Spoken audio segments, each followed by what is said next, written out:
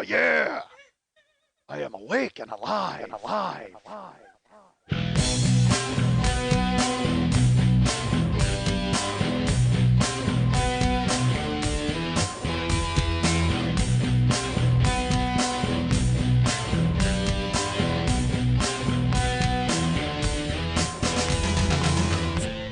I'm so great I gotta say it twice and cut it out once. My head's a syrup bottle that's getting tipped over every Wednesday. You're a storyteller in a storytelling podcast, and the only story you're telling now is a story about stories you don't want to tell. What the fuck?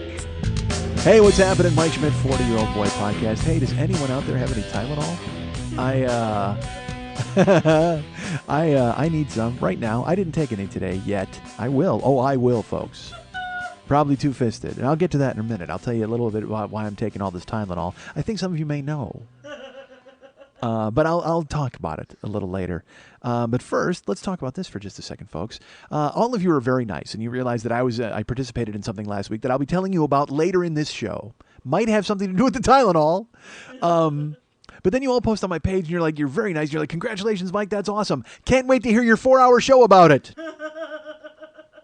And I read that, and if one person writes that in my head, I just go, wow, that's pretty cool. Someone wants to hear a 4-hour show. It's really nice. But then the legions of you lined up behind them and wrote me emails and stuff and said, oh my God, I can't wait to hear your 5-hour blow-by-blow of this Warrior Dash. Whoa, let's throttle down. Folks, I talk till I'm done. I've told you about that many, many times. I can't guarantee that there's this arbitrary 3-hour, 4-hour limit that you guys would like me to achieve. And look, I would like to bring that to you. I certainly would.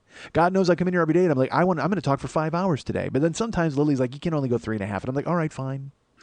She makes me step back because, blame her. As a matter of fact, folks, this show isn't 4 hours. Blame it on my producer, Lily Bunched Up. You have no idea what it's like to talk for 3.5 hours with some woman in front of you just spinning her finger in the air going, wrap it up. She's doing it now. She's doing it right now.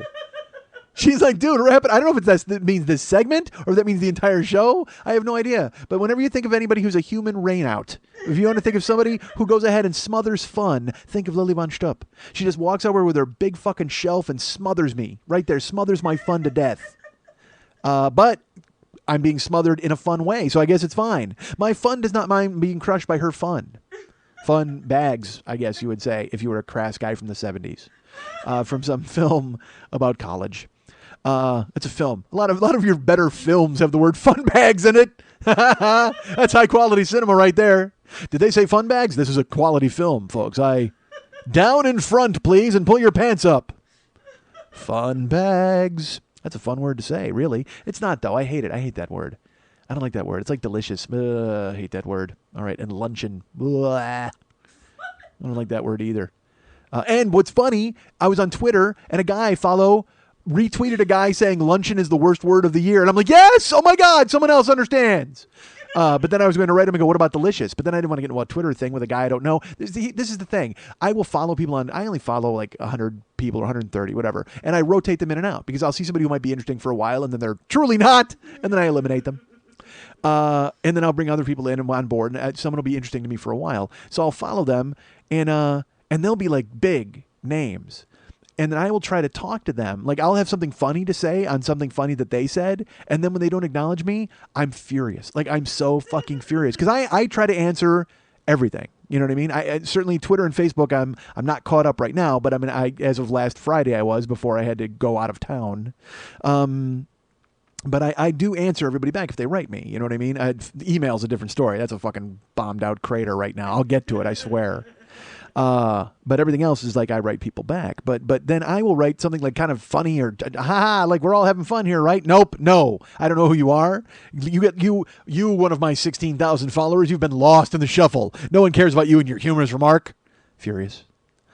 And that's that's the only place I can make my mark is by shouting amidst the crowds and the throngs on Twitter at the famous and hope that they notice me.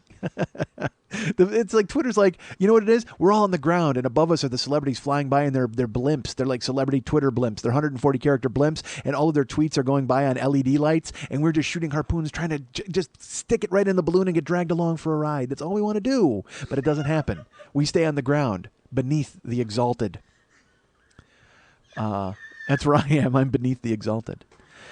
Folks. So, so you guys with your weird 4 hours, 5 hours in the cheerleading, and that's very nice of you, but it's not going to happen. It just doesn't happen that way. It's not, I can't come in and sit there and think to myself, you know what, I'm going to talk for 4 hours because holy fuck, I will never say a word. And I know you think that's weird, but I'm not kidding. I will sit down, and if I go, all right, fuck, I got to make this a 4-hour show, I will sit here and talk to Lily for 2 hours.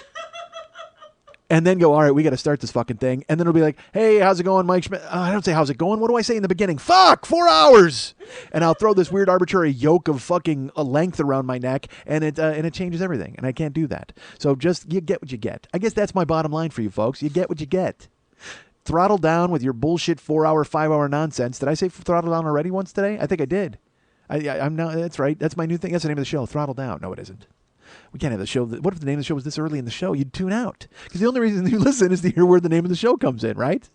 That's the only reason I listen. I listen to hear when the name of the show will come up, and then I go, that was the name of the show. Click, turn it off, erase, never save, run, drive, hide. That's what I do every week. I listen to part of the show, I hear the name, I turn it off, I erase it, I don't save it, I run to my car, I drive away, and then I hide. In case the episode tries to come back. Because I don't know if you know this, Stephen King told us sometimes they come back. That's a scary story, and then they made it into a movie with Tim Matheson, and it's awful. By the way, apply that phrase to every Stephen King movie ever made. Take out the name Tim Matheson and plug in whatever actor happens to be in that other movie. Except for the miniseries of The Shining. Not The Shining. The Stand. It was great. Matt Frewer. The opening credits of The fucking Stand are amazing. I think I've talked about that on here. Where they play fucking Don't Fear the Reaper and everybody's dead from the virus. God damn it. Genius. Flag. Oh, all right.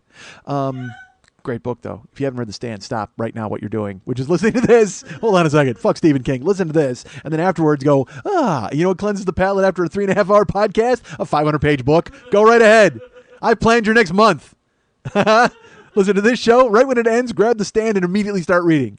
You know what? I'll even wait. Right now, go get a copy of The Stand. So you have it, and then when this ends, because you need to have it right in your hand right when the show ends, and right when the last note of the final song, and then the outro of the gong, when you hear the gong, just everybody start reading on the gong. There you go. Once we hear the gong, it's time to start reading The Stand. And that's, you know what? I'm going to say that's either the first time that sentence has ever been uttered, or like the 1,000th. Like there's stand reading contests all over the world, and they have a guy with a gong standing there. He's like, all right, everybody got your copy of The Stand? When I hear the gong, when you all hear the gong, start reading The Stand. Bang! And then, because there is nothing better than reading for speed. Can we all enjoy that? I think we can all agree on the fact that fuck reading for pleasure or trying to enjoy it or immerse ourselves in the works of a great writer. No, we want to get through that book as quickly as we fucking can. I've met people like that who are just like, I got to finish this fucking book. Why? Is it school? No, I've been reading it forever. I got to get, well, then stop reading it. You obviously don't enjoy it. If you don't enjoy it, stop reading it. Well, I got to get to the end of it now because fucking OCD idiots like me. Because I read Blood Meridian. Dude, I've read Blood Meridian twice. But in those 2 times that I read Blood Meridian, I probably read it 15 times. Because if you read it, it's the kind of book you need to read in one sitting or over 2 days. Because if you read it and then you put it down and you pick it up a couple days later, you have to start over like 10 pages earlier to catch up. Because it is so dense. It is so, I don't understand. And it's so funny. I keep telling people about it. So anybody who's listening now, because I can't stop obsessing over it. Because I just recently read it again, and I'm astonished by it because I think I'm great. All right, we all know that. I think what I do is really amazing stuff, and I'm really proud of myself. And at the same time, I think it's ridiculous and stupid, and nobody cares. But I think what I do I'm good at what I do.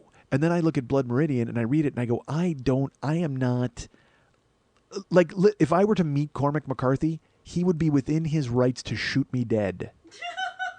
Because that's how far ahead of me as an artist he is. That's how far ahead of me as a writer or someone who has mastered his craft. I mean, all I do is fucking talk, right? And it's this. There's no discipline to it. His book, if you read Blood Meridian and you think about him having to sit at a desk and write that. I mean, it's a chore to read. I mean, it's arduous to read Blood Meridian, and it's fucking brilliant. It's amazing, and it washes over you, but you have to absorb it. Like, it's just because it's if you're not ready for it, it's just going to bang into you and fall off, and you're not going to absorb it. You have to be ready and willing and able to absorb Blood Meridian as you're sitting there reading it, because it is so dense. It is because all he writes these, I'm in the middle of like, all right, this is the third time I'm reading it.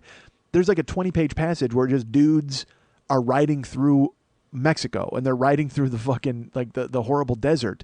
And he names every plant, every rock formation, every rock, and every color known to man. Like, he describes the way it looks, and you're there. You're on a horse. You can actually smell horses, like, but when you're reading it. And by the way, this doesn't happen if you read for speed. If you read for speed, you won't smell the horses in Blood Meridian. But if you actually sit down and crack it open, you're trying to read it, man, like salt scrub, and I'm like, to the point where there's actually, and I want to buy this, I was thinking of buying it, there's a companion piece that explains what he's talking about. Like, that's when there's a serious book going on, is when there's got to be another book to explain that book.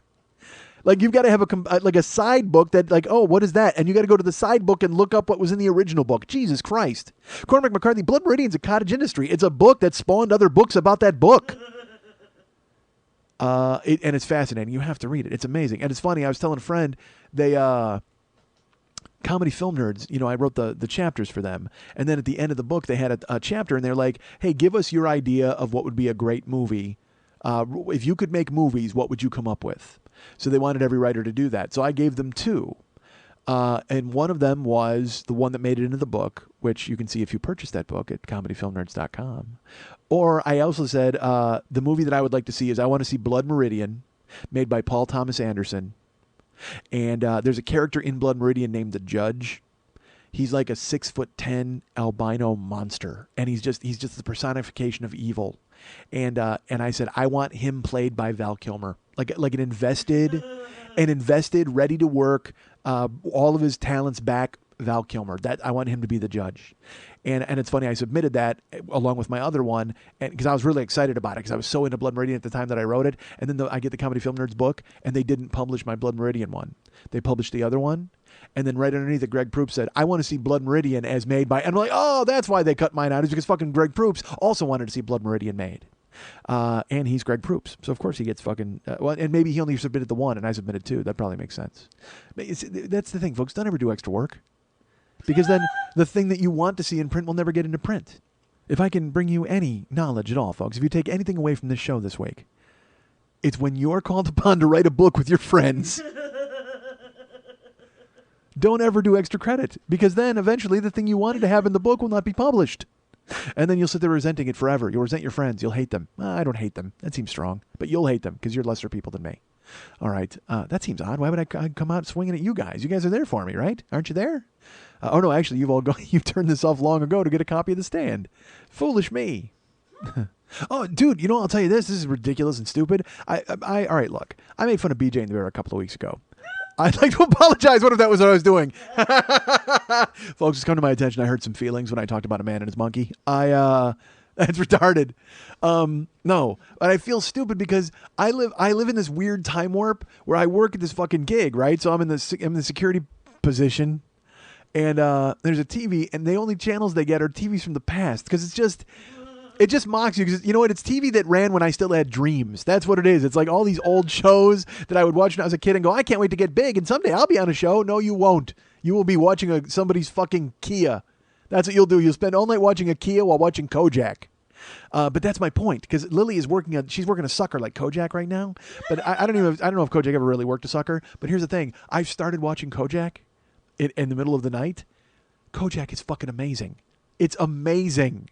If you watch, because we're so used to like Law and Order now and cop shows now and NCIS, and everybody's really good looking and they get that 2-day scrub. Watch fucking Kojak. It is just Telly Savalas and a bunch of ethnic dirtbags solving crimes and yelling at one another. It's fucking fantastic. I can't get over how great it is. It's like he's got Crocker, who's like this guy who's just going bald, and then Stavros is this fat dude, and they every time there's a shooting, like yesterday there was a Puerto Rican guy who got shot by a cop, but then they framed him, and then it turned out there's going to be a race war in New York, and it deals with like really gritty type stuff, and then Kojak is on the scene and he's trying to I can't even explain to you, because as a kid Kojak was a punchline to me. It was just a bald dude and who loves you baby and a sucker, and I was like whatever, but you watch it now, it's fucking great. It's really gritty, dark kind of period 70s. It looks like it could have been shot by fucking like William Friedkin or somebody like that. It's really right out of fucking Bullet and those type of movies. I know it sounds strange, but it's got a real 70s feel to it. It's filthy New York. I mean, awful before they cleaned anything up. And you see the locations they filmed at, like all these back lots and the plots, dude. All right, listen. There is nothing worse than a guy using the new technology of podcasting to tell you about the plot of a Kojak episode. I get it. But I'm about to do it, so brace yourselves.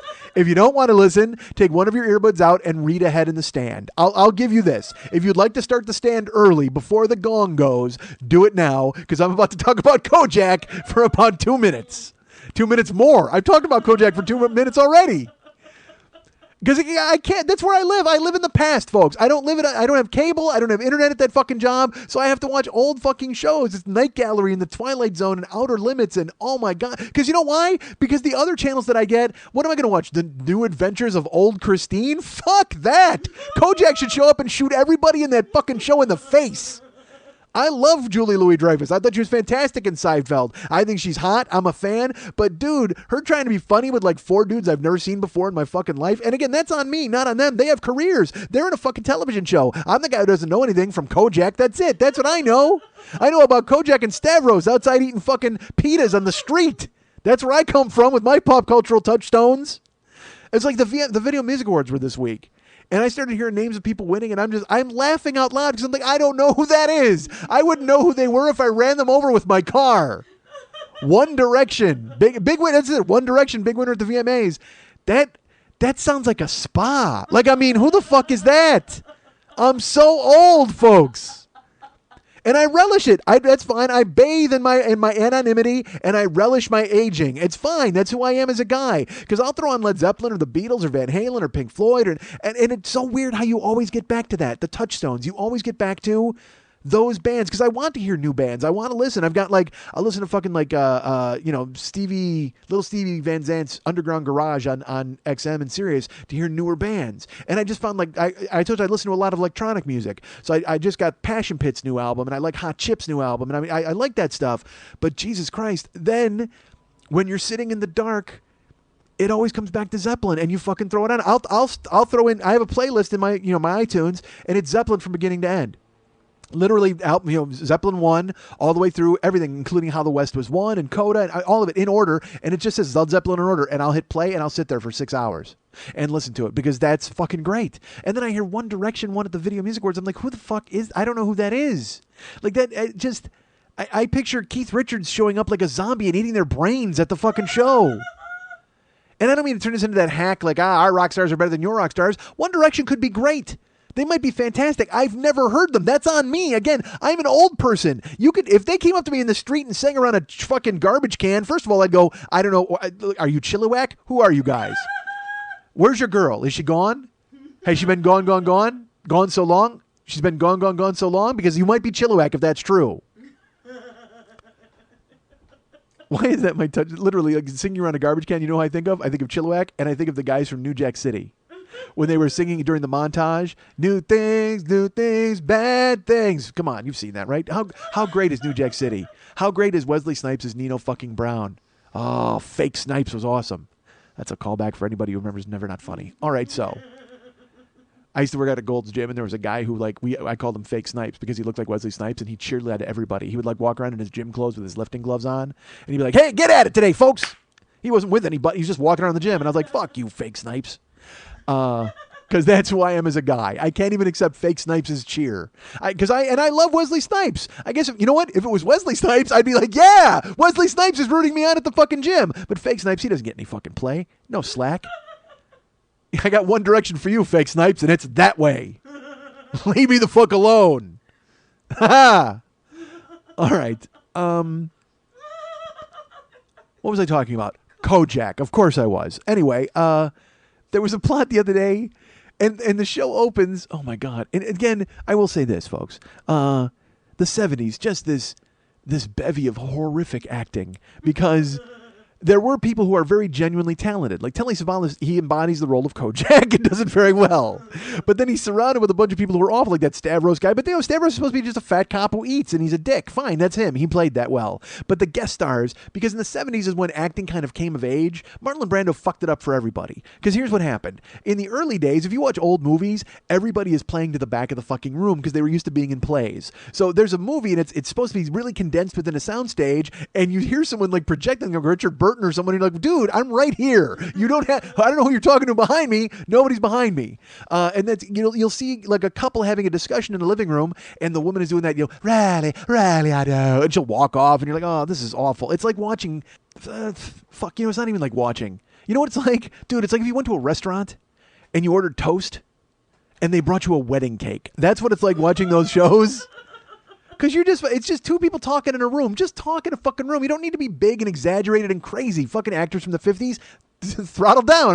That's the message of the show. Throttle down, actors from the 50s. If I could build a time machine, I would go back to the 50s. That was my well, of course, we all have to kill Hitler, right? And by the way, when do you kill Hitler? After, now that I think about it, I got to talk to Willie Nelson about that. All right, so so I get in my time machine. I don't fuck Hitler. Willie Nelson's already killed Hitler. I don't have to deal with that. So I get in my time machine. I go back to the 50s, and I tell 50s actors to throttle down. But then Marlon Brando comes along, and he goes minimalist, and he's like a total cool guy jagoff.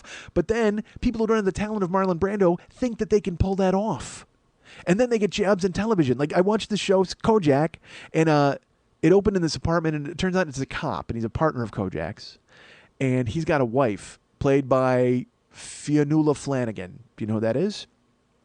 She's like a 70s person. And in this movie, she's married to the cop, and you get right away the vibe that she's crazy because she's giving this 1,000-yard stare in the distance. And it's really hot. It's like totally hot in New York. That's the thing. It's the heat wave, and she's being driven crazy by the heat wave. And it turns out she keeps referencing her son. And then she has a dog, and the dog dies. I can't even explain it. The bottom line is it's a cop and his wife. The wife is crazy because it turns out her son is gone. You see her staring wistfully at a fucking photograph in a frame, and then her dog dies, and she's crying about that. So the guy, Kojak, comes to pick up the cop, and Kojak is really nice to her, and she's like, you remember Robbie, don't you, Theo? And he's like, I do. He's a good kid. And then they leave. They go downstairs, and the guy's like, I can't believe it. This woman, she won't leave the house. And it turns out that the son got into the cop's gun case and shot himself. So their marriage is fracturing because they're playing. And dude, that's epically dark. And that's the opening of the show. All right. She's crazy, holding a dead dog, staring at her dead son because, and she's having trouble communicating with the husband because it was his gun that was used to kill the kid. So they go downstairs, and Kojak gives the guy a pep talk. He gives him some, my Greek uncle used to say, and he tells him some bullshit. So, Jesus Christ, I can't believe I'm going to break down an entire episode of Kojak. I can't believe this is happening. I'm not gonna. The bottom line is the cop is fucking another girl. So then the girl goes to a bar, and the wife, goes to the bar, and she firebombs the bar. Like she murders everybody in the bar. She throws in a Molotov cocktail, and it blows up. And then she drives off. And it's gritty New York. It's awesome. And then the cop has to try to keep everybody off his wife's trail while also not letting them know his mistress was killed in the bomb blast. So then he winds up murdering a heroin guy who was dating the girl who winds up to be a call girl. Dude, it's fucking... And I'm like, how dark is this Kojak episode? This is the second one I've ever watched, and that's what sucked me in, all right? Because I'm like, oh my God, this is fucking amazing because it's so dark and mean. Like yesterday's, there was these cops chasing a Puerto Rican guy, and the Puerto Rican guy stole one of the cop's guns. He wheeled out another cop. The cop shot him dead in front of witnesses. Well, the other Puerto Ricans came in and scooped up the gun and said he just murdered an unarmed man. So then it turned out that the city was on fire, and the best part was the guy held up a headline and said, "Cop kills boy." That was like the headline in the paper. And then at the end of it, the cop gets off, but then he holds a gun to the fucking Jesse Jackson of Puerto Rico and is like, "How does it feel to have a gun on you, sir?" And then he walks off into the night while the fucking weird like music plays. God damn it! No one cares. Why am I going into this Kojak episode? Because that's what my life is. That's what my life is, folks. At night. And let me tell you something. I pray to watch an uninterrupted Kojak episode because the guy who owns the building keeps coming down and talking to me. And I talked about this a few episodes ago. All right. He wants to write comedy with me. He wants to talk about, he comes down to talk about the economy. And he comes down all right, look. He comes down and he's telling me, he's like, hey, you know what? I just came to tell you, you should be buying a house right now. And I'm like, really? He goes, yeah, this is the best time because the bubble market and the election and then silver and gold and Spain and Greece and the drachma and China and printing more money and what's going to happen with the economy and CNBC and then Lou Dobbs and then the immigration. And it's this shit-covered snowball that's just rolling downhill and getting bigger and coming right at me. And he won't fucking stop. But it started out with, I need to buy a house. Dude, I'm in a building watching Kojak at 1 a.m. and I need to buy a fucking house? Are you shitting me? If I had money to buy a fucking house, I wouldn't be here watching Kojak at 1 o'clock in the morning. Not that, look, I don't want to disparage Kojak in any way. I'm on board with Kojak, but if I had money, I wouldn't be relegated to watching fucking Kojak in the middle of the goddamn night. I look forward to the day I have the money so I can disprove that theory, by the way. I go the other way. If I have money, I'm free to do nothing but watch Kojak in the middle of the goddamn night. That's my goal. So he's telling me all this, and he's talking, and he won't stop talking, and he talks for like 45 minutes. And when I say talk, he talks at me. He just talks at me. He doesn't, there's no discussion. And then he leaves. And I'm in the room, and I'm just like, oh, God, what's on? Anything at all? Did I talk about how he made me watch a movie? Did I talk about it on here? Yes. Dude, he made me watch a movie. Whatever. So he comes down the other day, and again, he's talking, and he's talking, and he's talking. And I'm just sitting there, and I've come up with I've come up with this. I don't say a word. I don't even make a noise. I just stare at him while he talks. I'll stare right between his eyes. Like I make solid eye contact, and I hold it, and I don't nervously go, ha ha ha, or yeah, or nod. I just look. And I let him talk. And because I thought it would unnerve him in some way, but it does not. He thinks he just has my rapt attention at that point. It's emboldened him to continue to speak further. So he won't stop talking and talking. There's a show on the TV, and it's a movie, and Tony Roberts is in it. He's like, oh, there's that Tony Roberts. He's in Woody Allen's movies. You know Woody Allen. He's the greatest comedian, and then he's great. And Bob Hope and Rodney Dangerfield and Howard Stern and Don Imus, and look again, he's a nice man. He's just a lonely, nice old man who has insomnia, and knows that he has a captive audience downstairs. So I'm trying not to be mean. All right, I don't say a fucking word. So sometimes on these old channels, the movies will end early or the shows will end early, and they'll have like 4 minutes to fill. So they'll play like an old cartoon to get to the top of the hour, and it's cartoons right from the 70s that I grew up watching as a kid. There was a show called Pink Panther and Friends. All right, and it was silent. It was all Pink Panther doing his thing, and he would be chased by this guy that was just a giant nose. But then there were other guys like Anthony Aardvark was on there. It was like this weird Jackie Mason thing. And then there was Roland and Ratfink, which was like a really nice guy, and then, of course, a shitty guy, and they were constantly at odds, almost like a Spy versus Spy ripoff. But then there was this character named Mr. Jaws. Now, once Jaws came out with the shark, there were 2 different cartoons that came out when we were kids. There was Jabberjaw. Jabberjaw was a lighthearted shark who wound up getting a job in a band. And he talked like Curly from the Three Stooges. Like, it's just one of those weird acid trip pitches that you make at a fucking cartoon place. Hey, what if a great white shark, joined a band called the Neptunes, and then he played drums, and also he talked like Curly from the Three Stooges, then they solve crime. Yes, done. But then there was another show called Mr. Jaws, and I cannot, look, I can't believe I'm running down 70s television shows on this podcast. Kojak and old cartoons, what the fuck? But it's relevant. It makes sense. Not really, but that's where my life is right now. So the show was called, and it wasn't Mr. Jaws, I don't think. Mr. Jaws was a novelty record. It was Mr. Jaw. I think it was just Mr. Jaw. But Mr. Jaws was a novelty record, actually. Oh, well, I'll tell you about that. Why not, folks? There was a trend in the 70s where they would do a thing where it was a guy interviewing someone, and they would just play snippets of songs as the answers. And it would be like a Dr. Demento, and everybody would hate it. But for some reason, it would be on there. So Mr. Jaws was like, we're here on the beach to ask some people how they feel about sharks. What would you say if the shark came to take you? Wouldn't you leave your hand to a friend? Like, it's like all that awful, whatever, terrible. So that was Mr. Jaws. But Mr. Jaw, of course, world's better. It's a cartoon. This shark did not play drums. He was German. And he swam around with little catfish, and he would jump out of the water, and instead of biting people, the way they got around it was he liked to scare people, this shark. He would jump out of the water, and he'd go, "Hey, gotcha!" And then everybody would go, "Shark!" and run away. So we're sitting there at the desk, and again, I'm not talking. I don't say a fucking word. And the Tony Roberts movie ends, and then they start the cartoon, and it's on mute. I have it on mute the whole time because I don't want to turn it up because then he's going to stay and watch. So I have it on mute. And by the way, if you live in that building, don't tell him this. I have to reiterate that. So, because again, nice man, lonely man, just middle of the night. So Mr. Jaw comes on the TV, and he's telling me about, I don't know, Satan and immigrants and Clinton, and how Romney is a shoo-in. Don't get me, that's the thing. All right, this is the thing that drives me crazy. I've talked about it on here before. I disagree with all of his points. Like, everything he says to me, I completely disagree with. That's what's even worse. Like, if he was just preaching to the choir or telling me stuff, I would just go, oh, yeah, I could nod. Everything he says is wrong or can be debunked. And I imagine me sitting there silently and not being able to say, no, that's wrong or straighten him out or any. Oh, my God, it's awful. It's awful. I can't explain to you how terrible it is. But I'm going to try. So we're talking, or we're talking. He's talking. I'm listening.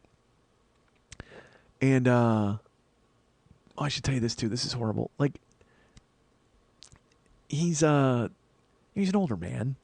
Oh, I don't mean to sell this guy out. Maybe he doesn't shower sometimes. I've talked about this on here before. So he comes downstairs. He's been in his apartment all day, so he smells like an apartment. So I try to move my things away from him so he doesn't touch them. I know this sounds awful because I'm so phobic about germs. I hate dirt. I hate filth, and I'll get into that a little later. But he like, I have a hard drive sitting there on the desk, and he'll always touch it, like constantly touch it and kind of. And so I've just taken to moving it away when he sits down. So the other day, oh my God, all right, I have to tell you this. This is so horrible. There's a desk between us. All right, imagine you're at your desk at your work or whatever, and someone's sitting in a chair on the other side, and he's talking, and that's fine. Again, he's a nice man. He's just a lonely guy. It's middle of the night. So he's telling me some story, and he's talking about the election. He's talking about Romney, and talking about Obama, and talking about Clinton, and going on and on. Subject matter that doesn't matter to anybody at all. He may as well have spent 20 minutes telling me about Kojak. So that's how much value and import there was to this discussion. He may as well have just gone ahead and told me about a Kojak episode where some woman couldn't act. All right, so he... I don't know if I probably got my point across on the acting thing. In 70s shows, because everybody thought they could, Brando it minimalist, then they went the other way from the craziness. There's no point there. Shut up. Why am I going back into Kojak? I'm going back into Kojak. He's telling me a story, and he to punctuate it, he says something like, he goes, yeah, do you think something like that's ever going to happen? No way. Well, when he did that, spit sprayed out of his mouth onto my laptop and onto my hand and onto my face, and look, I hate that. I hate anything. I like spit in context. All right, I don't like spit in certainly not in that context, and certainly not dude spit. Like lady spit, I'm all over, but dude spit, no, thank you.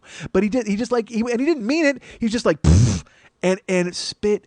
It went on my laptop, on the screen, and I didn't want to go, and like run and jump out a window, which I wanted to do. Like, I think that happens in airplane. Doesn't it happen in airplane where a guy gets something on his hand and he just goes, and he jumps out the window to his death? That's what I wanted to do. I mean, I had to sit there calmly and grabbed Propel and immediately like poured it in a napkin, and then like I'm buffing my hand and buffing my face. He takes no notice of it. I won't lie to you. He's oblivious. He has no idea. And there's spit all over. And I'm trying to clean my laptop in my hand. And I'm trying not to scream, quite frankly. I'm trying not to scream because I'm covered with old dude spit. And it was like, oh, that's awful. So this is the prison I live in, folks. So anyway, Mr. Jaw is on the TV, and he's talking about something, and I'm sitting there praying he doesn't spit on me or touch my stuff. And then he motions to the TV, and there's Mr. Jaw, and he's like, he's swimming, and there's a beach of sand dunes and pyramids. And so he goes, take a look at this now. He goes, they got the pyramids there. I'll tell you what, the way they're changing everything now, they're going to have to go back and draw some Muslims into this picture. You're going to have to go ahead and draw some Muslims there because, they're not someone to be afraid of. We're all supposed to be friendly with them. So why not just draw them into these cartoons? If there's a pyramid, there's got to be Muslims. Why wouldn't you have them there? It's just fine. And I don't say anything. And then the next scene, they show the Roman Colosseum. And he goes, and there's the Roman Colosseum. He goes, that doesn't even make any sense. He goes, that's not reality. He goes, there's pyramids, and then there's the Roman Colosseum, and then they show Nero, like fat Nero laying down. And he goes, oh, and look at that, there's Nero, and they're probably going to show him playing a fiddle. You know, that didn't even really happen. These are all just made up stories. You got pyramids, then you got the Colosseum in Rome. Those aren't even close to one another. And then you got Nero, and what if he plays the fiddle? Like, that's all made up. None of that is real. That's not reality at all. And there's a beat. So I don't say anything ever to him. I let him hold court. I pretend like his jokes are funny. I do whatever I have to do because, again, he's a nice man, lonely man. I'm humoring him. But I saw an opportunity. So he said that, and there was a beat. And I go, hey, there's a shark driving a forklift in the show, so maybe you don't want to look at this as a touchstone for reality.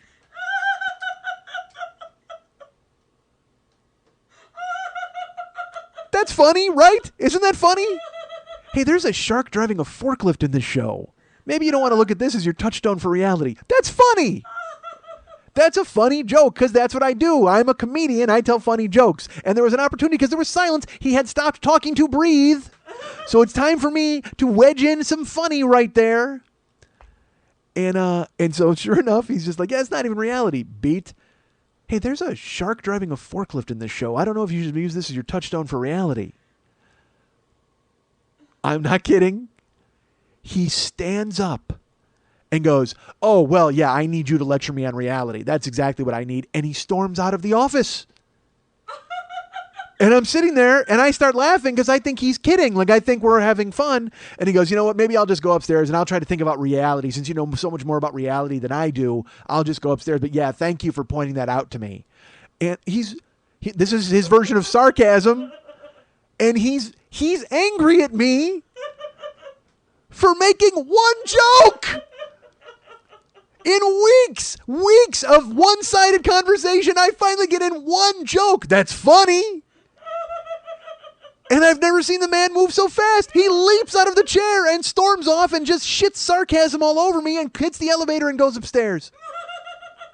And I'm sitting there stunned, like, that didn't just happen. Did that really just fucking happen? And then I thought to myself, why didn't you do this weeks earlier? One well-timed line, you could have sent him packing for good? Who gets mad at one joke? He's been doing, he came down, he made me physically write notes. He made me take notes about the election. He made me watch a movie. He called me on the phone to discuss the movie and then came down afterwards to tell me about it. And I've gone through it. I've let it happen because, again, I'm humoring him as a nice man. But holy shit, one joke and you run away from me?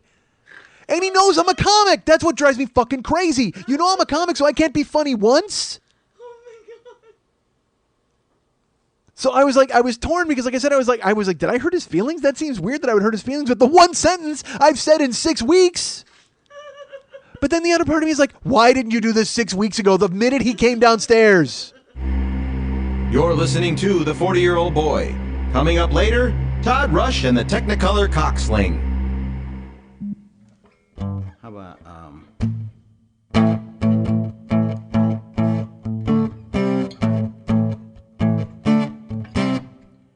Ia Cassander, Moritmo, Ia Cassander, donde este zapatoria, Ia Cassander, lave los baños, Ia Cassander. muy bueno. That's all I got, buddy. All my Spanish is off bathroom walls. Although, what bathroom wall said muy bueno? Mine. Why would a bathroom wall ask me where the hat store was? Dude, or the shoe store? you know this, You're on a Spaniard kick. you got to change your evil ways. Greg Jennings. Is that a guy? Yeah, it's one of the dudes. He's got a You Cleveland shirt got to on. change your evil ways. Greg Jennings. You gotta stop being such a dick to us. Greg Jennings. Back off. I mean it. There's a line in the sand to you, Greg Jennings. Get out of my face. Give me some space to breathe. There's an inch. There's an inch between you and me right now, jaw to jaw. You want none of me, Jennings. Wow, you're mean. You're mean to the people. Give me money so I can make fun of you. Folks, I think I'm coming around on people who bait you into things, who troll you into things. I think All right, here's why I say this. I'm not coming around. I hate it. It's ridiculous. It's awful. We all know that. But as I record this, it's Tuesday because I will be on a plane tomorrow, Wednesday. Not tomorrow, yesterday. Because you're hearing this Thursday. I'll just say this, because I'm sitting here and I asked Lily, because we're talking a little bit, and I said, hey, did you see Chris Brown's new tattoo? And she goes, no, I didn't. And I just smiled, and she's like, oh my God, what is it? I go, don't do it until we're on the air, because I want you to see it when we're on the air. Go ahead and look it up. The balls. Honestly, the only thing better than this tattoo would be if he actually got it on his balls, because the balls of getting this tattoo, I have to be honest, I don't know what you're doing. I don't know who told him that was it's such a fuck you move. It is such a, I'm staggered in the face of the hubris it took to get that fucking tattoo. My God. First of all, it's ugly. It's terribly ugly. But second of all, he can't even deny what it is. Like, because there's been no spokesman and nobody said anything as of this recording. Nobody said what it was or what it's supposed to be. We all know what it is. If you don't know, Google right now Chris Brown tattoo. Chris Brown got Rihanna's beaten up face tattooed on his neck. After beating her up, after showing no remorse for it whatsoever, after destroying that set at the Today Show when they wanted to talk about it, after then now making up with her, and he kisses her at the VMAs and they're friends again, and she's admitted that she's always going to love him, he gets her beaten up face tattooed on his neck. And I've heard everybody online, they're like, no, that's a sugar skull. It's a Mexican voodoo. Really? Do you really think Chris Brown knew anything about Mexican voodoo culture, whatever the fuck a sugar skull is? There is no doubt. You know who he is and you know what kind of guy he is. There's no fucking doubt it's Rihanna's beaten up face. And he got it right on his neck. And it's a dick move. He's a horrible person. He should be in fucking prison for beating the shit out of her. But you have to admire the balls to have that fucking tattoo put on. Lily has not closed her mouth yet. She's still looking at it. Amazing. It's amazing that he would do it, that people would just, and people will defend it. And I almost have to defend it, quite frankly, because he's a terrible person. Fuck the tattoo. He should be in jail for beating the shit out of her. He should have all sorts of terrible things happen to him because of him fucking doing that. But for him to get it tattooed on his neck, that's kind of a fuck you ballsy move, right? Isn't that? It's a shitty, awful, terrible person move, but we all know he's a shitty, awful, terrible person. So we don't expect anything more from him. This is actually wheelhouse with what I would expect from a guy who beat his girlfriend's face off of a gear shift. Oh my God. But you have to admire the fucking serious, just the tall balls of it. Oh my God. Terrible person, terrible. And it's funny, my buddy Kevin Sesha, who I've mentioned on here, and I've mentioned this on here, he actually had a bounty on Chris Brown's head. Like, he put it out there on Twitter, and he twittered about it. He got interviews from it, and he got some publicity, and then it kind of faded away. I think it's time to dust off that bounty. That's crazy. You know what you do? Walk up to Chris Brown and punch him in that neck. Punch him in the tattoo. And then if he gets pissed off, just go, dude, I was aiming for Rihanna, just like you were. What a fucking scumbag. Truly, truly. And not just a scumbag. That's like weird comic book villain. That's something the Joker would do. You know what I mean? Like, that's like, there's a great, in the book The Killing Joke, the Joker kicks in the door on Barbara Gordon, who is Commissioner Gordon's daughter, and he doesn't know she's Batgirl. But he knows that she's, Detective or Commissioner Gordon's daughter, and he shoots her in the hip. And then he takes off all of her clothes, and he takes photos of her bleeding out on her floor naked. And then he kidnaps Commissioner Gordon and he makes him ride through a funhouse with those pictures all up displayed and blown up all around him. So not only is Commissioner Gordon being tortured and he's naked and he's being led through, and who knows what else the Joker did. I'm sure he stuck his fucking pasty white cock in Barbara Gordon's wound. Of course he did, because that's the kind of thing that the Joker and Chris Brown would do. That's exactly it. If Rihanna ever goes out with Chris Brown again, he's going to beat her up just enough to make a hole big enough to put his cock in, which, by the way, unfortunately is the size of a 2-car garage, because Chris Brown is fucking hung and it's depressing. It's like, really? This guy, you're like, why does that guy get a big crank? You know, why couldn't he have a small dick? No, he's got, because honestly, when you saw the damage he did to Rihanna and then you saw his cock, I'm like, oh my God, he beat her to death with his cock. I mean, it's like, I'm not kidding. That guy's got a fucking nightstick in his pants. It's ridiculous. It's horrifying.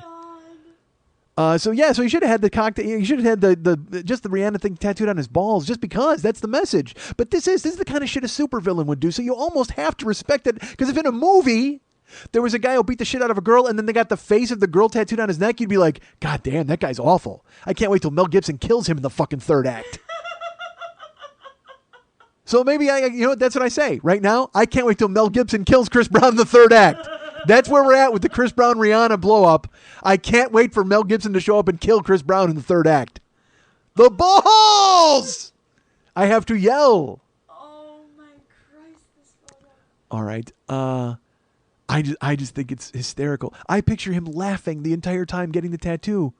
I picture the tattoo artist going, "What? Really? That's what you want?" All right. He's just a horrible, horrible guy. And I guess there's something to embracing the villain. You know what I mean? Embracing being the villain, but that's just above and beyond. If you saw that in a movie, you would expect John Lithgow to be chewing scenery all over the fucking place. It's like something out of Ricochet. You know, you're waiting for Denzel Washington to come up and put Chris Brown in his place. Oh, all right. Just the balls, the hubris. It's funny if you went up to Chris Brown, you're like, the hubris on you, and he'd just be like, "Yes, my cock is huge." He would have no idea what hubris meant. All right. I had to mention that because sometimes stuff will happen when I'm recording the show and I don't talk about it, and then it goes through the news cycle for a week and I can't talk about it next week. But I did see that today on my way over, and I was like, "Oh, Jesus Christ!" That's just again. It's just a supervillain turn. I mean, I half expect him now to move to the Antarctic and have a fortress of solitude or some shit. You know what I mean? Just One can hope. what? One can hope. Yeah. Move.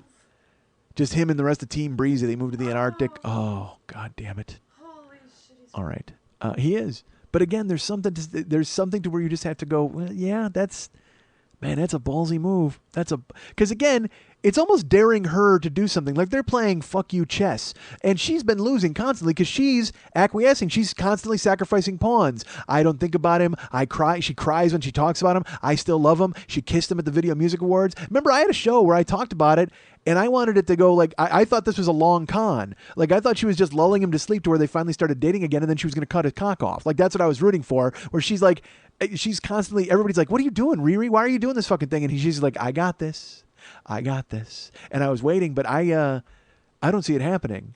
And if this picture doesn't do the trick, then she's really not on a fucking long con. I mean, this, it almost seems like, this is such a fucking out of left field ballsy move. It makes me wonder if the two of them planned it before he even beat her up.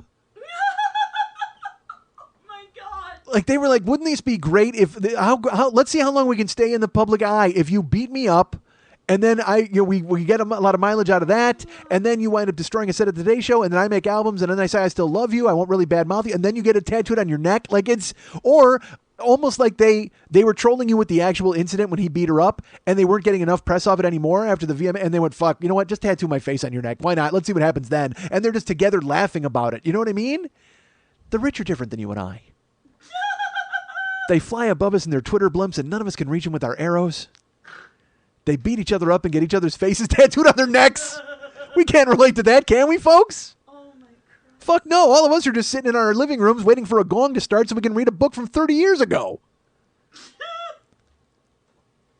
All right. I had to talk about that. So, folks, let's talk about this. Let's tell you a few things about my life right now. I can't move. That's one of them.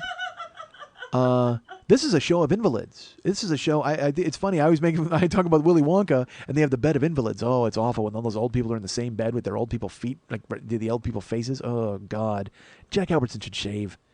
I bet his skeleton has a mustache. Oh, awful. Just creepy. You know, it smelled like cigars and fucking old people pussy. Oh, Jesus.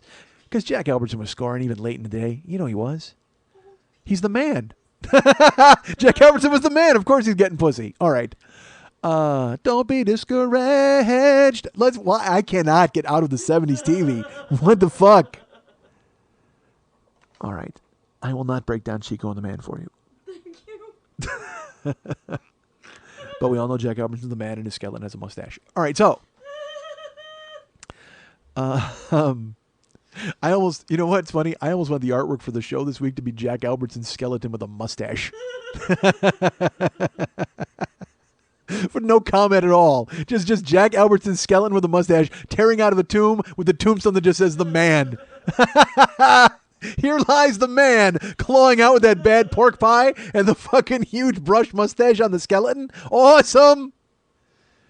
Freddie Prinze's fucking headstone with bullet holes in it behind it. All right. Did you ever hear that? That's a great story. Jay Leno tells about Freddie Prinze. He was so fucking high one night. He's in his bedroom and he's sleeping. And the phone's ringing in the living room and it won't stop ringing. It won't stop ringing. Freddie Prinze takes a gun and shoots through the wall until he hits the phone. The rich are different than you and I, folks. Look, oh my God. I'm glad Freddie Prinze isn't still alive. He'd be shooting people from his Twitter blimp. Everybody's shooting arrows trying to get, hey, can I catch a ride on the Twitter blimp, Freddie Prinze? Pew, pew, pew. All right.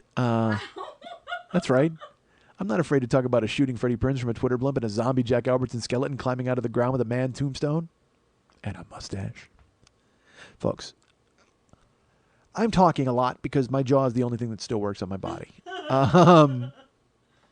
It's the House of Invalids because our friend Lily is also in a bad way. Here's my favorite part of the day. I stagger upstairs and I knock on her door and she opens the door and she goes, I'm moving kind of slow because of my shoulder. It's thrown out. And I look at her and I go, you're moving slowly. As I Boris Karloff into her fucking house. So Lily threw out her shoulder last night at the tees. And she's got an ice bag on her knee. Her knee hurts. She's got oh man, I'm so sorry. So Lily's in physical pain. I actually, she's like, are you using ice and heat? I'm like, nah. She's like, do you want some? And I go, nah, I'm okay. Because I'm not okay, folks. Here's the thing. All right, so let me tell you this. Folks, I went out of town last weekend. There was some debate as to whether or not I was going to go. I was not sure if I was going to have a writing job on Thursday, Friday, or if I was going to fly out of town and go to Portland. Actually, Friday was when I was flying out, but I was waiting to hear from the people at the job. I recorded on Wednesday, and I had not heard from them. And they were going to call, and if they told me to stay in town, I would have had to cancel the trip. Well, they didn't call on Thursday, and when they didn't call, to me, no news is good news. So I figured, well, I'm still going to Portland because they knew I was traveling. And I had already called and left a message saying, hi, I travel at the end of the week, so call me. And so I figured I was safe, no problem, and it was fine. So I said, fuck it, I'm going to Portland. Posted it on my page. And, you know what's funny is when I talked about going to Portland, when I talk about going anywhere, folks, let's deal with this. Let's bring you folks into this equation for a second.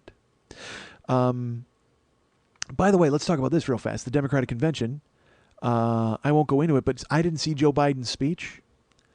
But some guy Twittered about it, and he wrote, literally, folks, there's literally some folks listening to this, folks. I'm telling you that, literally. And in my head, I'm like, did Joe Biden steal my act? Did he that's brutal. I say literally and folks all the time, for fuck's sake. Wait, maybe I stole Joe Biden's act. Oh, that's even worse. Oh, awful. I'm a fan. I like him, but I would much rather be me talking than him talking. But I'd much rather have his job than my job. Although, let's be honest, do you think Joe Biden doesn't sit around at 12:30 in the morning and watch Kojak all night? He's the vice president. What the fuck is he doing besides nothing? He goes to foreign dignitaries' funerals and he comes here and he says something stupid. That's what he does. That's his job. See the picture of him with the biker in his lap? Google that. This is the creepiest photo ever. Joe Biden went to some biker bar and a woman biker sat in his lap. The two bikers around Joe Biden look like they want. One guy's like, that's my old lady. And the other guy looks at the other guy like, hey, dude, Joe Biden's hitting on your old lady. And Joe Biden is creepily leaning forward, like kind of talking in her ear with his hands on her shoulders. She's sitting in his lap. And I'm like, I want to know the context of the photo, like, because he looks so into it. Like, he leans forward like he's saying something, and the other two dudes, they just look fucking furious. And they're nervous, but also like, why the fuck is the vice president of the United States macking on Big Mama? I mean, it's the weirdest thing. Large Marge is sitting in the lap of the vice president. You see it? All right, good. Oh my God. You know what? I need a daily show. I need a goddamn daily podcast where I can talk about this kind of stuff. And because this stuff's old by the time I get to it. That photo's been out for like 2 days. Wow. That's why you need to follow me on Twitter, folks. That's why you need to sit beneath me as I fly my Twitter blimp over you and shoot an arrow, try to catch a ride. What the fuck was I talking about before I got into Joe Biden? Why am I talking about Joe Biden? There was something. Portland, right? We were talking about going to Portland. Put it on the... bring it. I'm bringing you folks into it. Jesus Christ. How terrible. It's about time I brought you people into it. We're an hour into the goddamn show. I've been keeping you at arm's length with Kojak and spit stories, and now it's time for me to open up my warm embrace and bring you all inside. When I travel or I go out of town, you know, I rent hotels, I rent cars, I do that. Well, then people have shown an interest in picking me up. People are like, oh, dude, we'll totally hang out. It'll be awesome. And then I'm like, all right, well, that sounds awful and weird, but not really, but sort of strange and creepy because you know me and I don't know you, but I'm always up for it. Because again, I just want to get into adventures, folks. That's all I want to do with my life. So I'm like, well, maybe if I meet people, that'll be fun and it'll be interesting and they'll want to go do some Vice or whatever. So I threw up on my page that I was coming to Portland and I was going to rent a car, take a taxi, but I knew I was staying in Beaverton, Oregon, which is 30 miles from the airport. So that was going to cost me some dough, probably. But I didn't, whatever. I'm sure there's a set rate for cabs. But I still throw it out there because if I would much rather meet somebody who likes the show and then go get some food than have to deal with some fucking ridiculous cab driver. So I was going to fly to Portland, and I threw it up on my Facebook page. And I'm like, hey, anybody who, if anybody wants to pick me up, lunch is on me, and it'll be great. And you folks who, when I announce a date, are all so happy. They're like, dude, we should get a room the night before and totally have a party. It'll be great. It'll be fun to meet you, and I can't wait to see you and everything. And then I'll throw up a thing where I need to arrive from the airport, and it's just fucking crickets on America's Yearbook. Like, nobody shows up. And look, I understand people are working during the day and all that stuff, but come on, you listen to this show. You can't really be working all day, right? I mean, you must have some free time. How the fuck do you cram in 4 hours of me, for fuck's sake? And why not cram in more of me on top of that? See? Perfect. So I put it up on the Facebook page, and everybody's like, I'd love to, but I can't because we don't like you really. Because this is as weird as if fucking, like if Jabberjaw asked you to come and pick him up. Again, it's another fictional character who wants a lift. You're like, no, I can't possibly get associated with that. No. All right, so I I should have done Mr. Jaw, and I should have done Gotcha instead of the neck. Who knows? Fuck, I got to parse my shark bits. I should have done Kojak. That's what I should have done. It's like if Kojak wanted to ride, and he wanted you to pick him up, and then you picked him up. And he said, "Who loves you, baby?" And he got in your car. Oh, come on, that's an enjoyable afternoon. All right, so I threw it up on the Facebook page, and nobody was responding. And my friend Russ. All right, I'll tell you this. On the wall, everybody's kind of like, "Yay, Mike!" First of all, our friend Amy in Portland, Maine, wrote, "It's too bad the show's not in Portland, Maine, because I would show up in stripper boots and pick you up." And I wrote, I go, "Great news, everyone! We're moving the show to Portland, Maine." Because Amy she came to the Boston show, and then I didn't get to talk to her. She had to take off because I talked 9 hours. I still don't know because she brought her boyfriend to the show, and I think he wanted to leave. Either that or he had to go DJ a gig. All right, so because I think he's a DJ. I don't know. He's the DJ. I'm the rapper. All right, so home. Smell you later. So, folks, I'm there. I'm writing on the Facebook. I'm writing on the America's Yearbook. I didn't mean to call it the Facebook. I was going to say the Facebook wall, and I cut myself short. I'm not that old. I'm old. I'm Kojak in the middle of the night old, but I'm not the Facebook old. All right? So I write it down. And so then my friend Russ, who is one of the hosts of the Three Non-Joggers podcast, and a great guy, someone I've known for 20 years since I started doing stand-up. He posts, everybody's writing, I would come get you, but I can't. Unfortunately, I've got to wash my hair. And then Russ writes, "He's mine. Back off, everyone. He's mine," in capital letters. And I'm like, oh, cool. I'm going to see Russ. And then everybody's like, well, then don't let Mike wait. You got to pick him up. And everybody's having fun. We're all having fun on America's Yearbook because we are all too good to be forgotten. So he writes that on the wall, mine. He's all mine. And I'm like, great. And then I look up and I have messages on Facebook. So I open it up and I've got a message from Russ. And it says, hey, Mang. Because he always calls me Mang, M-A-N-G. Hey, Mang. Hey, I'm sorry I can't pick you up tomorrow. That's going to be a big thing. But I'm going to be in town the whole weekend if you want to hook up at some point and hang out. Wait a minute. Let's back up to the first sentence, Russ. My friend. Hey, Mang. Let's back up. Sorry I can't pick you up tomorrow. That's written to me in private, in confidence. Let's go back to the front page of America's Yearbook. The one that everybody can see where I asked them if they wanted to give me a ride. He's mine. Back off. He's mine, everyone. Do you want me to walk from the airport, Russ? Is that what you're doing? Is that your plan? Are you trying to ensure that nobody will pick me up? You've claimed me for yourself. And then you write me a private note that goes, fuck you. I mean, it was the weirdest. I don't even think he saw the incongruity there. Like, dude, you told them in public you were getting me, so they all said, oh, good, well, Mike's got a ride. We can stop reading his page at America's Yearbook. And now you're giving me the blow off. So before I even wrote him back, I went back to my page and I wrote, I'm going to be up all night. If anyone wants to pick me up, that would be great. Because I was still in Chicago. Or no, Jesus Christ. I was still here waiting to leave. It was Thursday night because I was taking the flight really early in the morning. So I said, I'm going to be up all night Thursday night because I planned on staying up all night. I really did. So I said, I'll be up all night. If you can do this, go ahead and write me a note on here and I'll respond. And that's great. And then I promptly fell asleep.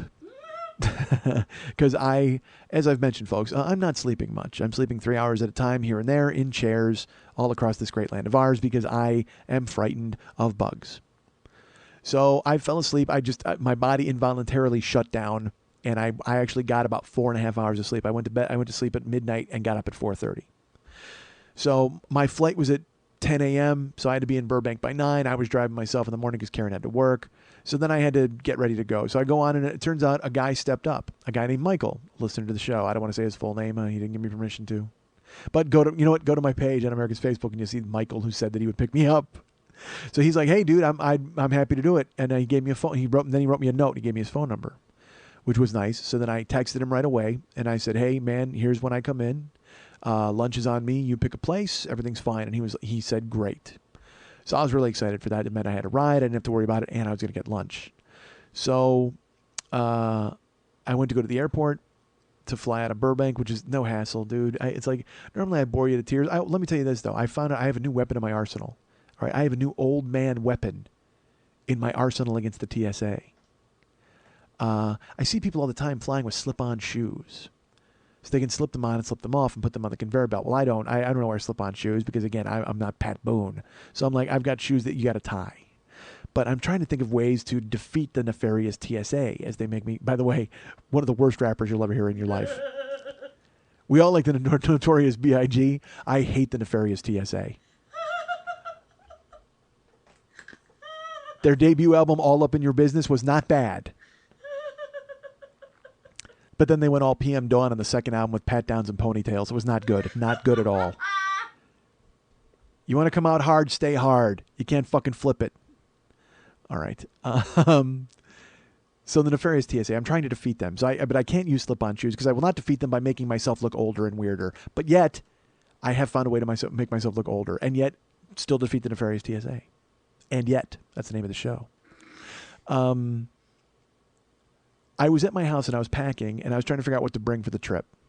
And I had contacted our friend Chris, who organized this and told me that I should do the Warrior Dash up in Portland. So I called her to find out what the gear was that I needed. And she's like, wear older shoes and wear older clothes. You're really going to be trashed by the end of this. And I was like, okay. So in the daytime when I was packing, you also have to bring a change of clothes to the race. Because your clothes are filthy. You can't climb back into somebody's car. It's horrible. That's what I was told anyway. I'll see for myself. So on a last minute decision, because I usually throw on some jeans and I fly and all that, and I've been bitching about belts. They make me take my belt off, and then inevitably everybody gets to see my fucking Rihanna tattoo on my balls. It's like just everything falls down and falls out. So at the last minute, folks, I had this epiphany. Because, and here's why. You want to know why I had this epiphany? Because all of my clothes are still in my fucking living room because of the bugs. But now they're all neatly folded and washed and cleaned and stacked. But out of the corner of my eyes, I packed my suitcase and I got everything fixed. And I was about to put my jeans on. I looked. I saw a pair of sweats from my old life on the ground. A pair of sweats. That doesn't need a belt, folks. A pair of sweats that makes me look like an old golfer traveling, but I don't give a fuck because it means I don't have to take my belt off and nobody gets to see my balls at the airport. So I said, and then also in my head I went, also I need these jeans to go out for dinner on Saturday if we go out. Why shouldn't I travel in the sweats? Because then I'll have the sweats to change into after the race. Threw on some sweats. Fucking genius, folks. So now I fly exclusively in sweats. I may buy a tracksuit. Right now, though, we'll just go sweats. That looks bad enough. Because I think I've told you this before. When I lost all my weight, I said I'm never wearing sweats again. Because I used to wear sweats on stage, folks. That's how fucking Ralphie May fat I was. I'm like, fuck that. I couldn't do it. I had to live in sweatpants. And then I said, I will never wear sweatpants again. But honestly, they're kind of comfortable. And I don't like wearing my nice jeans to my shit job. So sometimes I'll wear sweats over there. It's good to have 2 pair of sweats there in case you need them. Like when you want to defeat the nefarious TSA. Or the nefarious TSA. So I got geared up. I wore on my sweats. I walked out. I went to park. And I will tell you this. I had to drive around and park at Burbank Airport. Now, in LAX, it's really easy. I have a spot that I always park at. I take the shuttle. Everything's fine. But Burbank is so close to my house, I'm not used to leaving my car there. So I got lost.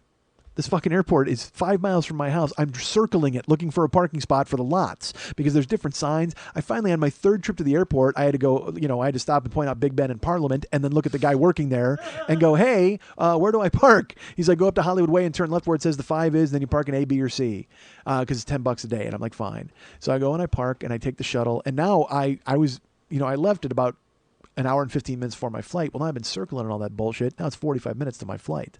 So I get in the shuttle bus, thankfully, right away. And Burbank's a breeze. I get in. I go right through fucking security. I get to the gate. And right when I get there, they start boarding people. And it's a small plane. I have a window seat on the right-hand side of the plane, thankfully. But it's 2 seats on each side. And we start coming in. It's a full fucking flight because it was full when I checked in. And thankfully, a little Hispanic woman sat next to me. She was cute. She wasn't a woman. She was a lady. She was a girl. See, this is all right. Let's talk about how inherently racist my brain is. Because when I said little Hispanic woman, I immediately thought of a maid.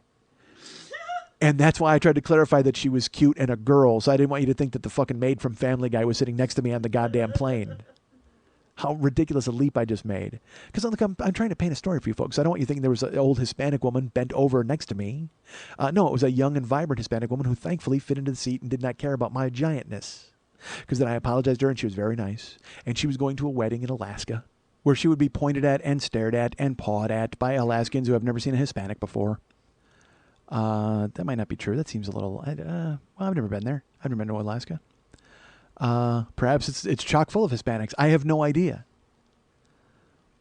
Who can tell? They're all wearing that stupid jacket with the big fur hood. You can't see anybody's face. There's a good chance Mexico has relocated to Alaska, folks. Some guys completely overshot the swim. The Coyotes put them in the van and drove them all the way through the fucking west and dropped them off in fucking Alaska. That could have happened right now. And all the Eskimos are there and they're like pissed. They're furious. Why would they be mad? You know why? Because they took their gerbs. All right. So what gerbs? There's no Hispanics who like whaling. Oh my God. Check that. If you're a Hispanic who likes whaling, get back to me. Write me immediately. Not immediately. Finish the stand and then write me. If you're Hispanic, wait for the gong, read the stand, and then write me a note that says you like whaling. That's Max. Max, do you like whaling? Write me a note after you finish the stand. All right. After the gong you played. Max has a gong. All right, so Andre the Giant has a posse. Max has a gong. Fuck, shut up. What are you talking about? So I get in the plane. There's that woman. She's nice. And then I go to sleep. And things happen on the plane, but you don't want to hear those things because I've talked. You know what? You know all the stuff that's always happened to me on planes? Happened again. There you go. I should just put on a show, like an air show, like literally all the shit that's happened on planes. And you guys can go, oh, yeah, that happened again. Because it's so funny. I just started to tell a story about something that happened on the plane. And Lily's, dutifully recording. And I went, cut all this out. She goes, why? I said, because that happens all the time I'm on the plane. It's a bit.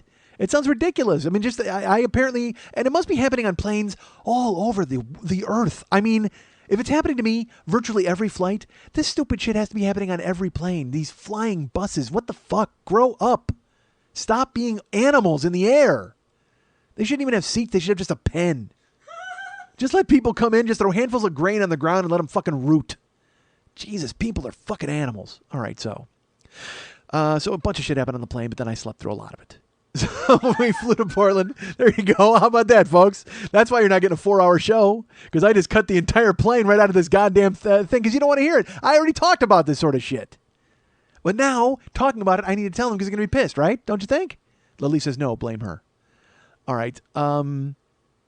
She just wants me out of her house. Honestly, she's just got a bum shoulder. I've got bad legs. The two of us need a fife and a drum. So, I fly. We land. We get to Portland. And I had brought carry-on luggage, thankfully, because I didn't want to have to go through the baggage bullshit. And I'll tell you this, I flew Alaska Airlines. This is a drag. you bring carry-on because you think you're going to be able to carry it on and then get off the fucking plane and get out of there. But Alaska, because it's these little shitty planes, we go to Burbank Airport and they go to line us up. And like I said, it's 2 seats on each side. So they go, you check out, you give them your boarding pass. They go, whoa, hold on, sir. You need a green tag for your bag. And I go, well, why? I'm carrying it on. They go, well, yeah, but we're going to take it. We're going to put it in the hull of the plane. And then we'll unload it when you get to the other driveway or whatever the fuck, the landing house in Portland. And I'm like, well, but it's carry-on. And they go, well, yes, but there's no room on the plane. Well, then why are we flying this plane? What the fuck is up there, Buddy Holly's corpse? Get me off this fucking plane. I've had it. I've had it with this motherfucking no motherfucking space on this motherfucking plane. All right. So they put our shit in the hull. So then when you land, you have to wait. The whole point was not to have to wait, but now I got to wait for these guys with earplugs and gloves to get my shit off the plane. And I know everybody else has bigger problems. But when you're waiting, that terrible thing when you're waiting on the tarmac, and I wish that Portland was gorgeous. I could have stood out there forever, but I didn't want to. So they brought out the luggage. I grabbed mine. And I was in town for a thing called the Warrior Dash, folks. I was in town for this big race that I probably will get to this episode. I might tell you next week. No, maybe I'll talk about it now. And I think I mentioned in last week's show, if you heard last week's show, that I haven't worked out at all. Like, I haven't worked out at all in at least 10 weeks. My workouts consisted of eating bananas and taking the stairs. That was it. I decided I was going to take the stairs and get in shape. So, could have gone to a treadmill, could have worked out, done push-ups. Nope, none of that happened. I took the stairs, ate some bananas, ready for the Warrior Dash. So I get my bag, and then I start to walk through the Portland airport. Now, the airport is small. The Alaska Airlines, the plane is small. Holy fuck, your airport is huge, Portland. And I was been there before, and I think I commented on it then. I thought the Warrior Dash started at the airport because I started going through it, and it is I'm all the way by gate A9, so I've got to walk all the way through the entire airport, and I got to text Michael to tell him where I'm going to be. And it just seemed like a really long walk through the goddamn airport, folks. Look, I'm trying to prove a point by not working out before this race. And then all of a sudden you force me into a goddamn 60-yard power walk. I don't want that. And by 60 yards, I mean 100 yards. By 100 yards, I mean 150 yards. It's long. I mean a football field and a half. That's how long it took me. And I had a tape measure. I knew. I had a little click-clack on my goddamn luggage. That's what it's called by. It's technically name, click-clack. Buy me a click-clack so I can measure how far I walk. I get outside, and our friend Michael pulls up in his Kia something? Sorento? That's the only car I know from Kia. As witnessed by earlier in the show when I said I'm watching your Kia, and I could not think of a brand name of a car and did not want to say Sorento because I knew later on I would be saying Sorento because I rode in one. Although I didn't. I think it was like a Soul. Or, I don't know. Who cares? He hated it. He's like, I got to get rid of this car. I'm like, I like this car. So Michael pulls up, and I throw my stuff in the back. He's very friendly, a nice guy. And young guy. I'm always surprised by that. I mean, I always expect older people, but he was younger. He's 25, I found out as we talked. And he has a podcast his own self, and he's like, yeah, I do this podcast. And in my head, I'm like, well, I could plug that podcast for him. But he never told me the name. It was a podcast he did with his friends back. He lived in Tennessee, and he did it with them. And then he moved to Portland. He started doing it with guests. And it's not an active podcast, I guess. But you know what? And quite frankly, Michael may have told me the name of the podcast, and it may have slipped my mind, or I may not have been paying attention, because I was concerned by the fact that Michael looked so much like 90s singer Matthew Sweet. I was not going to be able to finish my lunch when we arrived at the restaurant. It was a really amazing resemblance. And I looked at him, and so I finally were driving, and he's being very nice, and he's telling me all stories about himself and his friend Natalie and all his life, and Tennessee, and podcasting, and where he worked, and then he went to Colorado. Look, here's Michael's life story, folks.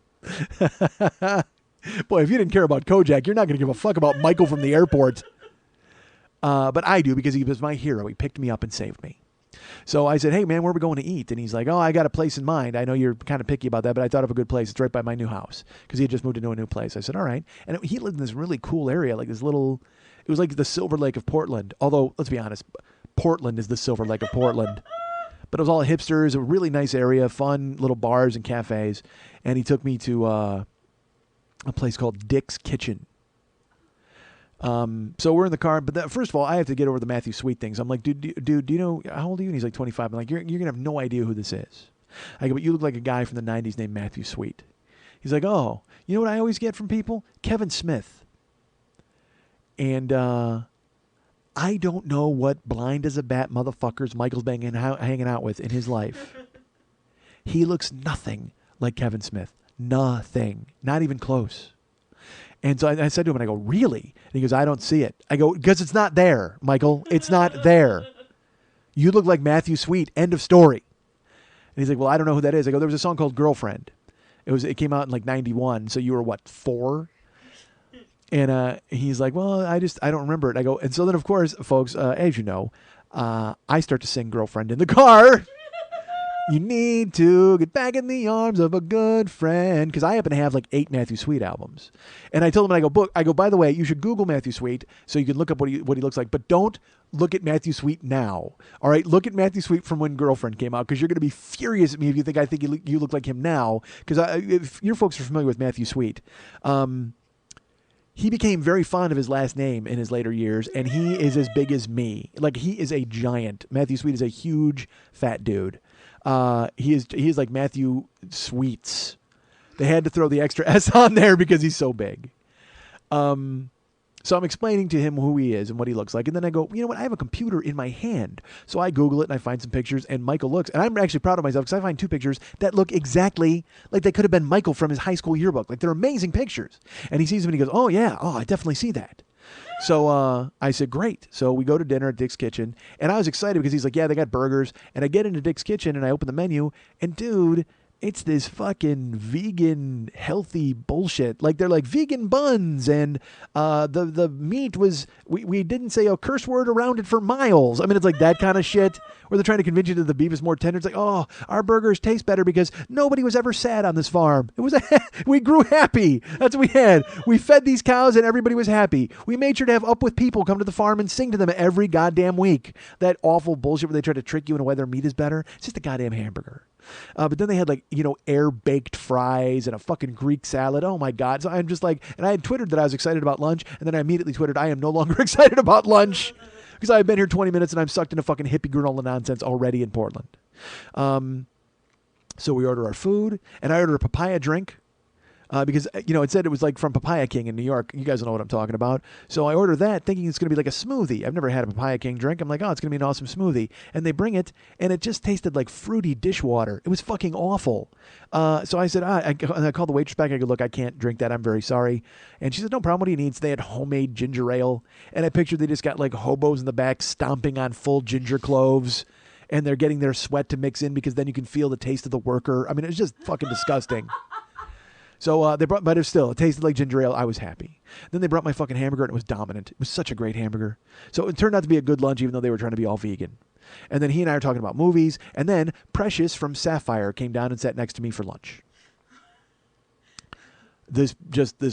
She looked exactly like her, but it looked like Precious in like 15 years. Just this huge, really kind of heavy black woman sat down next to me. And was having lunch. And the funny thing is then fucking Michael tweets, I'm having lunch with the 40-year-old boy. He's sitting with Precious by Sapphire. Like, and he tweeted it like as a secret thing, and I got it on my phone, and I laughed. So then we finish our lunch.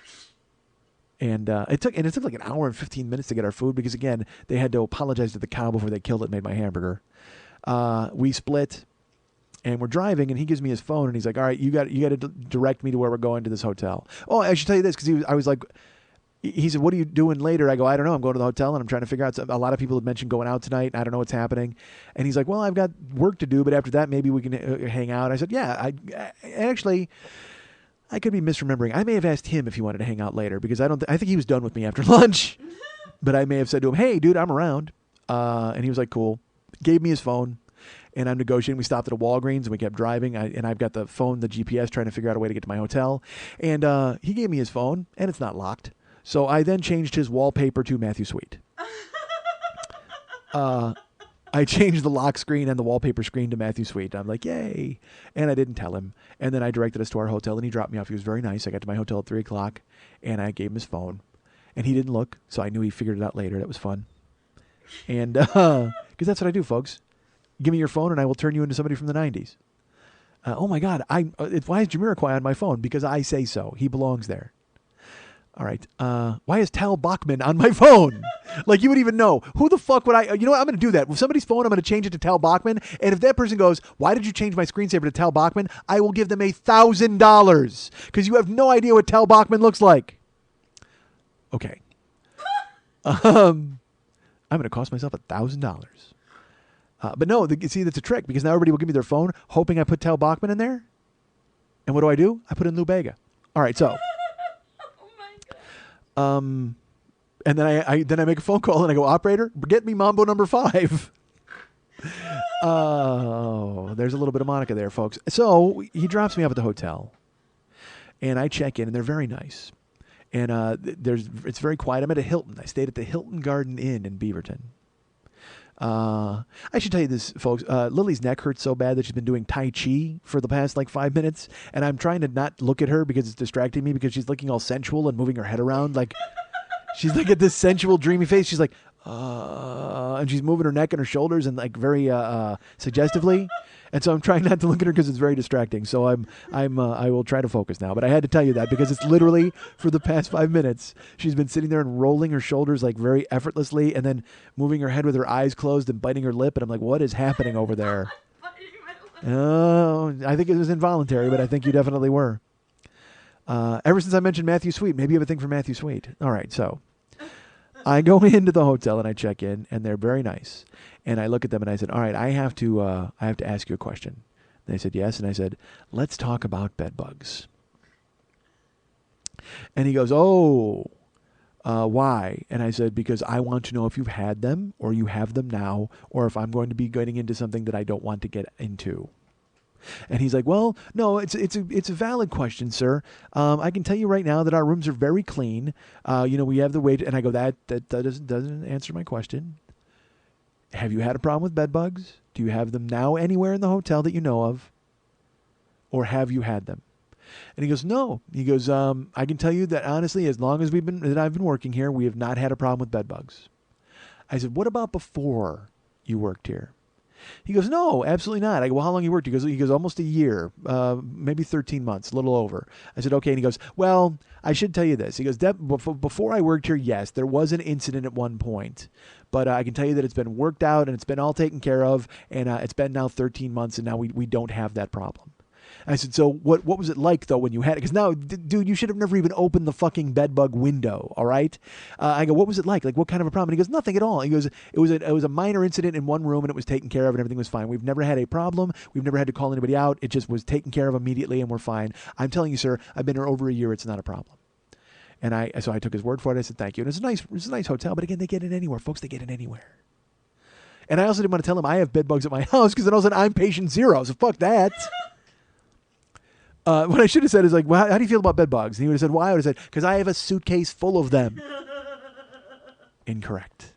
So I go up to the 4th floor, and I'm in room 420. Smoke it up. I go inside, and I was told by a friend of mine who's a pilot, our friend Pilot Mark, who I went to high school with. He wrote me to tell me about bed bugs because he's traveling all over the place. He travels all over the world. He's in fucking filthy India and wherever the fuck. So, by the way, filthy India, that's a subset of actual India. So I go into the hotel. I put my bag in the bathtub because Mark's like, dude, put your bag right in the bathtub. I go in. I put my bag right in the bathtub. I don't let it touch the rug. I lift it into the room. I put it in the bathtub. And then I proceed to Columbo the shit out of the room. I pull the comforters back. I pull the sheets back. I pull the mattress pads back.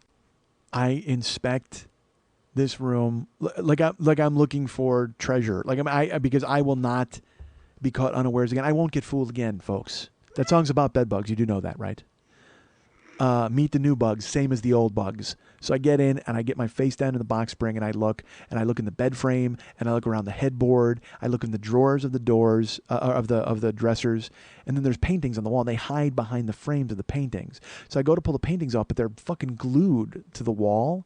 So I pull them as far away as I can, and I actually see the glue separating, but I don't give a fuck. And I look through every edge of every painting. There's a chair. I look through the chair. I look through the footstool.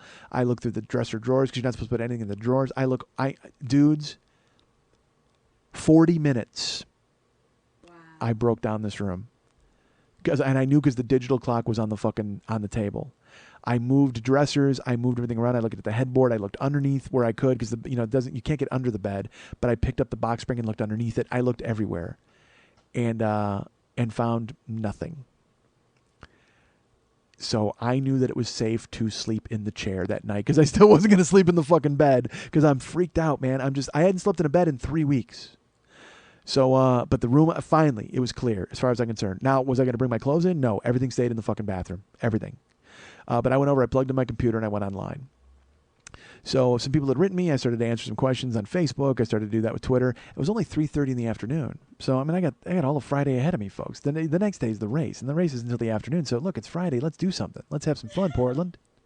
So I start answering emails, and then I get an email from the Warrior Dash people.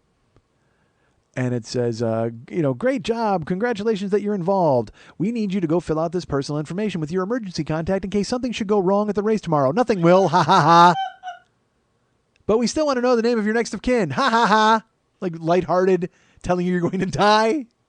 So I was like, all right. But then the link didn't work. I was pissed. But then it also said, if you want people to follow your progress on Facebook and Twitter, we have an app that you can access through these links here. And none of the links were working in this email. So I couldn't contact because I was going to sign up for Facebook and Twitter. And then I'm like, wait a minute, I don't want Facebook and Twitter to tell the story that I have to tell later. That seems ridiculous. So I was glad I couldn't access them because I would have done it in a lazy way. But then I went and filled out the fucking, all the next of kin and who to call and what I'm allergic to, which was weird to me. So am I running through a field of medicine? Why are you asking me what I'm allergic to? But I guess if I get sick, the EMT guys have to give me medicine or something. So I answer emails, I go online, and then I started texting. I texted Russ and said, hey, man, I'm in town. If you want to do something, that'll be great. And he's like, well, yeah, man, what about tomorrow? And I said, well, I'm doing that race tomorrow, so I'm probably not available. And he goes, well, what about before the race? And I said, well, yeah, I've got a window before the race. He goes, well, what about after the race? I go, I'm kind of spoken for dinner with the people of the race that are organizing it and stuff. And he's like, oh. I go, well, you know what? Do you have any interest in taking me to the airport at fucking 6 in the morning? We'll go to breakfast and hang out. And he's just like, no, absolutely not. And it's funny. He was in Los Angeles and we didn't get together. He was here for almost a month and I didn't see him. So now I'm in his town for 2 days and I'm starting to get the vibe that it's not going to work. I'm not going to see him again. So we texted back and forth. And I said, it was so funny. He kept asking me about Saturday and then he couldn't Sunday. And so then finally I wrote, what are you doing tonight? Like, I'm doing nothing. I'm sitting in a hotel room right now. I have no plans for tonight. And he didn't text me back. I lost him somehow. I don't know if he went into a fucking hippie tunnel. I don't know what the fuck you guys have up there. Perhaps all of the tinfoil hats in town disrupted our reception. And then I went online and I was asking people, like, are we going to hang out or what are we going to do? And nobody was answering me. And I'm sitting in the hotel. And it was kind of an isolated hotel. There wasn't much around. There was, but I was being stubborn and I didn't want to go out of my hotel room. I wanted people to come get me. I wanted to do stuff with people because that's the fucking idiot that I am. And plus, I didn't rent a car. So I started looking for Vice online, trying to find out where to go. I'm like, well, it's Friday. I can go do something horrible. And I found, dude, there's tons of Vice in Portland, but I didn't have a fucking car. And again, you can't take a cab to Vice. I can't go to fucking Ray's Palace Theater and walk into the couple's room and see what the fuck's going on in there. And then at the end of it, just go, well, nice to meet everybody. I've got to grab a cab back to the hotel in Beaverton. You have to be mobile if you're going for Vice. So I can't rent cars. I can't rent cars just for Vice, right? I mean, that was the whole point was I stopped renting cars so I didn't go. Atlanta cured me of that, folks. Atlanta cured me of Vice. Not the urge for Vice, but it cured me of going to Vice. All right. So Russ finally, like 45 minutes later, texts me back and he goes, yeah, busy tonight. That's all it said. So I with no alternate plan, I was like, all right. So I put the phone down and sat in the hotel, and I could have gone out walking, because if I would have gone out walking, I would have discovered that there was a 24-hour fitness gym 9 steps away. There was a soup plantation restaurant, not even a block, 10 steps away. I could have gone there and had dinner. I could have gone over and done a quick workout. But again, that would have defeated the purpose of not working out before the race, folks. You know that. But instead, I sat in the hotel room, and then I sat there. And then finally on Facebook, I got desperate around 9 o'clock. I'm like, is there no one in this town who will take me out for dinner and Voodoo Donuts, for fuck's sake? I mean, I'm dying tomorrow. What the hell? And everybody's like, ha-ha, Schmitty. Like, nobody wanted to do anything. So I sat in the fucking hotel room. I flew up early on purpose to hang out Friday, and nothing. Sat in the fucking hotel room. Until finally, like 4 in the morning, I started to get tired, and I was going to sit in the chair. And I was fading, man. I was falling asleep at the desk, and the bed looked so good because I haven't slept in a bed in almost a month. But I can't sleep in a bed. There's bed bugs. It's right in their name. So I got up and I turned all the lights on, and I pulled the covers back, and I inspected the mattress, and I inspected the sheets, and I inspected the mattress pad, and the box spring, and the bed frame, and the paintings. And 25 minutes later, I said, just fucking go to bed, dude. Sleep in bed. So then I actually posted it on Facebook. I said, I'm about to sleep in a bed for the first time in a month. And everybody's like, yay, Schmitty, ha. Because nobody wants to hang out. And I did. I crashed. And I woke up. So I'm like, if I go to bed at 3:34, if I get 8 hours of sleep, that's noon. The race is at 4. I should be fine. I went to sleep in the bed, and it was amazing to sleep in a bed. And I woke up and I was completely refreshed. I was like, oh my God, it's so amazing. And I looked at the clock, it was 9:30 a.m. So I only slept 5.5 hours. But I was up. So I got up and I went online, I watched some football, and I was getting ready for the race. So I was getting my clothes out. Texting with Chris to find out when she was going to pick me up was 2:30.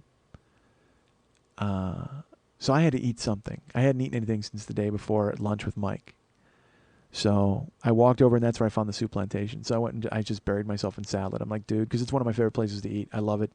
It's called Sweet Tomatoes up there, but who cares? I usually don't eat at a place that has an alias, but this time I made an exception.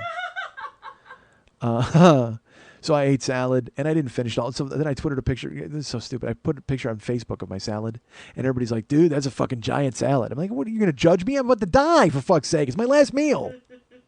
But it was because I made a mountain of spinach, and then I built on top of it. Why am I making a salad excuse?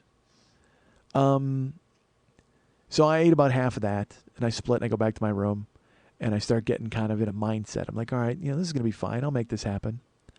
Because I was going to go running with our friend Chris Cruz, and her husband was coming, and then I didn't know, because when I announced this, there were plenty of listeners who were going to come. Eric, Eric, the former producer of this show, he mentioned that he was going to train and that he was going to come up. But I mean, he's got kids. I mean, that guy doesn't want to come up.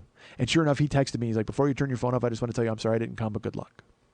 But other listeners of the show were like, dude, we're going to do it. John in Missouri was like, we're going to fly out. My wife and I are going to do it. And like literally within an hour, he wrote that when I announced it. Within an hour, he goes, yeah, we're not coming. It was like he had no interest.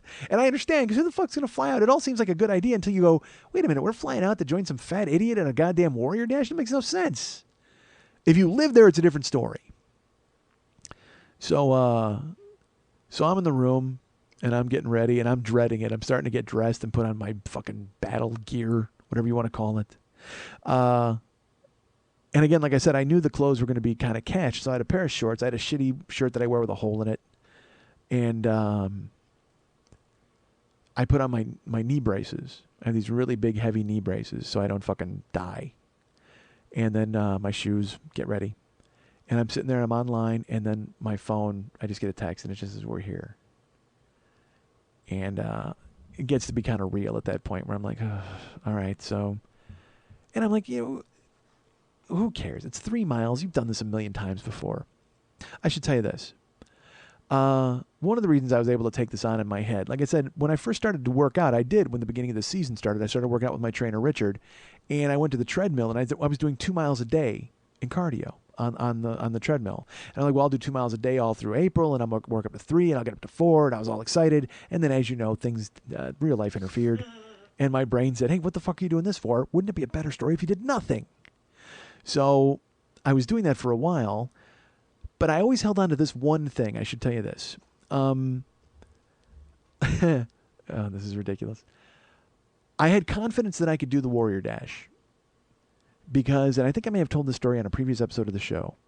One time I was at dinner, a late night dinner with Karen at Denny's by my house. And we had a fight. And I left. And I rage walked home from a Denny's that's far from my house. So because I did that, in my head I was like, fuck, 3 miles is nothing. I totally can do it. I did it. So this has been the thought that has sustained me for months. So I'm sitting in the hotel room on Saturday, and I go, you know what? I got a map.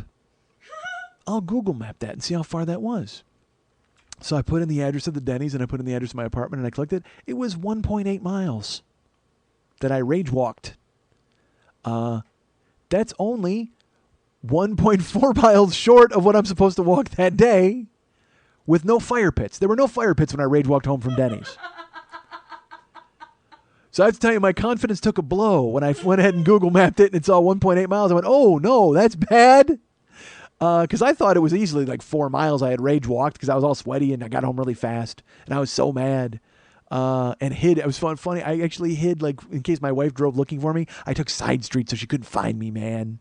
Idiot. So they said they were there. I went downstairs. I met Luis. I had not met him yet.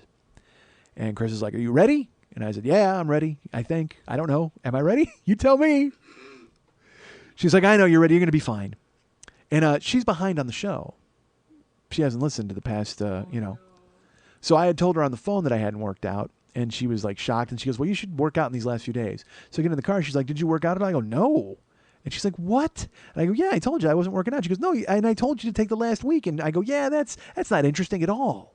I go, what am I going to do in the last week that's going to save anything? No, I need to go into this cold. And she's like, oh, awful. So I should tell you this, too. She had no plans of running with me. All right, because she's good at this.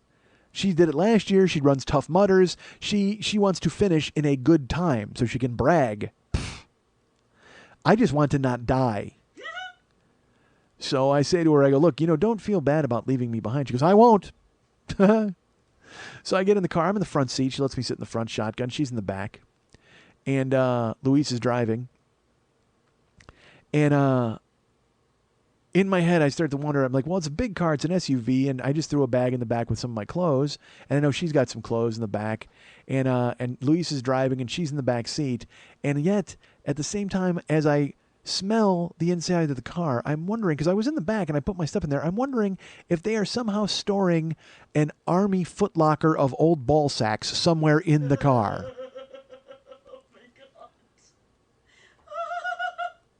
I mean, it smelled like the man's wing of a nursing home. It just smelled like old balls. Like it just stunk so goddamn bad. It smelled like an old man had picked up his ball sack and stored it in his armpit overnight for warmth and then pulled it out in the morning and then died. And all of the old man stink poured out of his ball sack that had been in his armpit all night. It was the most foul smell. And so we're driving, and I turn to look at Chris, and she's leaning back in her chair in the back seat, and she's got her feet up on the console between the seats. And I look down, and she has, do you know what Vibram shoes are? If you don't, they're feet gloves. They have little toes on them and stuff. They look like something a child would wear. But for some reason, the makers of them have fooled people into thinking they're good to run in, including our friend Chris. So I looked at her, and she's got her foot up on the console, and I go, I think that's you. And she said, what? And I said, the smell of death that's permeating the SUV as we drive. And she starts laughing. She's like, oh, my God, yeah, my shoes. That's probably my shoes. And I go, yeah, those aren't shoes. Those are just, they're like flesh socks. That's what they are. Those are disgusting. That's not. And she's like, well, I'm sorry. Yeah, they kind of smell. And Luis goes, I tell her all the time they smelled so bad. Oh, my God, they're so bad. And he goes, how does she, tell him how you wash them. And she goes, Luis, and he goes, tell him how you wash them. She goes, I throw them in a bucket with some Effordent. What? And I'm like, are there teeth embedded in them? What the fuck? That makes no sense. And it doesn't get the smell out. And by the way, how bad do old people's mouths smell if the Effordent is used for that purpose? She's like, well, no, it doesn't really take all the stench out. I'm like, it doesn't take any of the stench out. If that took any of the stench out, we are going to die at the end of the fucking race. I can't believe this is happening. And so I busted her balls the entire ride because I'm a good guy. But it stunk so bad. It was just this, it was like, all right, you ever see those cartoons where someone goes, uh-oh, foot odor. And there's like a monster of foot odor who's green and he's like waving. He was in the car. Like, he's real. Like, I didn't think he was real. I always thought it was a cartoon for the commercial. No, he exists, and he was in the van, like, taking a ride to the race. Like, he's like, hi, how are you? Right from casting. He actually auditions for those parts and gets them. They have the foot odor guys. They have normal actors, and then they have the little green troll dude who looks like foot odor. Yeah, he's real. He's in the back seat riding shotgun on a Vibram. His name's Roy. He's back there perched on a fucking monkey foot, flesh glove, freaky toe ballsack container and just stinking up the whole goddamn fucking car. But Chris seems to think he's very nice. So we're driving. I'm busting her balls. And we keep driving into the country, like further and further into the country. And she's telling me about the race from last year. And, you know, they had these different obstacles and it's going to be different obstacles this time. They always try to make it more challenging. And I don't think that's fair. Because I wasn't here last year. If last year was the easy course, what the fuck am I doing here this year? I should have come here last year when it was just the fucking me and Bert and Ernie and we're on Sesame Street and everybody's smiling and hugging one another. But now there's fire and bullshit. So she's telling me that I shouldn't worry about it. Everything's going to be fine. And I told her I didn't work out. And when I said it didn't work out, the funniest thing is Luis, he doesn't do these runs. He thinks she's crazy for doing them, quite frankly. But she loves to do it. And he goes and he'll film her and he'll drive. He's a nice guy. And he's her husband. He loves her. So when I said I didn't work out, he's driving and his eyes are on the road. When I said I didn't work out, his head snaps like in my direction, like, and he's like, "What?" And I said, "Yeah, I didn't train for this at all." And he's just like, "Oh, no, I don't want to be you." And I'm like, "Yeah, I get that." I go, "Well, I'll be fine. I'll get through it." You know, because then again, I get my hackles up. Like I said, I'm not some doughboy idiot. I mean, I can fucking make this happen. All right, I have muscles. And he's just like, "Oh," he goes, "It's going to be so bad, so bad." And he goes, "You know what? It's going to be worse Tuesday. Oh, Tuesday when the lactic acid builds up in your legs." And I think he saw me freaking out a little bit. Like, I'm just staring at him like, "Are you trying to get me not to run this fucking race? Because I'll be happy to hold the camera, Luis. I'll be your fucking key grip." But finally he just laughs. He laughs at me and just keeps driving. And again, twists and turns into the country, nothing but pine trees, and we're starting to get lost. And finally I asked him, I go, are you going to put two in my head and dump me out here? What the fuck? And they're like, "No, it's out here in the middle of this place." And she goes, "Yeah, you know, the race is always very challenging. The obstacles are bad." She goes, "The hills are the worst part." And I felt a chill go up my spine. And I waited a second and I looked at her and I go, "What do you mean?" She goes, "Oh, the hills." She goes, "The first hill last year, you know, people they think they're really tough and they sprint up the hill and then they get to the top and they're done. They've completely exhausted themselves and they still have a whole race to run." I said, "What do you mean hills?" She goes, "Well, there's hills. This is a cross-country race." And I go, "Well, yeah, but cross-country just means," I just thought cross-country meant you were crossing over country while you got to the other side. Oh my god! You know, I looked at the map, and it has like a map, and everything's fairly straight. And then it shows you where the obstacles are, and I figured the obstacles are the tough part. And she's like, no. She goes, "There's these huge hills you have to navigate." And I went, "Oh, I thought it was because I thought it was a straight shot. Because I've done a 5K before. I think I told you this. I did one 5K in my life. And it was on cement. It was just like a fun run type of thing. You had to just walk it. And it was a nice walk. And this is when I was in shape and working out and lifting and doing martial arts. So it was a piece of cake. I mean, I was sweaty at the end of it, but it was fine. And I finished it fine. But I remembered it was just straight. You know what I mean? You're going on cement. You're turning here and there. And it wasn't any big exertion. So I figured that's what this was. She's like, "No, there's hills. Like you're going into the woods. And then you've got to find your way out. There's flags and all this other." And I'm like, oh, no. wait a minute. Because that was not what I planned on. Like I said, I thought it was a straight shot over. Because look, I've seen stripes. You've seen stripes. When they run the obstacle course, they run through the woods and then there's like, fucking logs and they climb a wall. Or you've seen fucking Officer and a Gentleman or those military shows where there's an obstacle course. Nobody's going through hills. They're just running straight. So she's like, yeah, you got to be really careful on the hills. I'm like, yeah, thanks for the tip. So we pull in. It's $10 to park. And there's some old man taking the money. I roll the window down. He's on my side, and we got to hand him the dough. And he goes, how are you? I said, good. And I hand him the $10. And I go, are there ambulances on duty today, sir? And he goes, yeah, there's a few. I said, we're going to need several. And he goes, not very confident, are you? I said, take care, sir. Roll the window up. And we keep driving. And because he started laughing. He laughed right at me. I said to Chris, I go, did you hear him laugh at me? She goes, oh, yeah. So we keep driving. We go into park. And as we're driving, I start picking people out. Because there's people all over the place, all right? There's some covered in mud, some not, some normal. But I see them and I go, look at that fat guy. If that fat guy did it, I could do this. So I start looking for horrible people all through the parking lot. And there's fat people, there's fat ladies covered in dirt, and then there's normal fat dudes, and then there's really fat dudes drinking beer and they have mud on them. I go, if that fat guy could make it, I could easily make it. So I started to get more confidence back. I'm like, fuck a hill. Look at these fat assholes. If they made it through, I can definitely make it through. So I keep saying that out loud to Chris and Louise. I go, look at that fat guy. I go, if that fat guy did it, I can do it. And they're just laughing at me. They're like, all right, whatever you need to do to fucking get yourself in a headspace where you can do this, go ahead. Feel free to pick out all the fat people in the goddamn parking lot. Whatever you need to do to rev yourself up. So I keep seeing fat people, and that's fine. We get out, we start walking. And we start walking. And we start walking, and we got to walk up a big hill. And then we got to walk down that hill, and we got to walk up another hill. And we've got to find a path. There's a path by a lake. And as we're walking, I'm starting to break a sweat. Walking to the course. I'm a little winded and sweating. Walking to the starting area.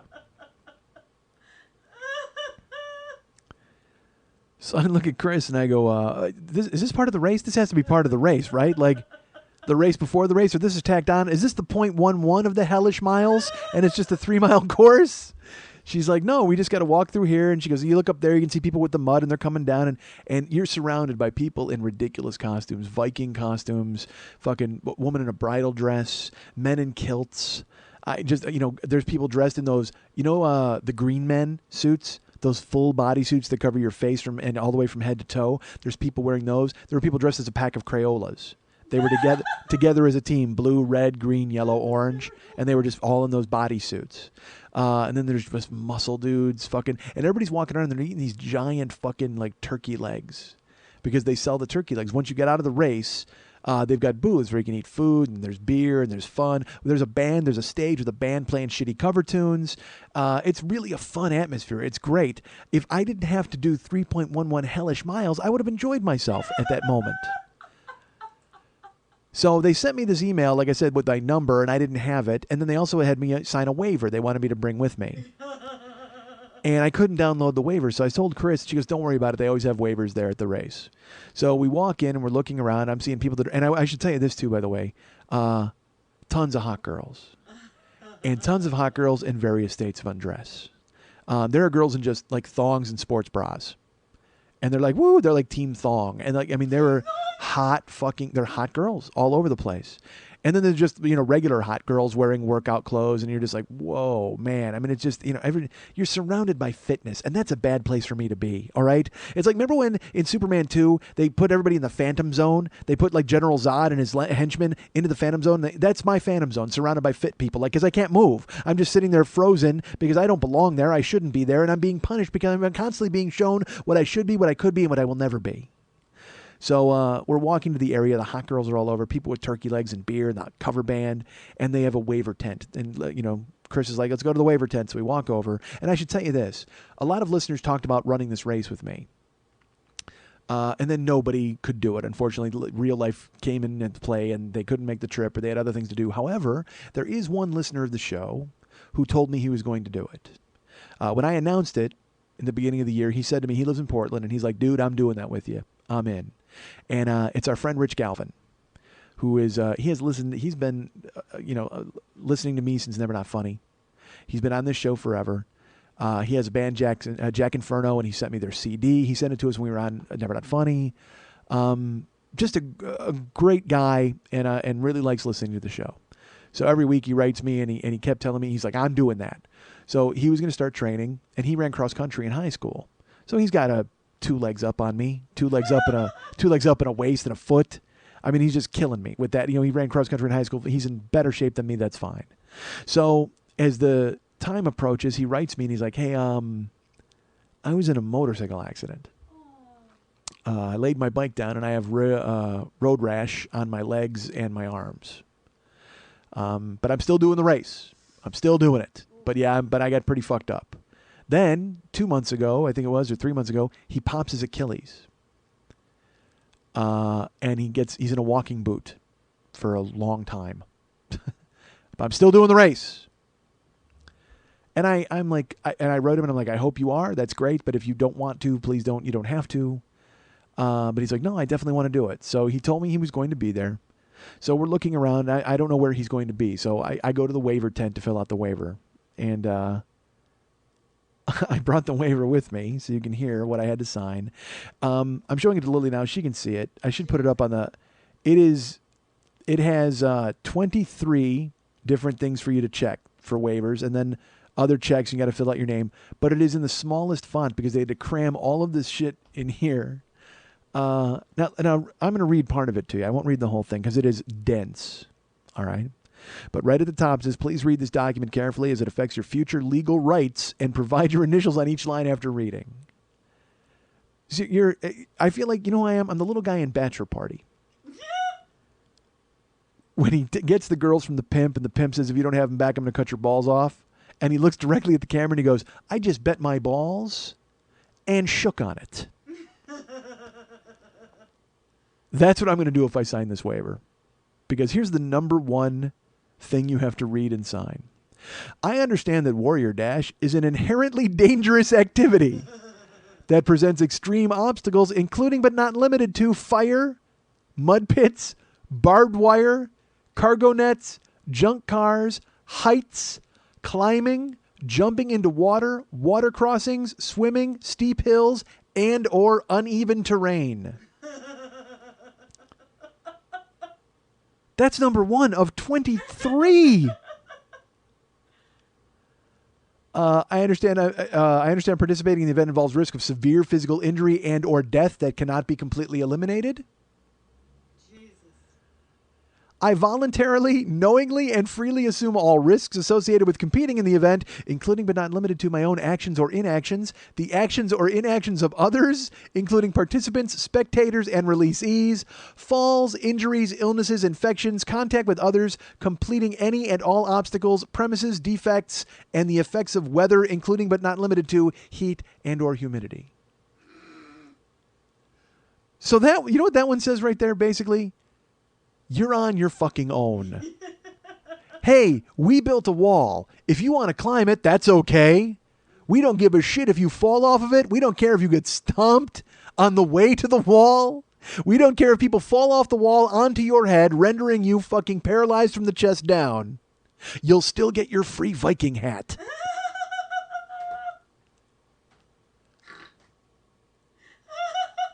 I'll only read a couple more of these. Now, this was actually my favorite because the other one's about death and all that. That's fine because those are seriously crazy. I mean, those just sound silly. But this was my favorite one. This was number 4 because I'm signing the waiver with a guy and we're reading it and he said, he goes, I'm signing away the possibility that I might be dead. And I said, yeah. I go, number 4 is actually my favorite.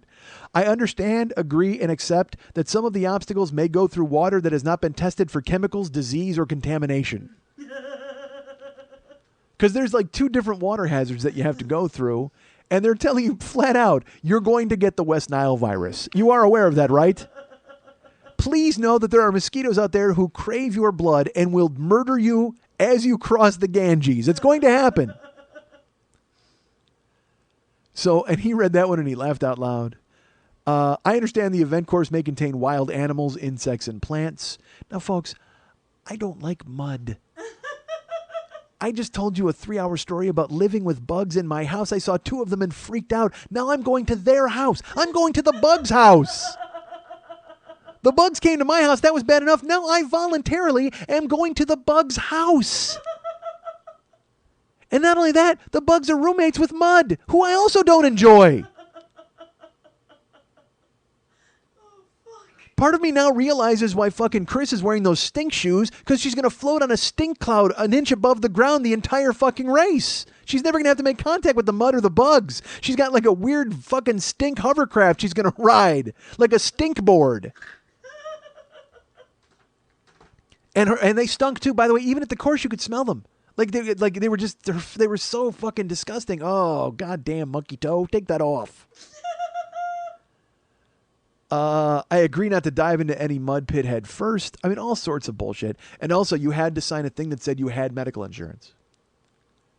You had to state that you had medical insurance and they were not responsible. And I did. I signed that. I don't have medical insurance. And yet I told them that I did. It's ridiculous. I don't know why I did all this. I signed all these things that aren't true. I attest on the date I will possess and be covered by medical insurance individually as part of an organization. Yes, absolutely. Initialed and signed. I'm a random hobo off the street. You don't know who the fuck I am. You know what I am? I'm a liar. I came to your race and I'm a liar. Because I'm signing all this shit and I don't believe any of it. And in my head, my wheels are turning. I'm like, I'm still going to sue you motherfuckers if bad shit happens to me. I don't give a fuck what the piece of paper with the dense wording and the Viking helmet has on it. Fuck that. You're not getting out that easy. So I sign the waiver and we go ahead and fix that. Then we have to go over and claim our numbers. So they give us a free furry Viking hat and a Viking Warrior Dash shirt, which is free, even though I paid $100 for the privilege to go into the woods and get killed by a mosquito. So we get our stuff, and then they give you a chip that you have to tie to your shoe, because throughout the course there are mats. And once you step on the mat and you cross a certain checkpoint, it registers your time. And it keeps track of you all the way to the end, so you'll be able to get your time at the end of the race. Because there are people, believe it or not, who actually try to complete this quickly. Like my friend Chris. Some guy, I guess, finished it in 22 minutes from what I heard, which is, I mean, I wouldn't have finished it in 22 minutes in a car. But he did, and so what you do is you take the chip, you tie it to your shoelace, and as you walk by, it activates, it trips a thing that tells them where you're at. So I get the chip, I sit down in the dirt, and it was so funny. I sit down, there's dirt, it's all dry and grass, and I put my hands in the dirt, and I go, eh. And Chris looks at me, and I go, I hate dirt. I just fucking hate dirt. And she just starts laughing in my face. And she goes, tell Louise what you just said. And I go, I don't like dirt. I don't. And he's like, why are you even here? I go, because I'm stupid. Because your wife tricked me with a phone call and a dare. And I can't back down. Fuck, I lost a 40-yard dash to a fucking hot chick from Canada. On the street in Sunset Boulevard, an impromptu 40-yard dash to a foreigner, and I lost. I can't back down. But I'm not a doughboy. I got muscles. So I sit there. It takes me like 7 minutes to tie the chip into my shoelaces. That's what a fuck up I am, because you got to slide the lace through, and then you got to pull the shoes, because I need my shoes super tight. I always do. But then it's like it's impeding my tying progress, and it won't let me tie, so I have to try to realign it. And Chris is just looking at me like I'm a monkey trying to handle a fork. Awful. And then she's like, do you need help with that? I'm like, I think I got it. And then I'm like, well, could you help me kind of? And she's like, just put it in here. And so I did. I got it finally. And I stood up. There's more thongs, more hot chicks, cover band playing awful songs, more turkey legs. And we make our way over to the starting line. But first they have porta potties, a ton of them. They're like, use the restroom before you go on the race. So Chris goes to use hers, and I'm looking around at girls in thongs and took a couple of pictures and talking to Luis. And then Chris comes out, and this is completely true. There's 15 porta potties. They've been in use all day. I had my back to them, and I knew Chris was walking up because I smelled her shoes. I smelled that monkey glove over 15 in-use porta potties in the hot sun. I smelled her fucking feet ball sacks as they approached. So I went and I used the head. I came out. We went to find the starting line, and all of a sudden, our friend Rich Galvin pops up. And Rich walks over and he's like, "Hey, Mike!" And I'd shake his hand. I introduced him to Chris and Luis, and I start. He's laughing about me not working out, and he goes, "Yeah, I still have this," and he shows me he still has road rash on, I think, his right leg from his knee down to his ankle and his arm. It's just like this big fucking raspberry streak on both. And he's like, "Yeah," and I pop my, and he starts telling them about his Achilles. We're all talking, getting to know one another, and people are starting to gather at the starting line. And they have like a huge banner, and there's flames that shoot up, and there's a big countdown clock, and the countdown clock is at like 15 minutes, and it's counting down. So I see it, and I'm like, all right, we got 15 more minutes. So we're talking, and Rich is there, and then Luis and Chris run into some friends of Luis's from high school, so they want to talking to them, and I'm talking to Rich, and I go, "Hey, look, you know what? If you want to leave in the race, I totally understand it." I go, "If we're in there and we're running," because I go, "I'm going to go slow." And he goes, "Dude, I'm here to do this with you. That's the only reason I came." I go, "I understand that, but I'm telling you now, if it takes me forever, if it takes me a long time, it might, and I completely understand if you want to go ahead of me." He goes, "Why would I go ahead of you? I'm here to see you. The race is just the vehicle for me to see you." So I said, "Okay, I'm just letting you know." Because I didn't want to embarrass people. I didn't want them, because look, I knew I could do it. In my head, I knew I could do it. But at the same time, I wasn't sure I could do it. All right? I was going to do everything that I possibly could to get through this and make it work. And I didn't think it was going to be that bad until I started to hear about hills and I started to see people, and I was like getting a little hinky and gun shy, and I didn't want to be an anchor. I didn't want to be a burden. And that's kind of in my head. I always think I'm a problem. And I always think that I'm going to be the guy, look, just go ahead of me. It's fine. Because I don't want to be, the problem child or makes people stay behind. And Rich is just like, "Dude, no, fuck. I'm here to see you. The race, who cares?" I said, "All right, cool." So Luis and Chris come over. And I look at the clock. It's still at 15 minutes. I'm like, all right, we got 15 minutes. That's fine. We start talking a little bit. And Chris is like, "Well, I'm going to find my way to the front of the line." I go, "Well, I'm starting in the back because I'm not going to get run over." And they go, "Well, in the beginning, everybody kind of jogs and walks, but then they start to separate. And then, if you're slower, you move to the side and let people that are fast go through." Because there are people who are genuinely trying to set a time. Like they actually have a goal in mind. So Chris is one of those people. She's like, "I'm going to the front. So I'll see you at the end. Good luck." And I said, "Great." So, she goes to the front. I'm there with Rich. We're talking with Luis. Luis, for some reason, films us. He's like, "Hey, I'm going to film you." So I just talked off the top of my head, and I said, and I tried to get Rich to talk, and he won't talk. So I wound up talking about nothing, talking about girls and thongs, whatever the fuck, babbling. I have no idea what I said. And then I look at the clock, and we're still at 15 minutes. And I'm like, all right, well, I started to stretch a little bit. Because I'm like, wow, 15 minutes, I better start stretching. So the time is ticking off, because it's one of those clocks where you see it moving fast. The second hand is moving. And but it's at 15 minutes, and I can't figure out why it's still counting down from 15 minutes. So Rich goes, "We need to get in line, man. We got like 5 minutes." I said, "Well, no, we got 15 minutes." He goes, No. He goes, that's a clock." I said, "Yeah, I know. Look, it's at 15, and it's got, it's at 15:55, and then the second hand is moving." He goes, "Yeah, that's military time." So I thought I had 15 minutes. 15 o'clock is 3 o'clock. Race starts at 4. I'm standing there like a dumb fuck, just going, "Well, I got 15 minutes. This is great." I barely start stretching. Now there's 5 minutes to the race. So my heart starts to sink, and I'm like, all right, well, this is going to be fine. You're going to be fine. Who cares? Everything's going to be good. And Rich is like, "Come on, this will be fun. We'll get through this." And I'm like, well, again, like I said, if you've got to leave, you can leave. And he goes, "I'm not leaving. Dude, I'm only here to see you." I said, "Okay, great." I said, "Well, I told Chris that she can take off." And he goes, "Yeah, that's fine. Whatever. We'll make it happen. It's going to be fun." I said, "Okay." So we get in line, and then all of a sudden, a ton of people start swarming into the starting line. And there's people with turkey legs and beers. There's people in line that are muddy. They've already run it once today. Oh, Jesus. And they're going in a second time. Or a third time. I have no idea. And there's people in kilts and people in costumes. There's mummies. There's all sorts of bullshit. It's like the Beta Breakers, where everybody dresses up like an idiot. It's like a gay pride parade, but instead it's a stupid pride parade, because everybody's dumb and wants to go ahead and jump over walls. So they have pride in the fact that they're silly.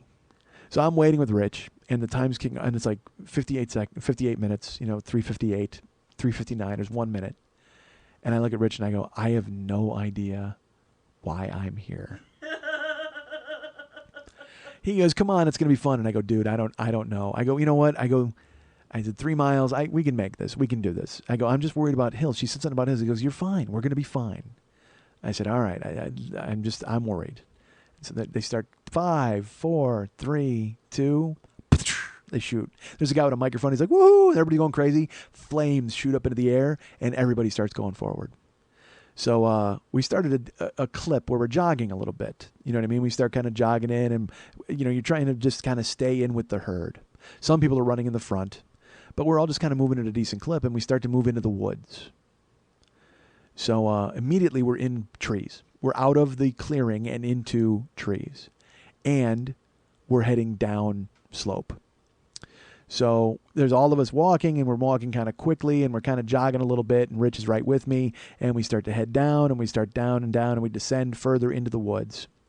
And I'm talking to him, and I go, oh, this isn't bad. And he's like, yeah, this is great. So I'm moving, and people are moving and passing us, and Rich and I are talking. And we're moving downhill, and then there's these red velvet ropes. No, that bullshit. They're red sashes, and they're the ones that you follow. They're tied off. So every time you see them, you're supposed to turn or go a certain way. So they're the path markers. So we're going downhill, and we're moving downhill, and then it takes an abrupt left turn, and we move left, and then we move right, and the whole time we're going downhill, mind you.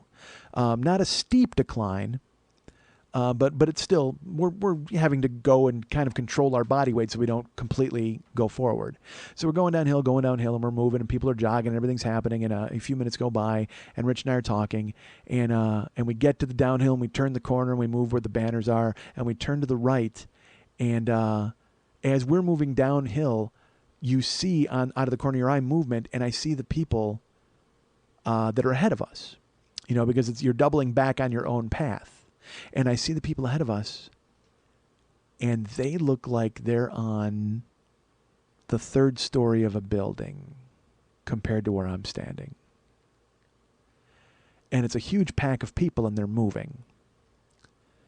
So I'm like, all right, well, that's weird. So we move through the clearing a few more times, and then we come around, and we're at the foot of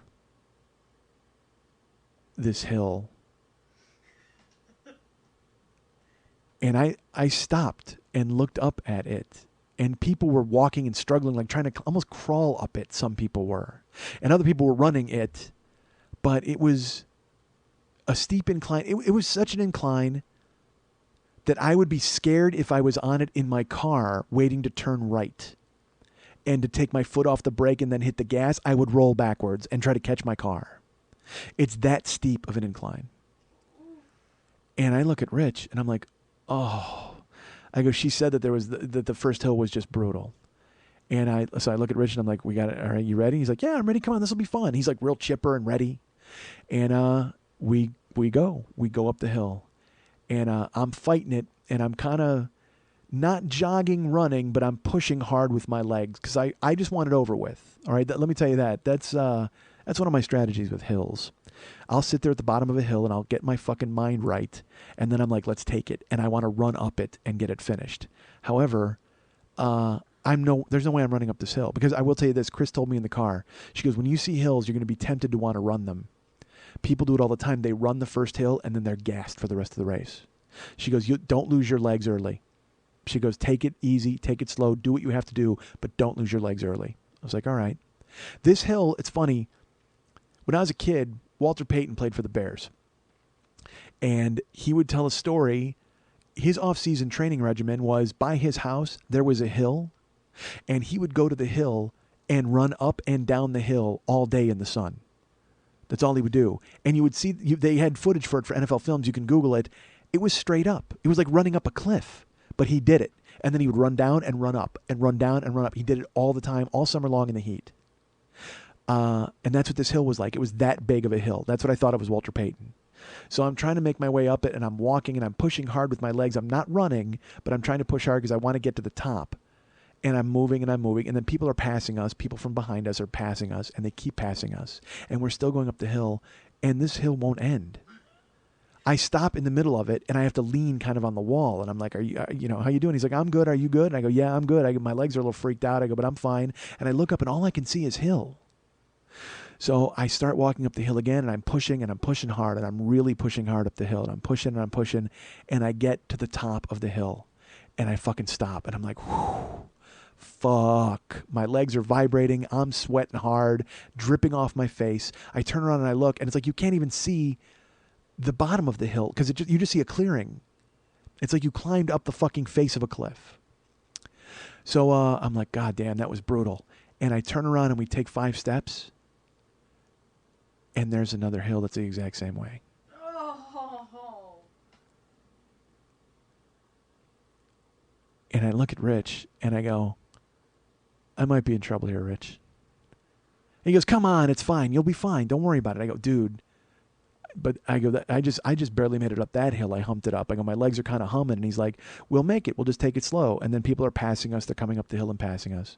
And these are people who started late. Because again, there are a bunch of people who started late, and they're just, I don't give a fuck. I don't care. I'm not trying to win. I'm just trying to finish. So we see the other hill, and we go up the hill. We just start again, and I'm pushing, and my calves are starting to tighten up a little bit, and my quads, I'm feeling it in them, and I'm feeling it in my knees because I have a little arthritis in my knees, not much. Not like it wasn't, when I was 500 pounds, it was terribly bad. So I push up this hill, and Rich is right there with me. And as I'm going up the hill, he starts telling me about his wife. We start talking about his wife and his band, and we talk a little bit about that and his daughters, and we're pushing. I have to stop on the hill, and he's like, you okay? And I go, yeah, I'm good. I go, I'm in a little trouble here, but I'll be fine. So we get up to the top of that hill, and then it levels off. And it starts to go downhill again. So we start going downhill, and then there's a couple people who come up behind us. And they, I kind of want to move so they can pass us. So I turn around and look at them, and I go, you guys know CPR? And they go, yeah, we both know a little. And I go, all right, well, just keep an eye out for me. That's all I'm saying. And they started laughing. They were very nice. And then they were kind of neck and neck with us for a while. And then they left us. They passed us because I'm slow. So we're walking downhill now. And we still haven't come to an obstacle. Okay, I'm waiting for that to happen. But we've gone up these 2 monster hills, and my legs are vibrating. I'm sweating heavily. My shirt is already soaked. And I'm walking through this clearing. We're heading downhill now, and it kind of levels off. And we hear a noise. And it sounds like a lawnmower. I can't figure out what it is. So as we're walking, we stop, and we look behind us, and we see there's like a dune buggy golf cart. And it's following behind us. And it's really loud, and we're walking. And we continue to walk, and we're walking through the clearing, and we go downhill. And I said, why are they here, Rich? And he goes, I think they're cleaning up. Like, I think they're taking up the markers, because we're the last people in the race, obviously. So he goes, I think they're following behind us to take up the flags, like they're cleaning up the course. I go, well, but they're racing tomorrow. Why would you clean it up and where you put it all out? So as we're walking, he hears them on the walkie-talkie, and it turns out they're following us because we are the last people, and they're in charge of making sure there's no stragglers, nobody passes out and dies on the fucking course. So they're just basically, they're bringing up the rear. And so I thought I was just going to be able to finish my race in peace, but now I got these motherfuckers following behind me, and they're like, 10 feet behind me this whole time. As now we're walking downhill, they're right there. And I said to Rich, I go, I hate them, Rich. I hate them. He goes, don't worry about it. I go, no, fuck that. I go, this isn't a mall. You're not trying to get my fucking parking spot. Back off. I'm trying to lose a race. Oh my God. So he laughs. And then he made me laugh. He's just like, well, maybe we should, tell him just to back off. And I'm like, yeah, that's whatever. We keep walking. We go down the hill. And we come around, and I'm pouring sweat. My legs are vibrating. We're coming around, and then we see a sign up front, and we're like, oh, awesome. And we get to the sign, and it says, this is the half-mile point. Oh my God. And I got sick in my stomach because I'm like, we went up those 2 massive hills. We went down and down and down. We're all over half a mile. We're a sixth of the way, not even a sixth of the way done with this race. So I tell him, I go, that can't be right. Like a 1 fell off that sign, right? He's like, no, man, we're good. We haven't even gotten to the first obstacle yet. Once we get to the obstacle, we find. So we turn around some more downhill stuff, and then we have to go up another hill and then downhill. But the first 2 hills were death. The other hills are bad. Okay, but the first 2 were monsters. But then we have to go up this other hill, and then we go downhill, and then we kind of hear noises and voices. And what it is we're catching up to the obstacle because people get slowed down naturally at the obstacle. So we pull up and we can see it. And the first obstacle is let me just tell you this. When I did the race, when I chose to do the race, I told you guys what the obstacles were. Okay, they changed them. They switched them out. So I will tell you this. When I first thought I was going to do it, the first obstacle was the deadweight drifter, where you trudge through waist-deep water and over logs. Well, the first obstacle this time is also the deadweight drifter. All right. So what it is you go down and you wade through this lake. It's waist-deep water. Now, you also have to recognize this. People have been going through it all day. So it's cloudy. It's muddy. It's full of the hantavirus. So we start coming downhill toward the water, and people are walking in the water, and we can see them, and they tell us, they go, we get there, and there's people at the obstacles to give you tips, workers. And as we get to the thing, you're supposed to just walk into the water and then walk across to the pontoons and then jump over them. They weren't logs. They were big industrial fuel cans that were like basically floaties and tied off. And so we go to get in the water, and the guy looks at us and he says, hey, you got to be careful because there's sinkholes. Oh, it was a lady. I apologize, it was a woman. And she goes, there's sinkholes everywhere. And I said, well, it's waist deep water. She goes, well, until you step in a sinkhole.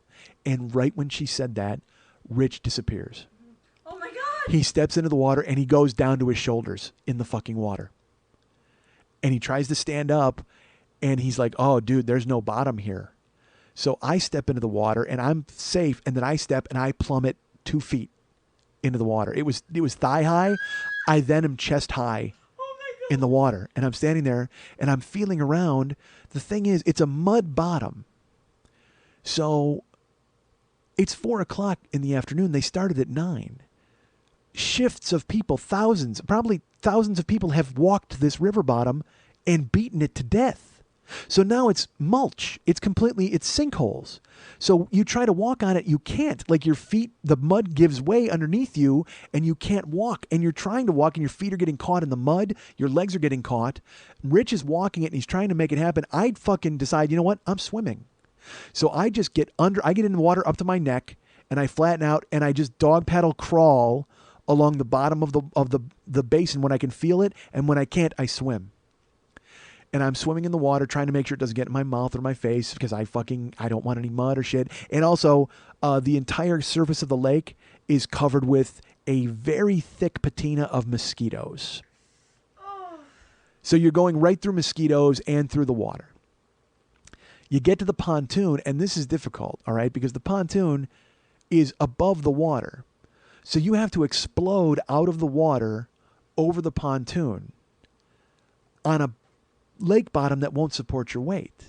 So when you push off of it, you get a little push, but it's mainly your arms, and you have to get your body weight over the pontoon and roll over into the water. So Rich goes over, and he makes it. I get in, and I'm sinking in the mud, and I'm holding myself up. I explode out and I get the majority of my weight on top of the pontoons, and then I flip over, try to land on my feet and sink, and I go underwater. My head gets submerged, my mouth, everything. I don't breathe in, thankfully, but there's mud and shit all over my face. I get up and I'm just like, well, so much for fucking not dying. We walk over to the next pontoon and I drift, I swim, and I think Rich did too. I wasn't paying much attention. I was just trying to get out of there. And, you're fully dressed. You're wearing clothes. You're under a lake. It's just, dude. I get to the second set of pontoons. Rich goes over, and there was another woman who was helping people over. She was a contestant, and she was helping her friends over, and she was very encouraging. And she's like, go, go, go. And she was, I will say this. Everybody was very nice. The people, because I didn't see many people on the course because I was in last. But the people I did see were very nice. So she's trying to, encourage us to go over. So Rich goes over, I go over and I explode out of the water and I get on the pontoon. My foot is caught in the mud. It won't come out. It's been sucked in like quicksand to the, I'm in up to my knee. I can feel it. So I have to sit there and I have to wiggle my leg to get it free from the mud. And as I'm wiggling my leg, I'm sitting, I'm chest deep in this fucking water. I'm holding onto the pontoons, wiggling my leg. Finally, it comes free, and I explode out of the water, and I jump up, and I get over the pontoon. My foot was caught a little bit, but I flip over, and then we make it to shore. I make it to shore. I climb out. The golf cart comes around. He's driving on land, and I'm pissed at him because I fucking hate him. Because I just picture him like a vulture. They're just vultures waiting for me to die so they can pick up my fucking body. So I make it out of the water, and something's weird with my leg, and I know it is, but I can't figure out what it is. As I'm walking, it feels weird. It's a mud bottom, but it doesn't feel right. And as I get to dry land, I wade out, and I pull my right leg out of the water. And when my leg was caught in the mud, and I powered out of it, it tore the sole off of my shoe. Holy shit! Oh my god! So now I have a shoe on my left foot, and I'm essentially barefoot with my right foot. Look at your Nike and look at the entire bottom construct. It's gone. I'm wearing a slipper. And the sole of my shoe is hanging by 3 strings off the front toes of my shoe. Now, I hate mud. I hate bugs. I don't like being dirty. I don't like old people spit on me or my computer. But I have to tell you, and I think I may have mentioned this on the show once or twice before, the thing I hate perhaps most of all is being barefoot. I won't be barefoot in my house. I wake up, and after I take a shower, I immediately put shoes and socks on. I wear slippers to get the mail. I don't like stepping on rocks. I don't like stepping on twigs, anything at all.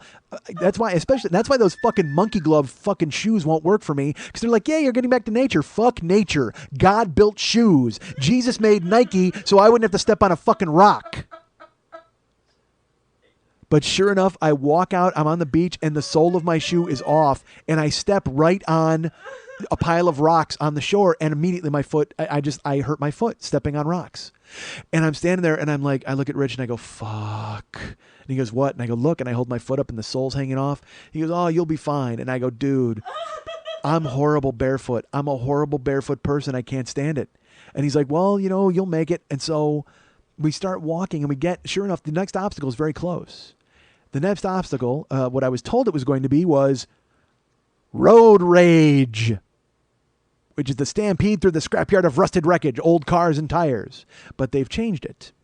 Now, it's barricade breakdown, which is a hurdle over the barricades and crawl under the barbed wire. It's basically an exercise in over-under. There's 5-foot walls. You have to jump over, you have to power over like jumping a fence. You got to climb over the 5-foot wall, and then you got to crawl under barbed wire, and then stand up and jump over a wall and tunnel under barbed wire. That's fine. I can do that. That's not a problem. Look, we can all jump walls and climb under barbed wire, right? But try doing it fucking half barefoot. So I'm jumping over the walls, and I'm trying to preserve the sole of the shoe. I'm kicking it under my foot, so when I walk, I look so ridiculous. I can't walk normally because I'm trying to catch the sole. You ever play ball in a cup? You ever see that game when you're a little kid? You got a ball on a string, and you're trying to flip it into the cup over and over? That's what I'm doing with the sole of my shoe. I'm trying to flip it under my slipper foot so I don't step on rocks, and the sole catches the brunt of it. And I'm doing it, and I hop over the wall, and I land on a rock, and I'm like, fuck! And I'm trying to make the sole land, and the guys who work there go, you need to just tear that sole off your shoe. I go, I can't! I'm a terrible barefoot guy. Which is ridiculous to tell these guys. As far as they know, I'm a terrible guy, period, because they're following me in a goddamn golf cart waiting for me to die. So I hop the wall, and then I tunnel under the barbed wire, and I hop the wall, I tunnel under the barbed wire, and it catches in my hair. The barbed wire caught in my hair because my hair was wet, and I fucking shook it off, and then I hopped the next wall, and Rich is very nice. He stood with me the whole time because he could have fucking dusted me. And I go, dude, you can go ahead of me if you want. He goes, I'm fine. He would hop a wall and stand there and wait till I got over it. So I would hop over the wall, and then we'd get to the barbed wire. He's like, yeah, man, just crawl under. And I would crawl under, and he would too, and then we would do the wall. He'd do it first, then he'd let me go. And we finished the walls and the barbed wire, and then we set to walking again. And then we hear the fucking golf cart just lurking behind us, waiting for us to die. So I'm walking. I'm flipping the sole of my shoe. I'm trying to catch it under my foot because I'm stepping on pine cones. I'm stepping on rocks. And my foot, it hurts. Imagine being barefoot running through the woods. So now I'm favoring my left foot. So I'm trying to lean on that a little bit, and I'm trying to kind of half-ass the right foot, so it's fucking with my gait. As if my muscles weren't screwed up enough, now I'm favoring my left leg, so it's starting to fuck with my left hip. We start walking through, we find another hill. We have to go uphill. So we're walking uphill, and I'm bitching, and I'm talking about my fucking shoe, and I'm like, I can't believe this happened to my fucking shoe, Rich. And he's like, come on, you know what? This happened one time when I was a kid, and he tells me a story about when he was a kid. About shoes. Because he's just trying to get my mind off being a fucking pussy about this. He's trying to help. So I go walking, and we see a water checkpoint where you can grab cups of water and drink them and do whatever. And I'm like, fuck, finally. I don't know why I said finally, but I did. So we get up to the water, because I didn't even know they were going to have water checkpoints. So I grab some water, and I drink 2 cups, and then I throw 2 over my head. And I go, do you have any tape? And they're like, no, I'm sorry. I go, no duct tape or anything? No, because I was going to duct tape my shoe together. So this part of the course is by the parking lot. And there's people parked eating giant turkey legs and drinking beer, watching us walk the course. So when we emerge from the woods to the water checkpoint, people start cheering. Yeah, go for it, fucking yeah. And they're finishing, high-fiving. And I get closer and I go, does anybody have tape in their truck? And they're like, what? And I go, do you have any tape? And they're like, no, I don't. And I held my foot up and I go, oh, that sucks, dude. And I'm like, yeah. Spit out the turkey and find me some tape. But they were all very nice, but they did not have any. Oh, man. Nobody had tape in their trucks. They're big fucking Dodge trucks and their F-150s. Nobody's got tape. There should be a duct tape in everybody's fucking car. I don't have any in my car. Anyway, so I walk. So I'm talking to them, and as I'm walking, Rich is like, you ready? And I go, what? And he goes, and I turn around, and there's our third obstacle, which I didn't even notice because I was trying to get tape and getting water. There's our third obstacle, the Great Warrior Wall. And I was told it was going to be the Great Warrior Wall, and it is. It is definitely the Great Warrior Wall. It is a wall that is probably 15 feet in the air with a rope. And you have to climb to the top and come over it. And this was the one I was most worried about. Okay. I watched it on YouTube the previous night. I sat in my room when nobody picked me up to go for Voodoo Donuts. I decided to go to YouTube and watch all these people run the Warrior Dash. And I saw the wall. I saw there's a clip where a woman passes out right on the wall. And they have to pass her down and save her. Then there's just people climbing the wall and jumping. And so I'm looking at it and I'm like, all right, there's 6 steps to the top of the wall. The only thing is there's not enough of a foothold, it doesn't look like, to climb up. You're supposed to use the rope and then use the feet, the steps as a ladder, but use the rope mainly to support your body weight. And I'm a little worried about that because I'm fat. And probably not as strong as I should be since I haven't worked out in 3 months. So this is where my plan finds a snag, a snafu. So I get to the wall, and Rich goes, you ready? And I said, yeah, I think so. I go, I don't know if I'm going to do this, Rich. And he goes, you don't have to. You know, you don't. You can skip stuff. And I go, I'm not skipping shit. I go, I want to do it. And he goes, you can do it. Trust me. And he does it. He grabs the rope and scampers up the wall, and he's gone. So I'm more worried about the wall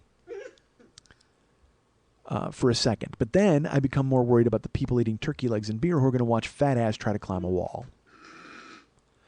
That's embarrassing to me. I don't want to look like I'm flopping around like a fish on a goddamn string. But you know what? I got to fucking do it. And then, so I grab the rope And I get close to the footfalls, and the footfalls are only like, I would say, an inch. Barely enough room for your toes to grab. So I'm like, well, maybe I could somehow make it work. So I grab the rope and I get to the first step. And I get up there, but the problem is to do that, if I'm flat-chested against the wall, then my weight is there and I can kind of support it and go up. But I have to lean back to step up. And whenever I lean back, all my weight goes back and I've got to hold it with the rope and my arms aren't strong enough. So I get up and I get on the first step and I lean to go to the second one and I fall off the wall. So I stand there and I'm like, all right, how do I do this? And a guy yells, hey, you should go to the far end because it's a little shorter. Which doesn't make any sense. I mean, I appreciate it, but the wall's 15 feet all the way across. I can see that. But whatever, that's fine. So I move over to that side and I grab that rope. And Rich is on the other side, but he pokes his head around. He's like, you going to make this? I go, yeah, I can do this. So I try on that side and I get to the first step. And again, I lean back and I try to go to the second one and I fall off the wall. And I take a step back and I'm looking at it. And Rich is like, you got this. You can make this happen. Easy for you to say, fucking chim. You scambled up the entire fucking wall. He's the monkey from Speed Racer. So I'm there, and I grab the rope, and then there's ropes that are close to one another. So I'm like, you know what, maybe. And I take the two ropes, Stallone style, and I wrap each rope around one arm. And I figure maybe I can do that. I can use my arms to support me. So I do that and I climb up and I get to the first step. And then I get to the second step with the ropes. And I pull up and I go to get on the third step and my foot completely slips and boom, I fall down and I hit the ground. So I take a step back and now the Turkey and Beer Brigade decides to get involved. So they come over and they're like, come on, you can fucking do this. You can do this. And I'm like, I'm fine. I can't do this, but thank you. I go, I don't want your cheering to go for naught. Please stop yelling. And they're like, no, man, you got it. I go, I don't. I'm going to try my best. God damn it. I go, but if I don't make it, I don't want you to be pissed at me. I go, it's fine. They go, we're not pissed. You're going to make it. I go, it's fine. I'm negotiating with them to hate me. Like, I want them to leave me alone so I can be free to fail in peace. Rich is looking and he sees it and he's just like, he's letting me absorb it. So I've made 3 attempts so far. So now I try a 4th attempt. Same thing happens. I fall. I get to the second rung and I fall. People are cheering. I go to the 5th attempt. I go to a different rope side. Maybe it's shorter on this side. I go up. I don't even make the first step this time because now I'm starting to get tired and my feet are slipping. And also, I should tell you this, I tore the sole off my shoe. Because trying to climb up, it was catching and it wasn't helping. So now I have ninja foot on the right foot. Just a straight up ninja slipper from Nike. And on the left, I've got a real shoe. So I try a 5th time and I fall. I try a 6th time. And I should say the 6th time I fell, I walked over and I felt with my hand and I felt hand grips where there was ladder coming loose. And I go, I'm just going to climb this. Fuck the rope. I'm going to climb this like a ladder. So I did. I climbed up and I got to the first step holding the hand grip. And I reached up and I found another hand hold and I got to the second one. And I fell off. My foot slipped to the one with no sole and it slipped right off and I fell down again on the fucking ground. And people were cheering. And then the 7th time, I decided to try it. And I used the side of my foot instead of the toes. And I try to go up sideways. And I get to the second one and I slip again and I fall. I've made 7 attempts at the wall now. Rich is waiting. People are cheering. And now the cheering section actually starts to dissipate. So they realize it's not going to happen. I try an 8th time. And I grab a rope. And I grab the foothold. And I get to the first step. And I'm standing there. And I'm balancing. And it's all I can do to fucking balance. I'm shaking. I'm balancing. I get to the second step. And I'm there. I'm on the second step. I haven't been able to put my weight on the second step and stand there. I get to the 3rd step. Now, there's only 6 to the top. I think if I can cheat and somehow get to the 6th one and reach the top of the wall, I can pull myself over. So I get to the 3rd step and I put my foot up there and I'm balanced and I'm fine and I've got a foothold and I put my right foot, the ninja foot goes up. And I'm standing on the 3rd step and I'm holding the rope and I'm leaning and I go to reach for the top and go to the 4th step and my fucking ninja foot gives way and I slip and I bang my face into the wall. And then when I land, I hit the ground and fall forward shoulder first into the wall. And that was scary because that was about an 8-foot fall. and I hit my head and then I hit my shoulder. And I looked at Rich and I go, I'm done. I go, 8 attempts is about enough at the wall. And my face was starting to swell up on the right-hand side. So, and my shoulder hurt because I had banged it. So we went around the wall, and the people were like, good try. And I got to the other side, and the footfalls on the other side were a lot heavier. They were like a ladder. Whereas in the front, they were real tiny. They were like a ladder on the back. And I go, hold on a second, Rich. And fuck it. I climbed the wall from the back. And then everybody went like, yeah! They like started cheering because fuck that. Fuck you, wall. I wasn't going to let you fucking beat me. I tried 8 times, fine. But from the back, I'll climb. You know what? I'll go in the back door. I'll fuck you in the ass, wall. That's what I do. You won't let me in the front door? I will fuck you in your ass, wall, raw. With a goddamn ninja foot all the way up to the ankle, and I will break it off inside you. So I did. I climbed the fucking wall all the way to the top, and I went to the top, and I leaned over, and then I climbed down. So I climbed it from the inside out, basically. But everybody cheered like, yay! And Rich was like, yeah, you know what? You didn't cheat. And I go, I cheated, dude. And I didn't want to disappoint you guys. Like, honestly, that thought was in my brain because I didn't want to cheat. You know, I went and I made a big show of, haha, I didn't work out. But I didn't want to fucking cheat anybody, you know? I didn't. And Rich is like, you didn't cheat, man. And I'm like, all right, fine. So then we take off. We start walking. And then we go back into the woods. So we're not, the prying eyes of the Turkey and Beer Brigade are gone. Now I'm free to humiliate myself in private. And we start walking again. And I've got ninja foot. And I keep stepping on rocks and pine cones. And I'm trying to not, you know, I'm hobbling. And I'm trying to kind of hop a little bit. And now we start heading downhill. And I'm going downhill. And I'm like, oh, no. And the whole time I'm like, well, there's only 6 obstacles. We've done 3 of them. That's fine. So we're going downhill. And I told Rich, I go, I don't even want to go downhill anymore. And he goes, yeah. And I go, because I know we'll have to go uphill if we go downhill. That's just the way it works. He goes, come on, you're fine. He goes, you know, when I used to run cross country, we did this. And he tells me another story to take my mind off going into the woods and humiliating myself and having a fucking broken ninja foot and a bad shoulder and a swollen face. So we're walking and we go downhill. And now we're going downhill and it's loose dirt. So we're starting to slip like downhill. And he and I both are trying to like grasp for purchase, and we're trying to find tree roots and do everything we can. And then finally, it's that thing where you get down to near the end and you just run like to get downhill. And we continue to move our way, and we have to go through this like a little creek we have to walk through, and then we start moving, and then we come to the 4th obstacle. And I was told it was going to be rubber ricochet, which is a bunch of tires on ropes. But instead, we show up and it's arachnophobia. Ew. Exactly. But you know what it is? All it is they've taken, you know, bungee cords that you use to tie shit to your roof of your car? They've taken bungee cords and they've made a bunch of web patterns through trees and poles, and you have to negotiate your way through it.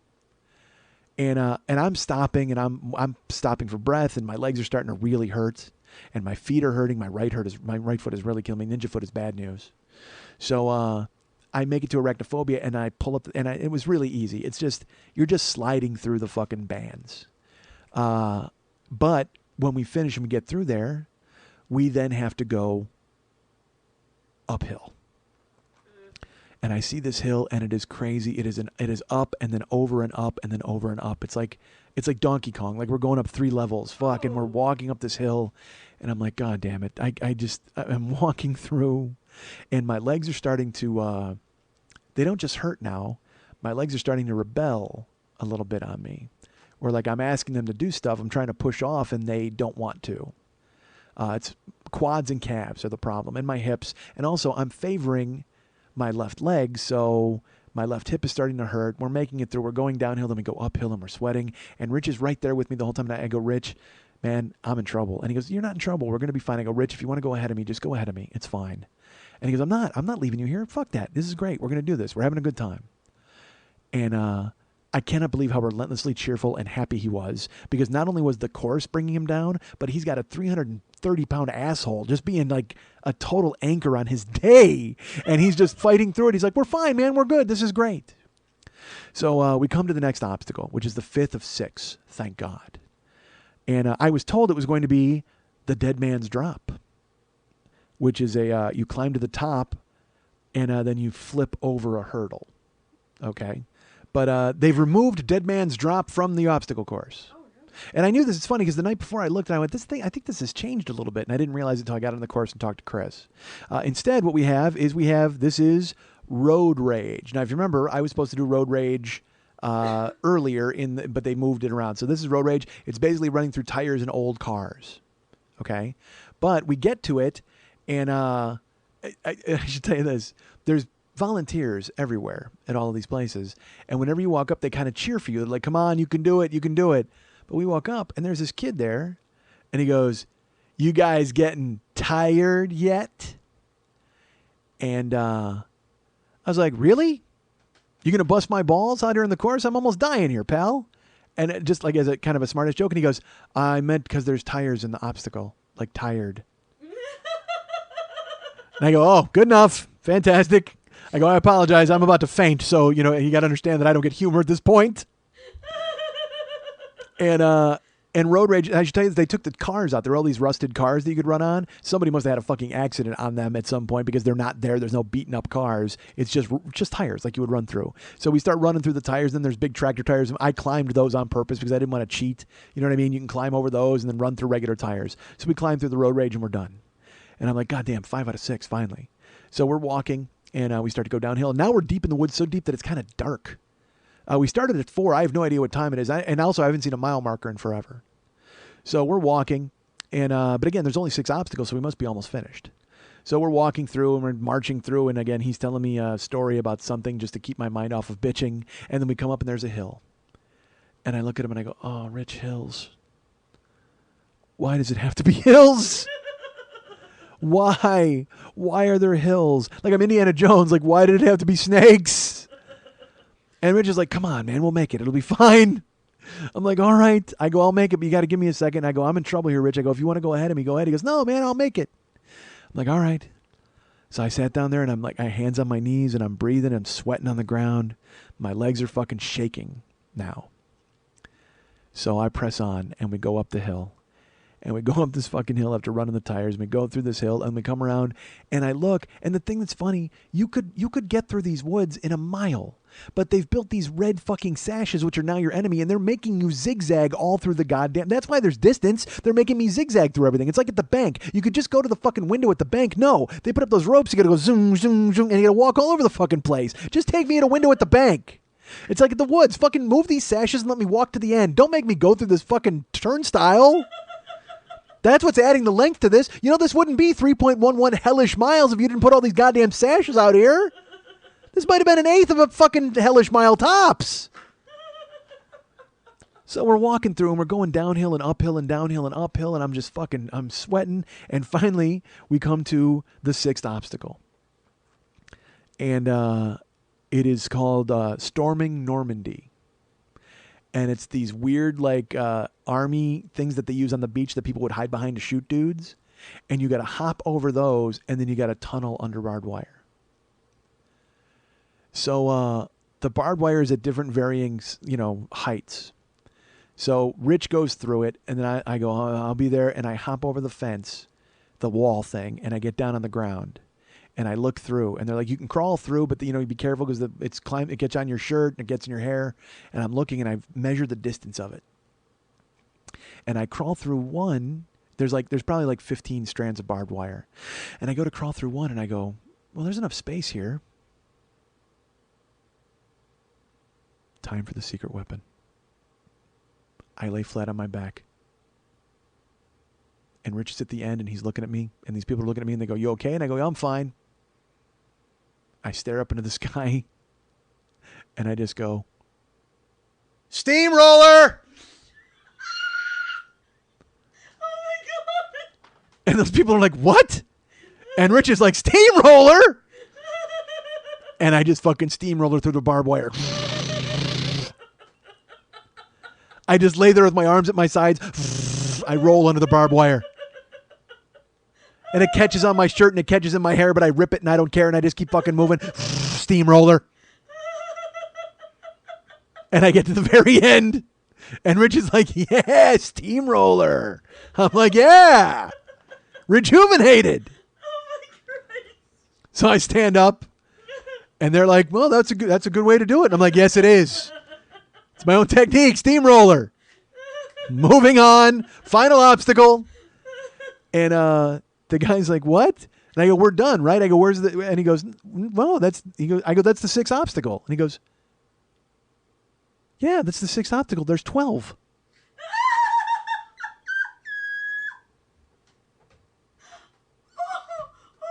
I said, what? He said, there's 12. I go, dude, I thought it was 6. And Rich goes, you said it was 6. And I go, I lost track, I guess. And the guy goes, it's 12. You're fine. You guys are good. Oh my god. And I look at Rich and I go, I'm in trouble here, Rich. And he goes, we'll be fine. Don't worry about it. It's just 6 more. I go, it's just 6 more. We just did 6. And we walk past the barbed wire after the steamroller. In the clearing, there's a sign. It says 1.5 miles. Oh my god. We're not even halfway done. Oh my god. And I look at him and I go, 1.5 miles, dude, that's fucked. I don't know if I can do this. And then I hear, and the golf cart comes driving up, waiting to take my carcass off the course. And, I got to be honest, man, my head is screaming quit. Like I wanted to just bail and get in the golf cart and go drive me home. Just get me the fuck out of here. But I couldn't do it. Because you know why? And this is completely true because Rich was there and he got me through it. Rich was there with me at this point. I mean, I haven't quit to this point, but Rich is with me. And I also could not bear coming here and doing this show and telling you that I quit in the middle, like after being a dickhead about not working out. So I can't quit at that point. I can quit later, but I can't quit at the halfway point, 1.5 miles. So we start walking. And we're walking now, and we're going downhill, and then we're going uphill, and then we're going downhill, and then we're going uphill again. And every time we're going uphill, I go, dude, why hills? Why hills? He's like, we're fine. He goes, in college I had to run on this stuff all the time. And I should tell you, my foot is so bruised. Like every time I step down, it hurts with my right foot, with the ninja foot, because I'm stepping on pine cones and rocks and tree roots. It's just fucking my foot up. And so I'm trying to keep an eye on the ground. I'm trying to talk to Rich. And I'm kind of retreating within myself a little bit because I need to find something inside me to help me finish this. We come to the next obstacle. And it's called the cliffhanger. I had been told that it was going to be the barricade breakdown, which we had done earlier in the race. I don't need to tell you what I was told it was going to be. Yeah, let's put it this way. They eliminated a couple. There was something called Assassin's Escape and Satan's Steps. They took those out. I was surprised that they did. I'll just tell you what I did deal with. You don't care what I should have dealt with. So we come to the cliffhanger, which is a wall that you rappel down with a rope straight down into a canyon. And I'm like, all right, well, I can make this happen. That's fine. We get there. There's no rope. And it turns out that people were, because too many people were fighting over the rope, and it was a big line. It got congested. So what you do is they figured it was just useless to have the rope. All you do is, this wall is the same wall as the one that I tried to climb with the little tiny footholds. Oh, And you have to climb down it like Spider-Man backwards into the clearing. And it's not straight down, it's on an angle. Okay? So Rich gets on it and he starts to climb it backwards. And I come up to it and I start to turn around and I can't get a foothold on it because of my foot. So I go, you know what? Fuck this. I turn around and I just sit on it. I sit on the wall and I slide down it like a water slide. And I slide down the wall and there's those little fucking footholds. There's an inch tall. I grabbed my balls. I sat down, I reached down and I grabbed my balls and I lifted everything up. And I said, I'm sliding down this fucking wall. I just want to make sure my balls don't get cut up underneath me and they don't get hit by the fucking 1-inch footholds. Oh my god. So I reach in, I grab all my balls, I pull them up, and I slide down the wall. Like every speed bump hits me. And they're like, oh, that's gotta hurt. Oh, the worker dudes. And I'm like, no, fuck it. And I slide all the way down and I get down to the bottom. Oh my god. And they're like, well, that's one way to do it. And I'm like, yeah, I am reinventing this fucking course, motherfucker. I steamroll the barbed wire. I fucking ball grab and slide down the wall. I'm in. I'm taking this place by storm. So I get down to the bottom and Rich is there and he's like, all right, you okay? And I go, yeah, I'm fine. Let's move. And I go to stand up and I fall down.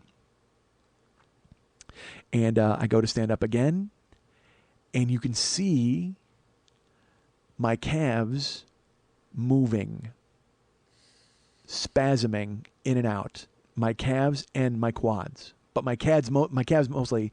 The worker goes, ooh. And Rich goes, I can see your calves moving. It looks like I have snakes moving inside my skin. It's spasming so bad on my calves. And the reason it started is because I left my feet to slide down the wall. And once I took my weight off, they seized up. So I got to the bottom. I went to stand up. They weren't working. My legs weren't working. And I fell down. And then I stood up real slow.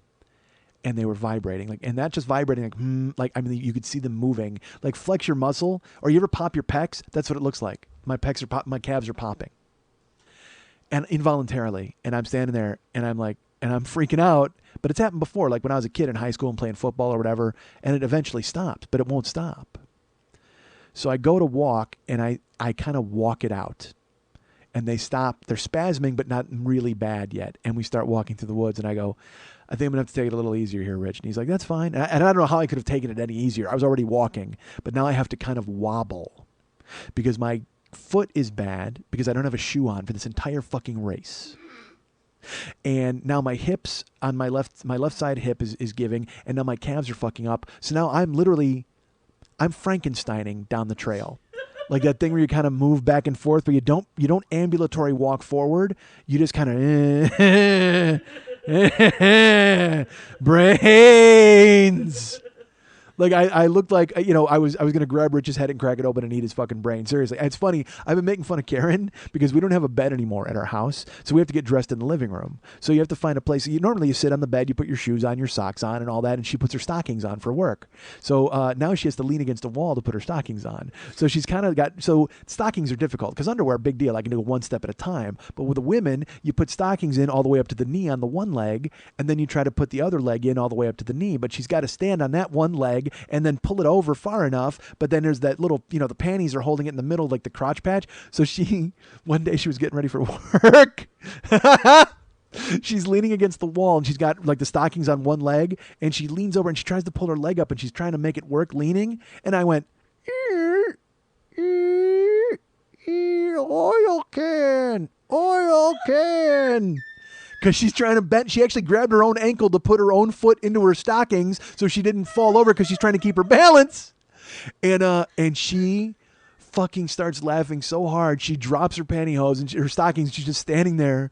And she goes, that's the funniest thing you've ever said. And I'm like, really? She goes, do it again. So now she makes me do it all the time when she's going to put her stockings on. She's like, because she's moving her own leg with her arm. It just looked hilarious. And so now in the woods, that's what I feel like. I'm like, like I'm wobbling. It's awful. So we're walking through. We've been through 7 cliffhangers now. And then we come up and there's the 8th. There are 7 obstacles. Here's the 8th obstacle. And it is called the Chaotic Crossover. And it looks like a giant game of toss-across. You know what that is?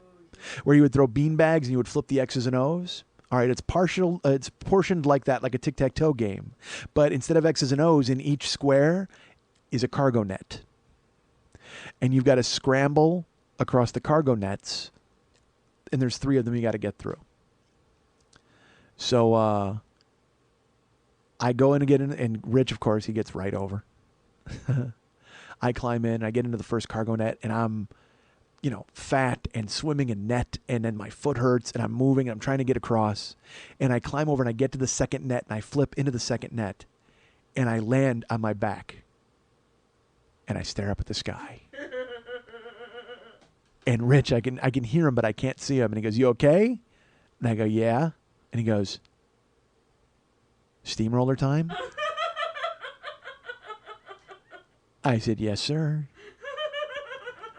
So I just I go, and I steamroller out, and I have to use my hands this time and climb out through the black thing, and then I fucking steamroller, thwomp, into the final square, and I land, and I'm laying there, and it's like a hammock. Like I can't move. And now I can't move, and I'm laying there, and my legs start screaming. They hurt so bad because all of my weight is now off my legs. I'm laying there trying to get across, and I got to climb out with my legs, but I can't move them because the vibrations and the spasming, and I'm looking down and I can see them moving, like the shin and everything. It's like the skin is alive. And I'm laying there, and he's like, oh, dude, I go, this is like a hammock, dude. And he's like, you going to get out of there? And I said, yeah. He goes, you need help? And I go, I got it. So I go, and I go to steamroll out, and then I grab it and I have to pull, and I involuntarily, I'm like, like I yelled. I had to because my legs made me yell, and they hurt so bad. It was like, you ever wake up with a Charlie horse? Imagine that from your fucking waist down in both legs, and there's nothing you can do about it except stand up and hope it goes away. I steamrolled out, and then there was like a little ramp thing, and I jumped off of it. I landed on my legs, and I went, ah! And I'm standing there, and my legs are just moving without me. And he's like, are you okay? And I go, yeah, I'm in trouble here, Rich. He goes, you're fine. You're going to make this. It's going to be good. And he comes up, and he like puts his hand on my shoulder, and he goes, you need help? And I go, I'm good. I go, just give me a second here. And I'm trying to slowly stretch the calves, like just by pointing my toes and then shifting my weight. I'm not lifting my weight up. I'm just shifting it to try to stretch them out and make them work. I'm doing it right now as I'm talking.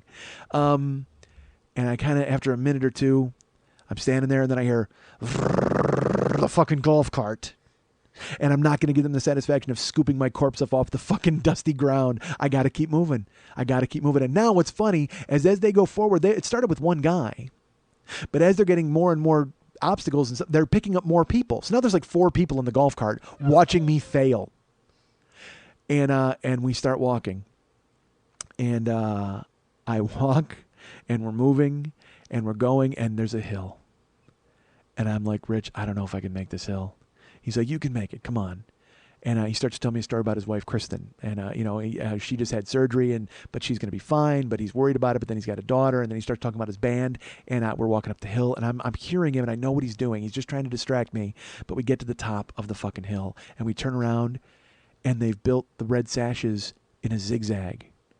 So instead of going on a straight line through this clearing, we have to go up and down and up and down and up, and I just so fuck it, let's go. My fucking calves hurt so bad, but I don't care. I go up the hill, down the hill, up the hill, down the hill, up the hill, down the hill. I got to stop. And then finally we come to a downhill clearing, and it's really abrupt to where he starts walking and he falls. Rich falls, and he's like, you got to be careful. The dirt's really loose. And so I start walking. And as I'm walking, I'm closer to the edge of the path, so I'm not in the middle of all the loose dirt. I'm closer to the trees. In case I fall, I want to grab something. So I start to fall, and I grab a plant, like a tree root, and it supports me, and I grab it, and I'm like, this is awesome. I fucking hold it, and I start to walk down a little bit. I creep down. We start going down the hill. The dirt is loose. We're both slipping, and I'm walking, and then he slips again and falls. He gets up, and I start walking again, and then I go to grab a tree root, and I grab it, and it is covered in thorns. I have weightlifting gloves on, thankfully, because I wore them to care for the ropes, but they're fingerless gloves. So I'm fucking, Rocky with the fingerless gloves, and I got a turtle in my pocket, and I reach out and I grab it, and all of the sticky thorns, they weren't like thorns. It was those sticklers. You know that plant that has just like all those little tiny fibrous? Yeah, I grabbed them. They all go into my fingers, and it slid up. And I was like, fuck. And he goes, what? And I go, dude, I just got a handful of fucking thorns. And he fell, and we're trying to get down this fucking hill. My legs are rebelling against me. They're trying to just quit the race, and I'm moving. Golf cart. Fuck you, golf cart. Thorns, calves, the ripper's on his ass, and I don't give a shit. Get the fuck away from me. We're finishing this fucking thing.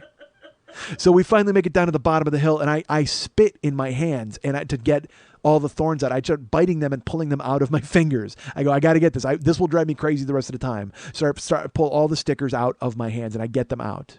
And then I wipe them in the wet shirt that I have full of sweat. So we keep moving. We see another water checkpoint.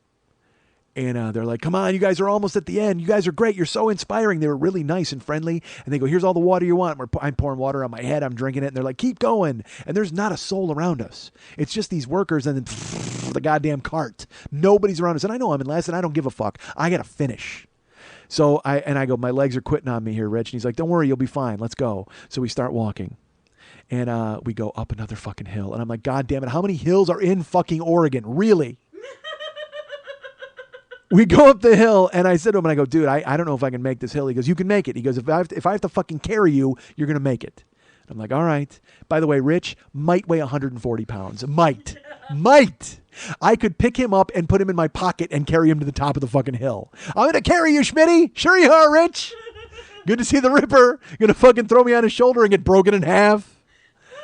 Guys, he's made of pipe cleaners, this dude, and he's going to carry me to the top. But all will. And he's like, fuck it, I can do this. And I'm like, all right. So we went up the hill and I did it. I made it. No help. Made it up the fucking hill. And we head down and then we come to the next obstacle and it's called trenches. And this is straight out of Stripes. This is straight up John Candy running off the log and then running into the fucking woods. It's the logs over an empty trench. And you don't go on the logs. You go underneath the logs through the mud. That's the way they've worked it. And this guy told me, because you should go on the far right hand. It's a little less shallow. Because the thing is that the legs are, you're not running on the logs. The logs are not long ways. They're across. They're parallel to each other, and but opposite. So like it's like a raft. It's like you're running under a raft through a trench, but it's low, so you have to duck. So you have to crawl through and duck your fucking head. That's the whole point. But it was really nothing. It was just muddy and dirty. But you just duck your head, duck your head, duck your head. There's like 6 logs to get under, and we got through, and I got to the end, and I climbed out. That one was super easy. So I climbed out, and I'm keeping track, and I'm like, how many is that now? I go, that's fucking 9. All right, there's 3 left. I go, I know one of them is fire. So we start moving through the woods, and it starts to get light out. Now we're starting to emerge from the dark woods. So we're walking, and Rich is like, he's taking my mind off, and he's talking about the show, and he's talking about my show and his band, and we're talking about anything just to keep our minds on it. I'm like, I'm in trouble here, Rich. He's like, you're fine. So we keep walking, and we come to the next obstacle, which is, I see it first. All right, I don't see a sign. And there's all these stupid motivational signs. They're like, throw it in your high school gym coach's face. And like Rich would see that and he's like, fuck your high school gym coach. He's like we were making fun of the motivated signs. And then it was like, it said, what would your high school gym coach say? And I said, you know what he'd say? He'd say, Fong, get over here. You'll wind up like Sadat. And I said, if Krushka was out here, Jesus Christ, I'd finish this thing in fucking 4 minutes. And Rich started laughing. He goes, God damn, I love that story. And I was like, Rich, watch out. You'll wind up like Sadat. So we're doing Krushka now, walking through the fucking aisle. And then these motivational signs. They're like, what about Dan in accounting? And it's like, we're like, let's destroy these signs. Let's destroy these fucking, we're both, because now he's in a foul mood, even though he's helping me, but he's like, oh God, because I'm infecting him with my illness. And as we're walking, it's starting to get light, and the goddamn golf cart with like 9 people now watching us ready to fail. God damn it. And in the distance, I see the obstacle. And I'm like, oh, Jesus. And as we get closer, it's just getting bigger, and it's getting bigger. And I'm like, oh. And it's called the Cargo Climb. And it's another 15-foot structure. But instead of a wall with a rope, it's cargo nets. And they're not taut, okay? They're loose. So you have to climb up them, and it's basically you against your body weight and gravity after going through this woods and everything. And we get to it, and Rich goes, he goes, you want me to wait for you? And I go, no, just go up and over. I go, I'll make it, I think. I go, I think. He goes, what? And I go, I don't know if I can do this one, dude. He goes, you don't have to. Go around it. I go, I'm not quitting. I can't go around it. I said, I'm just worried. And he goes, don't beat yourself mentally beforehand. Just do it. So he, of course, fucking chims up the goddamn thing and goes over the other side. And he's looking at me through the net. He's like, you got this. So I get to the net, and I'm like kind of crouched over, and then a golf cart pulls up with like now 10 dudes. And one of them gets out and goes, hey, did you do this yet? To his friend. He goes, no. And then he immediately quick climbs it and goes over. Runs past me to quick climb it. I'm standing there and like, and my legs, as I'm standing still, my legs are just fucking moving. And one of the guys walks by and goes, ooh. He goes, are you all right? And I go, yeah. And he goes, your legs are kind of messed up. And I go, uh-huh. I go, that's why I'm taking a breath here. And then everybody else is like, you can do this. They're all starting to cheer for me, and they're going crazy. So I climb into the cargo net, and I start to take steps up. And I step with my left foot, and it's fine. And then I step with my right foot, and I have no support on the ninja foot. So it's all my body weight on my barefoot bending around basically like a steel bar right in the middle of my foot, because the cargo net rope is thick with no give. So my foot, instead of being able to balance on it with a shoe, the weight would distribute evenly across the sole. Instead, the weight gives, and the middle of the foot, like a monkey, it tries to grip the fucking ladder, and I can't do it. But I say, fuck you, you have to do it. So I go up another one with my left foot. And then I'm like, well, maybe I can just use my arms and my left foot and fucking cheat and not use my right foot at all. So I try to do it. I try to fucking do a flexed arm hang and then pull up my left foot, and I can't even do it. I can't hang onto the fucking net because also, I should tell you, my hands are starting to vibrate because we had fallen a couple times and I had banged the shit out of my arms and my elbows. And also my face is swollen from falling down earlier and banging into a wall, and my shoulder's still fucked. So I go, I need my right foot. So I put all my weight on my right foot and I climb up and I try to cheat, and it's just all I can do and I can't. But I make myself go up, and I go up 4 steps and I go up 5 steps of the cargo net, and Rich is on the other side and I can see him and I can hear the golf cart, and I'm up near the top. I can touch the top, but now I'm 15 feet in the air. And I have no idea which leg to throw over, because it's unnatural for me to get to the top and throw my left leg over and then bring my right over secondary, because it's not something my body would be used to doing. I'm used to getting to the top and going, if you go on a ladder or anything, jumping a fence, you throw your right leg over first. But if I throw my right leg over, there's no way I'm going to be able to put my body weight on Ninja Foot. So I get to the top, and my head is right at the top of the dents, and I'm looking at Rich, and my calves are fucking screaming, and my foot it's on the cargo net, and I'm leaning and trying not to put weight on it, and I go to pull up a little more, and my foot, it won't go. Like, it doesn't even want to leave the cargo net. And I look at Rich, and I felt like Ashley Judd in Heat, when Val Kilmer pulls up in the car and he gets out and he smiles and she just gives him the hand signal and goes, "Foop," which means nope, cops are here and we're done and I'm leaving with my kid forever. And he makes a face and swallows hard and gets in the car and drives away. Well, I looked at Rich and I heard that fucking golf cart just mocking me in the background, but I knew if I tried to do it, I would have hurt myself because I was already in pain. And I made a face and I climbed back down. And I was fucking furious, because now I have to come here and tell you that I'm a fraud and I didn't finish the whole thing. With the other wall, I tried 8 times and couldn't do it, but I got to the other side and I made myself climb the wall and then climb down. But this one, I couldn't even bring myself to climb the net because my legs were fucked, my foot was fucked. It was just, my body, it betrayed me and it would not let me do it. And so, I felt stupid posting on Facebook that I'd finished and they gave me a medal when I didn't really finish. I mean, I got to the end of it, but I didn't do all the fucking obstacles. And so that is my great regret. The wall is the wall, but I at least made up for it on the other side. The cargo net, I made it to the top of it and then had to climb down. I couldn't come over the top. And it's funny, Chris, afterwards, she was telling me, she's like, "You're crazy." She goes, "If you made it to the top and then climbed down, you did it. You just didn't climb down the other side."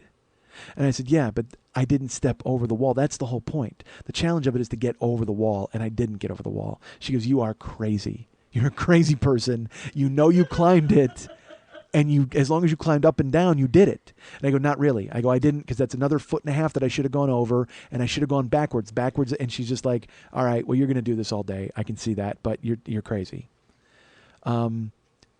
And I almost put that on Facebook. Like, I almost wrote, "Hey, I didn't finish it." But then I just went, just put the fucking picture up and tell the story later, And if you guys want to think I'm a fucking dipshit for fooling you, I apologize. I didn't mean to.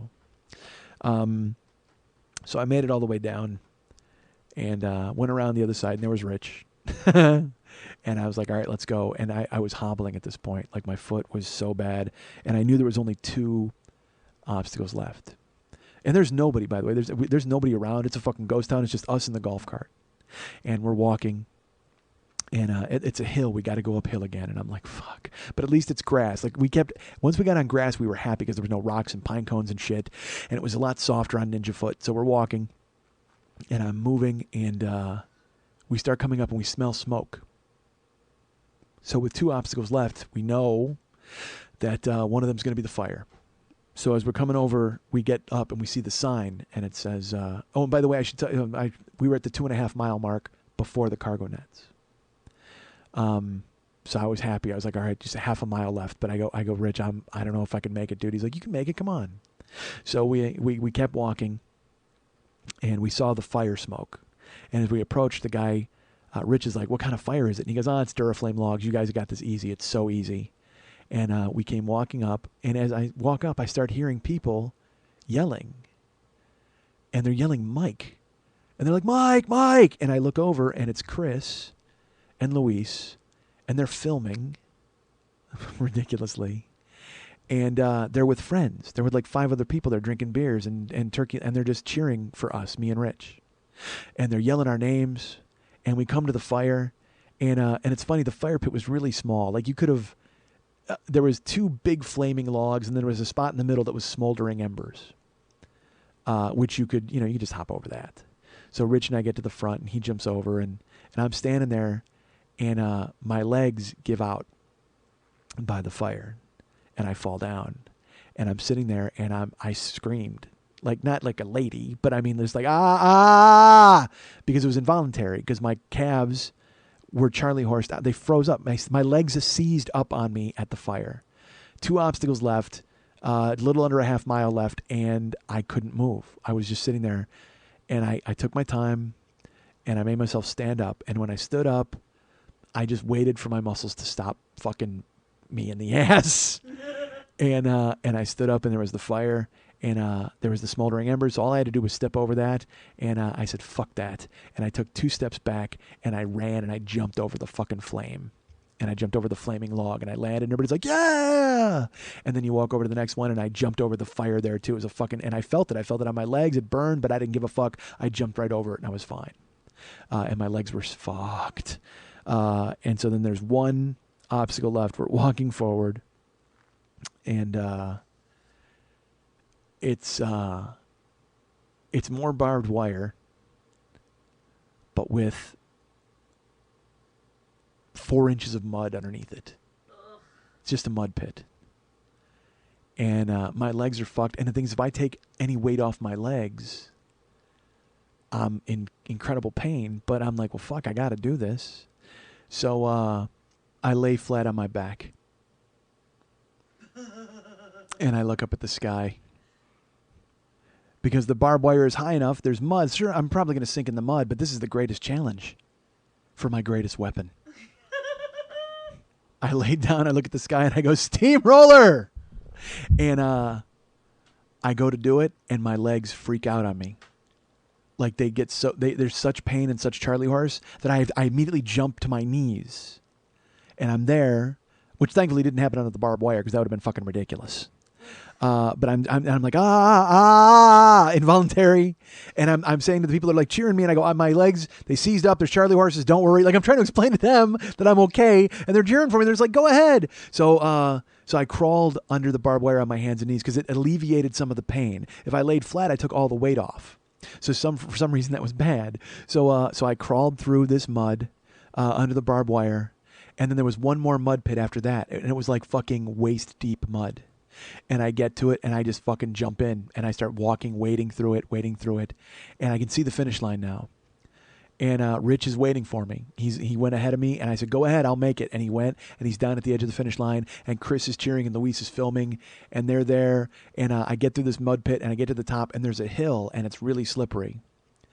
And I'm kind of there, and they're like, it's really slippery, and my legs hurt, and it's muddy, and I'm fucking muddy as shit, because when I came out of the mud pit, I feel like I have the entire earth from the waist down. I mean, it's just, there's 3 inches of mud caked from my waist all the way around my shoes, ninja foot, all of my ninja foot is fucked up, everything is ruined, my elbows, my knees are bleeding, I'm fucking there, I'm at the top of this hill, and I start to slip, and then I'm just like, fuck it, you know what, fuck it, and I laid down, and I just steamrollered down the hill to the goddamn finish line. You can't take my fucking great weapon away from me. Fuck you, legs. Fuck you, course. I'm going to drop one more fucking steamroller on you. I yelled steamroller and went down that fucking hill. Just steamrolled through the mud flying everywhere, and I heard everybody cheer. They're like, steamroller. I'm like, yes. And I fucking get down to the bottom, and I land right by the finish line, and I look up at them, and they look at me, and they're like, yeah. And I take my hand, and I run it through the fucking mud on my legs, and I wipe a stripe of mud under one eye and another stripe of mud under my left eye, and I stand up, and I fucking hobble as best I can toward the finish line, and I go to, because I'm going to walk. I'm not going to crawl. I'm not going to steamroller over the finish line. I stand up, and I walk, and there's a guy there with one medal. And I walk across, and he's just like, goddamn, congratulations, and I cross the fucking finish line. Sure. Rich is there. He fucking hugs me, and like Chris is there. They're all excited, and they hug Rich, and everybody's happy. And the guy throws the fucking medal over me, and there's a table with water, like all the water you can drink, and I'm just pouring water in my fucking mouth and on my head. Because that was the thing, is I didn't drink water before the race. Because I was like, well, if you got to go to the bathroom, whatever. But at the same time, I think I'll be okay. But the thing is, it's kicking dust up in your mouth the whole time. So that's why you needed water from the checkpoints. So now I'm so parched, and I'm just pouring water down my gullet and on my head. And I'm sitting there on my legs, and I'm leaning on the table. I can't put any weight on my legs. I've got it all on my toes. And they can see my calves are moving. And I go, my legs seized up like a mile and a half ago. I said, so I've been fighting through this, and I go, plus, and I held my foot up, and they're like, oh, no. I go, I lost the sole of my shoe. I'm barefoot. And they go, you're barefoot? And they go, when? And I go, the first thing. And they go, you did the whole thing, like, basically barefoot on one? And I go, yeah. I go, and they're like, Jesus Christ. And so we're there, and I start drinking water, and everybody's being very nice, and the people disappear, and it's just Chris, Luis, me, and Rich. And I look around, and I'm like, well, it's time to get a big turkey leg, right? No, fucking, they've torn down the merch booths. Like, everything is cleaning up. And then I just see the golf cart. It pulls up, and I was like, fuck you. I shook my fist at it. I fucking beat you, you cock. Go find somebody else. He drove off mad. So now we've got to walk to the car. Oh, Jesus. So I'm walking, and I'm hobbling. And like I said, I wanted a turkey leg, but all the grills are cold. Everybody's putting their stuff away. Like, I mean, it looks like the carnival is leaving town, and we're the only ones that are left. We're just making it through. 2 hours and 10 minutes. Wow. It took me to finish. Chris did it, I think, in 48. Wow. But I did it. It took 2 hours and 10 minutes. Rich could have done it in much sooner, but he did it in 2 hours and I think 8 minutes. And the best part is if you go to the Warrior Dash website and you click on Oregon and you click on results, you can go all the way to the bottom. And you'll see my name. I was number 5969. And I'm finisher number 5969. And it has a 2 hours and 10 minutes, 16 seconds, and 55 100ths of a second. Because it was scientific with the chip. And so I was excited to see my name because it's obviously going to be last. And I go to there and I look at my name today. And there's fucking 5 people with their names after mine. Wow. But I don't know where they came from or where they were. Or I'm thinking, are they people who were disqualified or they quit? But they have actual times for finishing. So fuck that. I wanted to be last. Why the fuck was I not last? The whole point was to be last. Like I said, I want to either be a genius or a retard. I don't want to be fucking in the middle. I either want to finish first or last in this fucking race. I want to be last, and oh, fuck you, Rosario Garibay and Shannon Seahauer and fucking Jolie Louise and Jacqueline Carnes and Ben Pfeiffer. Where the fuck were you people? And why didn't the goddamn golf cart follow your ass around the entire time? I think they died. I think they died in the woods. The ghost of Rosario Garibay will fucking haunt that place next year. Ben Pfeiffer and Jacqueline Carnes were eaten by coyotes. Jolie Louise is up in a tree somewhere. Shannon Seahauer drowned. But somehow they got their fucking name in there and they ruined my perfect last place finish. God damn it. So we're hobbling in the fucking car, and I want a turkey leg. There's nothing. And the thing is, I didn't want a turkey leg. I just wanted to hold it like, because I'm like a child at this point. My whole body has quit on me. And I'm trying, now we got to walk all that distance back to the car. So we're walking, and I'm caked in mud, like wet mud. All of us are. Chris isn't. She got kind of washed off, but Rich and I are covered. So we're walking, and they said that there was a fire hose they were going to use to clean everybody off. That was the whole thing. It was this big celebratory thing. Everybody stands there and they get the fire hose and they get cleaned off. No fire hose in Portland. Watering hole. There's a pond that everybody goes in and cleans the dirt off of themselves. I refer you to number 4 of the waiver, folks. I understand, agree, and accept that some of the obstacles may go through water that has not been tested for chemicals, disease, or contamination. Fine. This isn't an obstacle. This is your cleanup spot. Have they been tested? I don't think so. Because I show up and it is fucking dark brown. Like it's just water that's fucking filthy brown. And as we're walking, old people keep coming up and shaking my hand and shaking Rich's hand and going, congratulations and way to go, you finished. They're like, people got disqualified, people quit, people left. You finished, that's huge. And I'm like, I can't even talk. I'm a fucking vegetable at this point. I'm just walking to the car. And as we're getting closer to the water, the mud is really heavy and it's cold outside and they're cleaning up and I just want to get out of there. I want to get out of these clothes because I hate mud and water and dirt and I'm soaked in all of it. And as we walk, we get closer to the pond. And there's some people already in there getting cleaned up still. And Rich jumps in the water and Chris jumps in the water and they get cleaned up. And I'm looking at it and I go, I don't want to get in there. And they're like, well, you don't have to. And I go, no, I have to because I'm muddy, but I can't get in your car like this. I go, but I don't want to go in this sewage water. I don't. Because I was done. I was pretty shot. And I said, are there steps into the water? And Chris is like, I promise there's steps. You can just step in. And she goes, it's freezing cold. It's so cold. And I was like, okay. And then people were talking to me and they were like, are you okay? And I'm like, yeah. They said, well, you going to go in the water? No. I tuned out. I don't know how to explain it. Like I mentally checked out because I was finished. And I didn't have to be present anymore. So people were trying to talk to me and I was just giving one-word answers. Rich would ask me something and I'd give him a one-word answer. And Chris and I'd just go, yes, no, yes. They were like, we have dinner reservations at 8:15 and it was now 6:45. They go, are you ready for dinner? And I said, no. And they're like, okay, well, we have a reservation at 8:15. We can probably make it work. And I knew in my head, it was weird. Like it was like I was trapped inside my own body. My brain wouldn't talk. It just didn't want to participate anymore. And so I was just doing one-word answers. And inside my head, I was talking, but outside my mouth was not.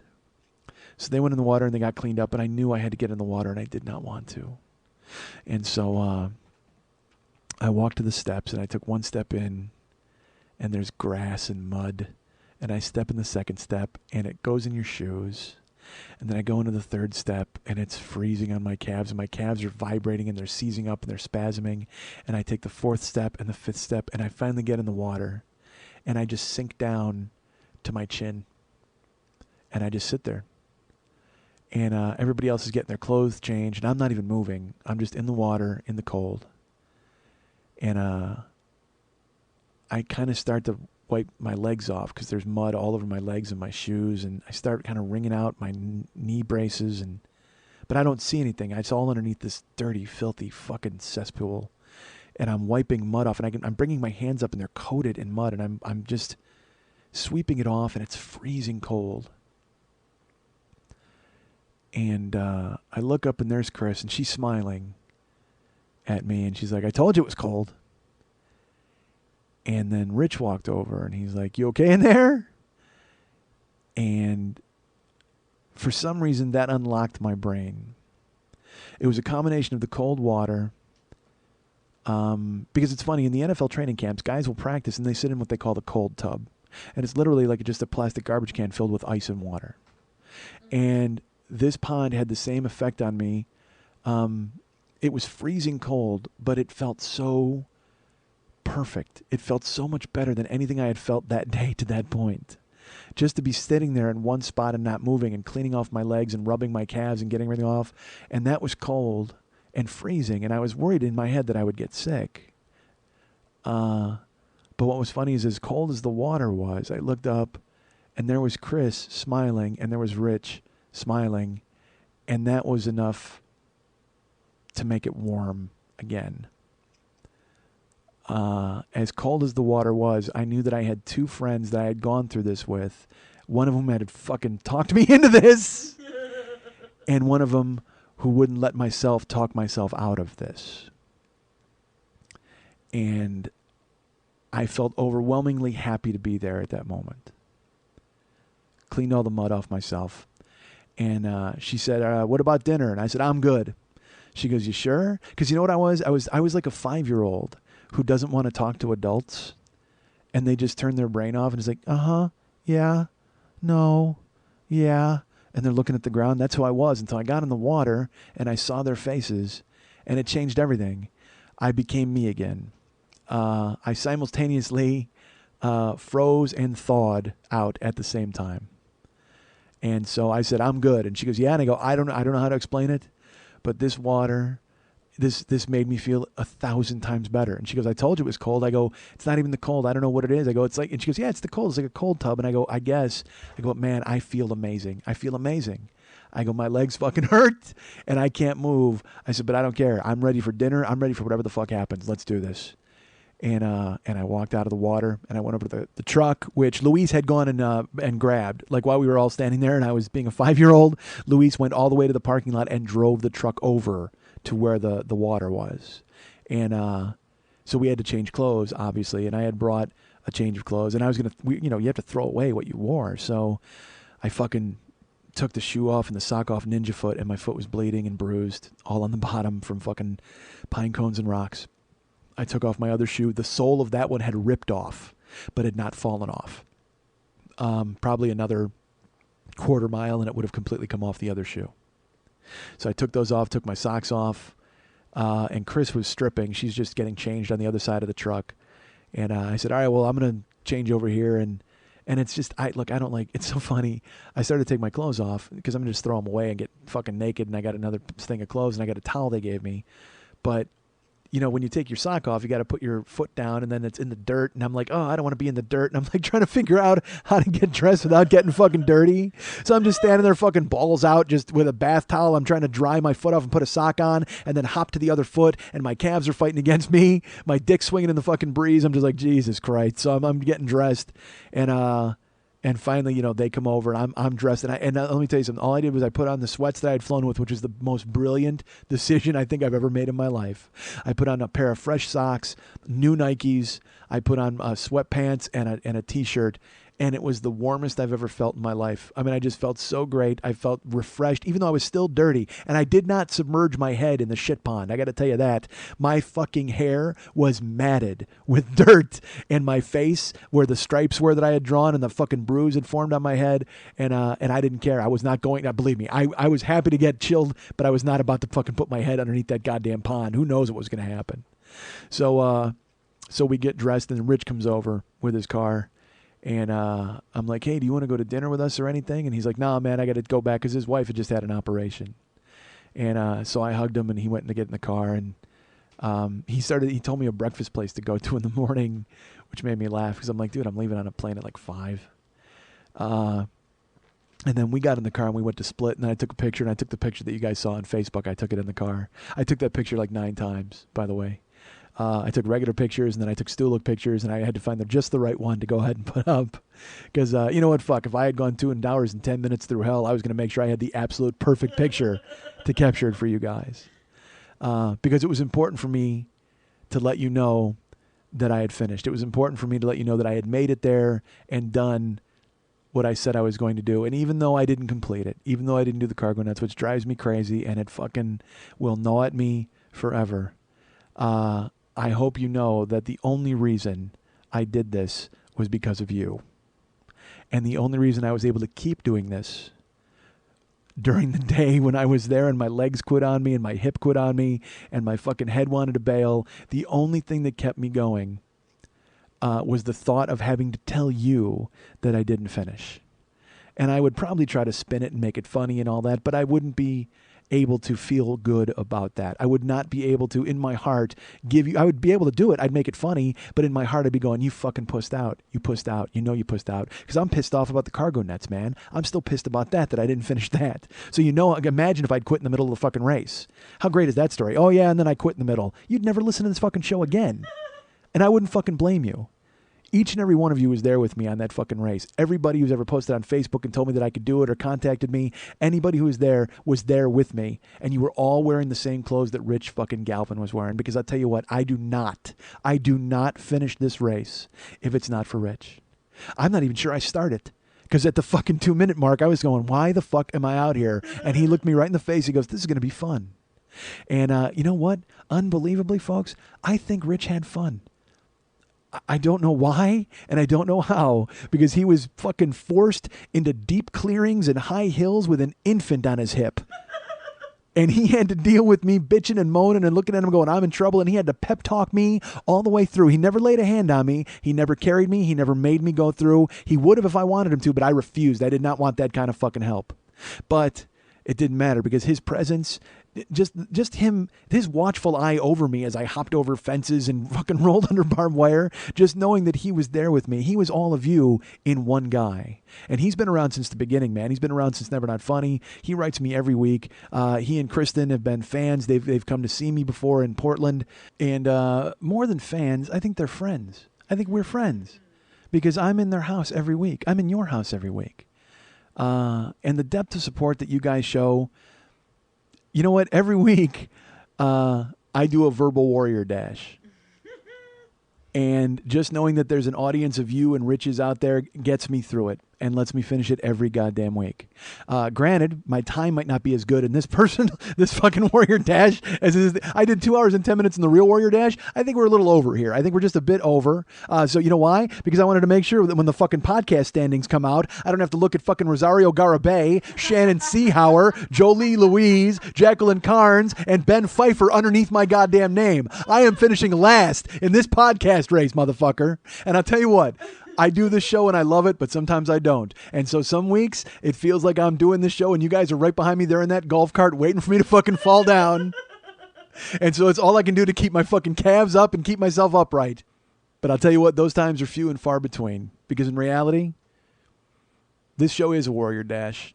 And I do it every week. Because I know that when I finally do hit that finish line, all of you are going to be standing there waiting to hand me that medal. You guys can get me at MikeandMikeSchmidtComedy.com. You guys can be my friend at Facebook.com/the40-year-old-boy. You can follow me on Twitter at Twitter.com/the40-year-old-boy. You can follow our friend Lily Von Stupp at 2 different Twitter accounts, Twitter.com/MNTs and Twitter.com/Lily Von Stupp. Be her friend at Facebook.com/Lily Von Stupp. And you can be our friend David Hernandez's friend on Facebook at Facebook.com/David Mex Hernandez. He is the man who does all of the music, all of the commercials, all of the artwork for this show. And if you'd like to write our friend Lily a personal note and find out just what you can rub on her that will make her feel better, what you can rub first, knee, shoulder, back, who knows, House of Invalids, you can write her at lily@burlesque411.com. That's Lily, Lili, at burlesque411.com.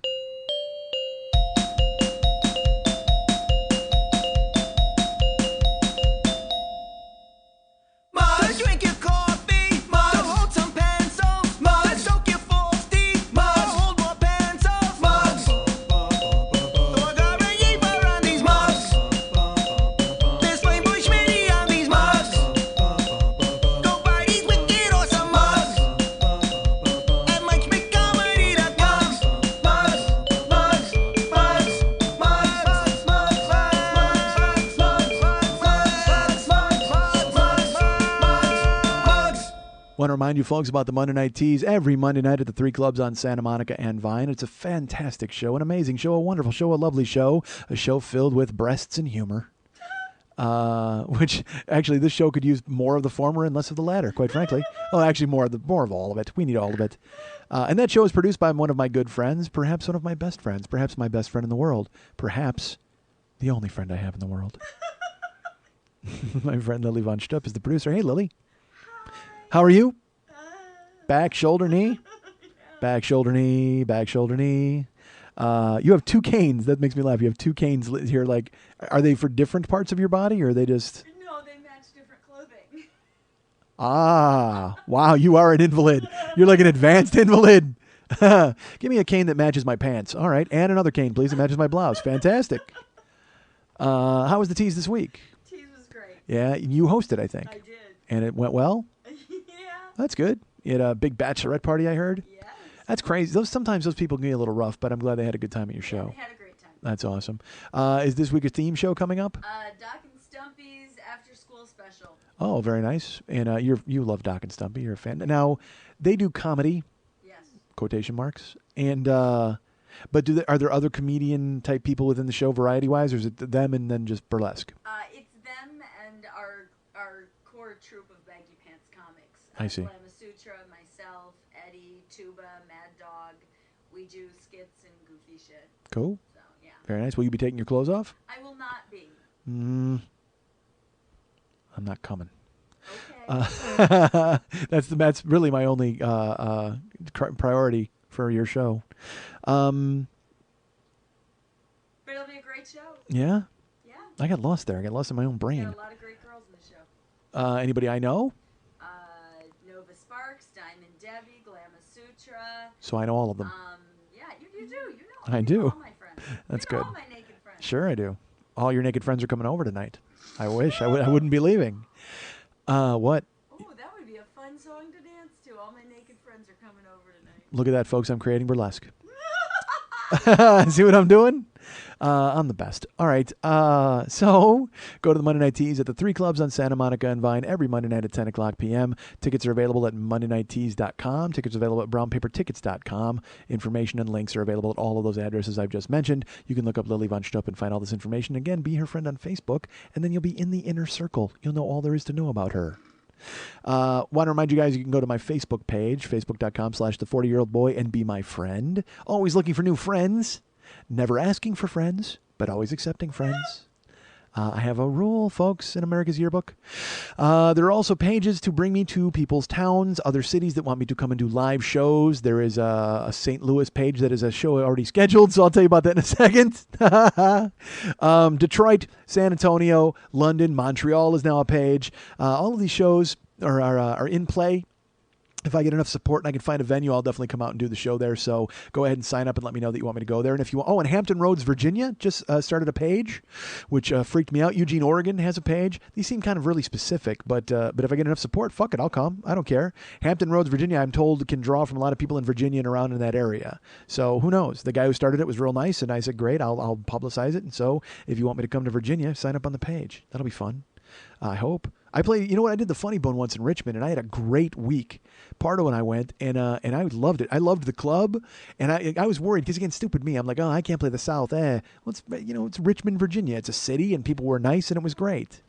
I was always freaked out about the South. I never played the South until, I did Atlanta with my one man, but to just do stand-up in clubs, man, the furthest south I got was like Kentucky. Because I never pushed to book myself anywhere down there because they had their own scene and a bunch of people, and we always heard it was fucking nightmarish. I always thought that I was, someone told me I was too urban to play the South, which might have just been a nice way of saying I don't want to book you, but that's fine. So why did I go off on that tangent? But yeah, so Virginia Beach wanted me to go there. All these different pages, that's fine. It'll be exciting. And also, while you're at facebook.com/the40year-old-boy, take a look for these pages, the cities that I'm actually coming to, folks. November 16th, I will be in St. Louis at the Soulard Hall. Very excited to do that. It's all booked and squared away. Tickets are being sold, and thank you so much for stepping up. Some tickets have been sold, and I do appreciate it. That's November 16th at the Soulard Hall in St. Louis, and it's a Friday night show at 8 o'clock. Remember that October 19th, I am at the Latvian Society in Philadelphia, Pennsylvania, another Friday night at 8 o'clock show. Should be a lot of fun. There's a bar there, and I think they make Latvian goodies that will be thrown out to the audience, and I will actually be bringing a mallet on stage to smash a blushka, which is a very traditional Latvian dish. None of that is true. But it's exciting that I'm going to be in Philadelphia, and I hope that you will come out to the show October 19th. Tickets are on sale now at brownpapertickets.com for St. Louis, for Philadelphia. And hey, let's talk about this for just a second. This week, Friday, I'm at the Venture Theater in Green Bay, Wisconsin. I don't know if I've mentioned that in the previous 2 months because apparently nobody has heard me. And nobody has decided to buy any tickets, which is fine. I will still come, and we'll have a great time with whoever shows up. That'll be good. But it would be really cool if you could buy some tickets to that show. Green Bay / Milwaukee / Madison / Wausau / Waukesha / Kenosha / Antioch, Illinois. You guys are all in the neighborhood, right? Buy tickets. Come on up. Have a good time. It'll be fun. Tickets are on sale now at Brown Paper Tickets for St. Louis, for Philadelphia, but most importantly, for the show in Green Bay next week. I was in single digits sold at the beginning of the week, and I've sold a few more, thankfully. And it's a tiny room. It's going to be fun to hang out, I guess. I'll bring shirts. There will be shirts on sale. I don't know why I'm bringing shirts. Karen's like, "You're bringing shirts, right?" I go, "I don't know. I don't know if anybody's even going to be at the show. I might just sleep in a pile of my own shirts." But I will have shirts for sale at the show. But buy a ticket. More importantly, buy a goddamn ticket. Who cares if you buy a shirt? Come on out and check out the show. That's 8 o'clock this Friday night at the Venture Theater in Green Bay. And again, like I said, there'll be meet and greet afterwards. I'll have photos and shake hands and kiss babies and whatever else. And kiss ladies. Haha, babies and ladies. That's what I like to kiss. That sounds weird. So come on out to the show this weekend. Buy a ticket. It would be great. I would appreciate it very much. And I hope to meet you and see you there. Still looking for other venues in Detroit and every other place, and I hope it continues. And I hope to do something before the end of the year, but I don't know. I do not know. I don't know. Back off. You guys can go to MikeSchmidtComedy.com. While you're there, you can donate to the show. In the upper left-hand corner of every page of the website, there's a donation link. Click on that, and you can make a one-time donation, or you can donate $2 a month, $5 a month, $10 a month, and $25 a month. All of your donations go to fund my future excursions all over the world as I try to challenge myself in these endurance races. It was so funny. Afterwards, Chris said to me after the race, she's like, "Well, you did 2 hours and 10 minutes and you got through it. That's amazing. Really good." She goes, "And now you know what you need to improve on for next time." And I said, "No fucking way." What? She's like, "Yeah, I thought the whole point was you were going to do another one." I said, never again am I doing this. That first hill was enough to convince me never again to go to the woods. I might not even see a film that has a tree in it, for fuck's sake. Never again. My mind may change in the ensuing weeks, but right now, my calves are like, "Dude, we're cinder blocks and you're not going anywhere." So I'm rooted to the spot. Gobbling Tylenol like Tic Tacs and trying to recover from this fucking car accident I put myself through over the weekend. Jesus Christ. Hopefully. We'll see. Who knows? Who knows, folks? Maybe I might Warrior Dash again. I have a festive Viking helmet to wear. And did I mention dudes were in kilts? I did. They slid down the hill. They had no underwear. They just flashed everybody. Balls are out as they're slipping down the hill. Good for you, fellas. Really? Yep. Yeah. So that's that. On the website, you can go to the Joe Business page at MikeSchmidtComedy.com. And while you're there, you can pick up autographed artwork from the show, either IDs or actual artwork from the show. You can pick up mugs from Zazzle. The Thorgar Aneep or the Fireboy mug are also available. You can pick up download sets. That would be the year 1, year 2, year 3, and year 4 download sets available. Or also the Podcast of the Caribbean set, which is all of them combined, folks. That's right. You can't possibly lose that. You want to get the Curse of the Black Schmidt, At Schmidt's End, Dead Man's Schmidt, and On Stranger Mike's. Pick those up and bring those home. That's 4 for the price of 3, folks. What else do we have on the site, Lily? T-shirts. As I've mentioned, I'm bringing some with me this weekend to Wisconsin, but you can buy Red Boy and Scar Panda right now on the website. If you've ordered a shirt, by the way, it will go out soon as my legs are no longer made of spaghetti. I'll be able to box them up and bag them up and send them out to you. That'll be fine. So like I said, there's artwork, there's mugs, there's tweakedaudio.com/40, selling autoerotic asphyxiation earbuds and cock ring watches, always available. A sponsor of this show for several years now. Thank you, guys. So that's Tweaked and Zazzle and shirts and artwork and download sets, and those are the things available on my website. And now you've got something to talk about on your podcast. Remember that October 12th, 13th, and 14th is the Los Angeles Podcast Festival. I'm still scheduled, I think, for Sunday at 4. I still think I'm involved in the storytelling workshop. And I think now I've been scheduled to do a set at the Pod Smash stand-up show. I don't know. A fan wrote me to tell me that I was, and I was like, all right, well, they didn't tell me yet. He's like, no, your name's listed. So I assume I'm doing a set, or I might not. I might get bumped for somebody famous. Who knows? But that would be fine. Believe me, that's a win-win. That's a win for you guys and a win for me. But who knows? We'll see. But either way, October 12th, 13th, and 14th, tickets are available at lapodfest.com. You can go to comedyfilmnerds.com for all sorts of information. There's packages available. There's flights. There's hotels. Passes for 1 day. Passes for all 3 days. Everything's available now for the Los Angeles Podcast Festival. Pick it up now. I will be there. Jackie Cation, Jimmy Pardo, all these very funny people. Get tickets. Go see the shows. Have a good time. I'm excited. And make sure you come up to me and say hello. I will be there for, I don't know, a while, and then I'll leave. What if I was going to be there the whole time? I'm going to be there for 3 days. I'm never leaving. I will just roam the hallways wobbling like fucking Karloff. Brains. Remember to get Comedy Film Nerds book if you want it. I talked about it earlier in the show. You can go to comedyfilmnerds.com and order it from them for a signed copy. Or you can go to Amazon.com and get an unsigned copy. Which, by the way, if you go to Amazon.com and choose to get the unsigned copy, you're kind of a dick. I'm not going to lie to you. Because you could go right over to Comedy Film Nerds, same price, and get a signed copy. You're basically telling us our autographs are worth nothing. And that's disappointing. It hurts me to the core.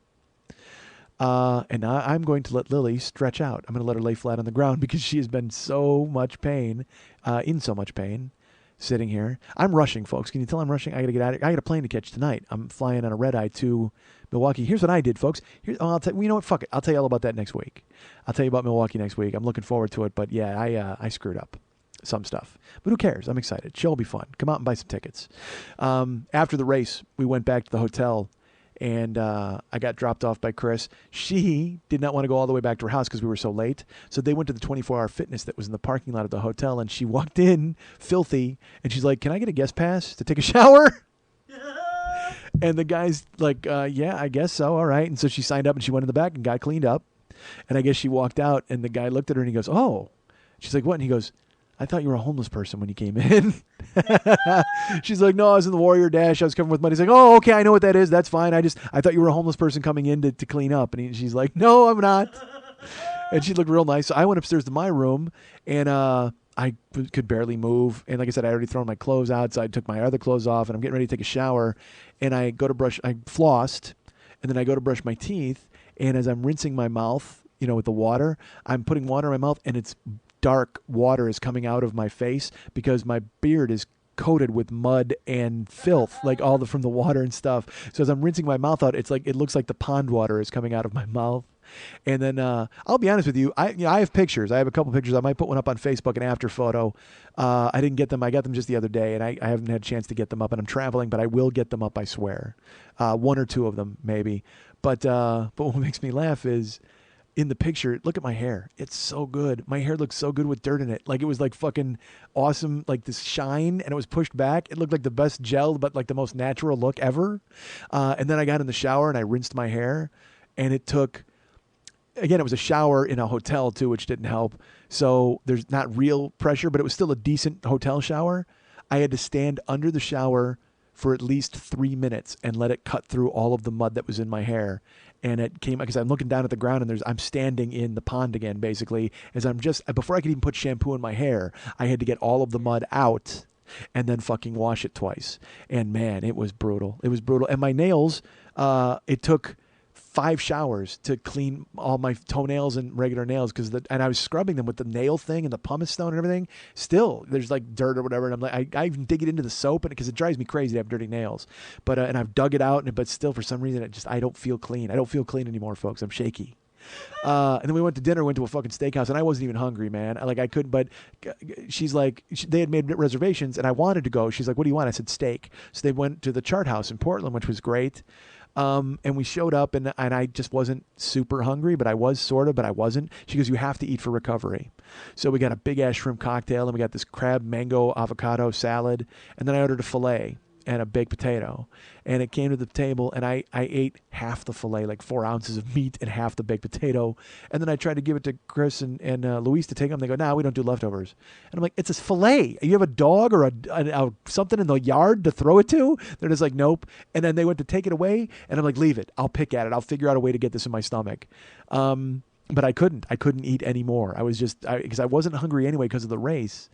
And they threw away a filet. And I was just like, oh, what is wrong with you people? What is wrong? Well, we don't cook so much. We don't do filet. Who cares? You got a microwave? Put it in there for fucking 15 seconds and eat the filet for breakfast. Make an egg. Make a fucking fried egg. Seriously. It's a filet. And it was really good. So then we finished eating. She orders the chocolate lava cake. And I couldn't eat. I ate 1 bite of it. And but Chris, man, put it away. Just a monster, just in training. And then she's like, all right, what are we doing now? I said, well, we're going to Voodoo Donuts, and then you're dropping me off at my hotel. And she goes, great. Like, I expected some blowback or a fight. And Luis goes, what? And she goes, we're going to Voodoo Donuts. And he's like, oh, okay. And we went to fucking Voodoo Donuts. They didn't care. They were happy to do it. So we went and we stood in line for 30 minutes. And I got to the front and there was this chick from Thousand Oaks, California. She found out I was from LA and she was real nice because the last time I went, the guy was a fucking dick. So I was like, look, I don't know what any of this stuff is. I said, so I need to buy this and this. And she goes, well, you know what? If you want a dozen, she goes, we have a dozen that's all of our famous donuts. Or you can get like 6 donuts that are famous and 6 of your choice. I go, bullshit. Famous me up. Dozen. So she packed up this huge dozen donuts, and then I got 3 more because I wanted the Tang donut, which was not a famous one. It tasted like Tang. And then there was a peanut butter Rice Krispie chocolate donut.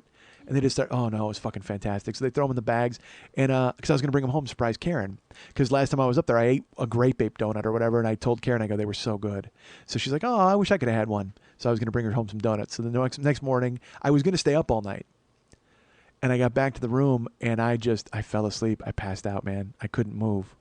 I woke up, grabbed a shower, got dressed. I was going to even go to the 24-hour fitness and sit in the hot tub all night. I made a joke. I was going to steam room hot tub, but I couldn't move out of my room. I just crashed. So the next day I got up and I packed my room and I put the donuts in the suitcase and I tried to pack my clothes around it to fucking squish it and hold it in place. And I went to get on the plane in Portland. I should tell you this. I threw out on the Facebook page. I was like, hey, who's going to pick me up? And everybody's just like, dude, because I found out a town car was $65 and a cab was $55, and I'm like, whatever. So I offered breakfast, and there was a guy named Gray Whalen. Gray offered to pick me up when I got to the airport, but then he found out he wasn't getting in until 11:30. So then he jumped right on it. He's like, dude, I'll pick you up. And I said, great. And there was another guy named Michael. Michael picked me up. There was a different Michael who offered to come take me out for food, but by then it was too late. And I was supposed to see Michael and I fell asleep, whatever, who cares? I'm just name checking people at this point. But Gray said, I'll pick you up. So he comes and picks me up at 5:30 in the morning. He's got Propel on ice. Amazing. And then I get in he's got a 91 Vanagon, a VW Vanagon. It's like a stick van. Jesus Christ, what a hunk of garbage. But I was happy to go, thrilled. And it's not a hunk of garbage. I'm teasing. He knows because he made fun of it too. So I don't want to look like a dick. And this guy picked me up and a piece of shit. No, it was just a rape van, but he's got kids. So we drive to the airport, and he was nice enough to take me and drop me off. And he's like, he brought me Voodoo Donuts. He brought me a box, and I went last night and bought a box. And he's like, oh, well, I'll take them home. The kids will eat them. That's fine. So he was real friendly and nice, and dropped me off at the airport. I get on the plane, and I go to check in, and Alaska's got to take my fucking bag. So I tell the guy, I go, hey, this suitcase is loaded with glass, so it's fragile. And he goes, well, I'll do my best, but I can't testify to what happens on the other end. And I go, well, as long as they're not just throwing it around, it's just there's a ton of glass in there, which is donuts. And he's like, well, I'll be real gentle with it. I'll be sure. And he goes, but what you need to do is get off the plane and catch those guys before they start tossing it off in Burbank. So I said, all right. So yeah, I saw him very nicely put it in the plane. We flew. Nobody was sitting next to me. Thank God I could stretch out my fucking hip and my legs, my calves. I just fucking slept. And we land in Burbank, and I try to get off the plane, but I can't because everybody gets off. So I wait my turn. I get off, and they're already pulling off the stuff. And I go to walk to the guy. He goes, stop, sir. And I go, I have fragile stuff. And he goes, stop, sir. And I'm like, my bag, it's black with silver wheels. It's fragile. He goes, wait. He wouldn't let me approach him. So the bags start coming down the conveyor belt. And I see my suitcase, and it falls off the conveyor belt onto the tarmac. And the guy walks around, and he picks it up, and he throws it onto the fucking thing. So it fell from the top of the conveyor belt, and I was like, oh! And then he picked it up, and he threw it onto the goddamn rack. And I'm like, fuck me. So I grabbed it. I didn't even look. I got to my car. I got home. I opened it up. And it was just, Voodoo Donut, it looked like there had been a voodoo spell put on the fucking box of donuts because they just collided into one giant fucking donut.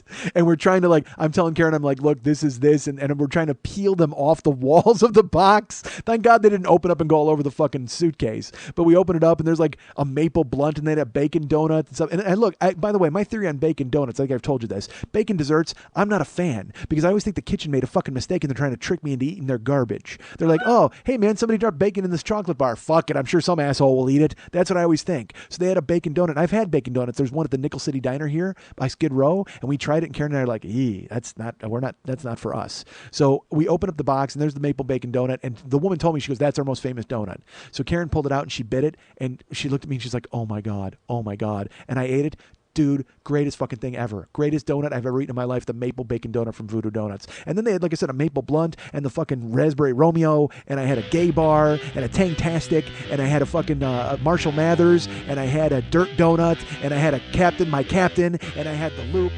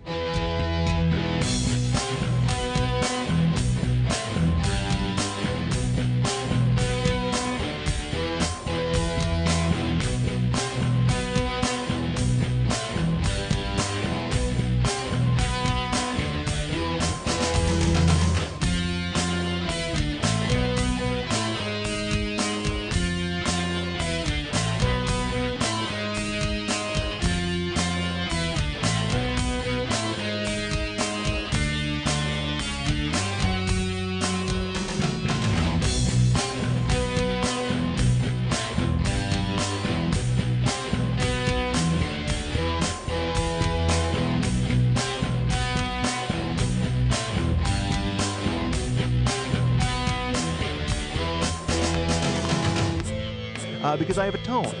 Because you know why? Because I talk quickly and I don't fucking think. That's why. I think that's what it means when you have a tone. Is you don't fucking bother to care what comes flying out of your goddamn mouth. I try to grow the show and I want people to get on board, and they're like, I listen to it and you talk too fast. Really, I talk too fast. How the hell else am I supposed to cram all of this into a small 3-hour window? Dude, there's no script. I just go over this shit on the fly. It makes me laugh. If it doesn't make you laugh, turn the fucking station. And by turn the station, I mean turn the wheel of your car right into a guardrail. Jesus fuck.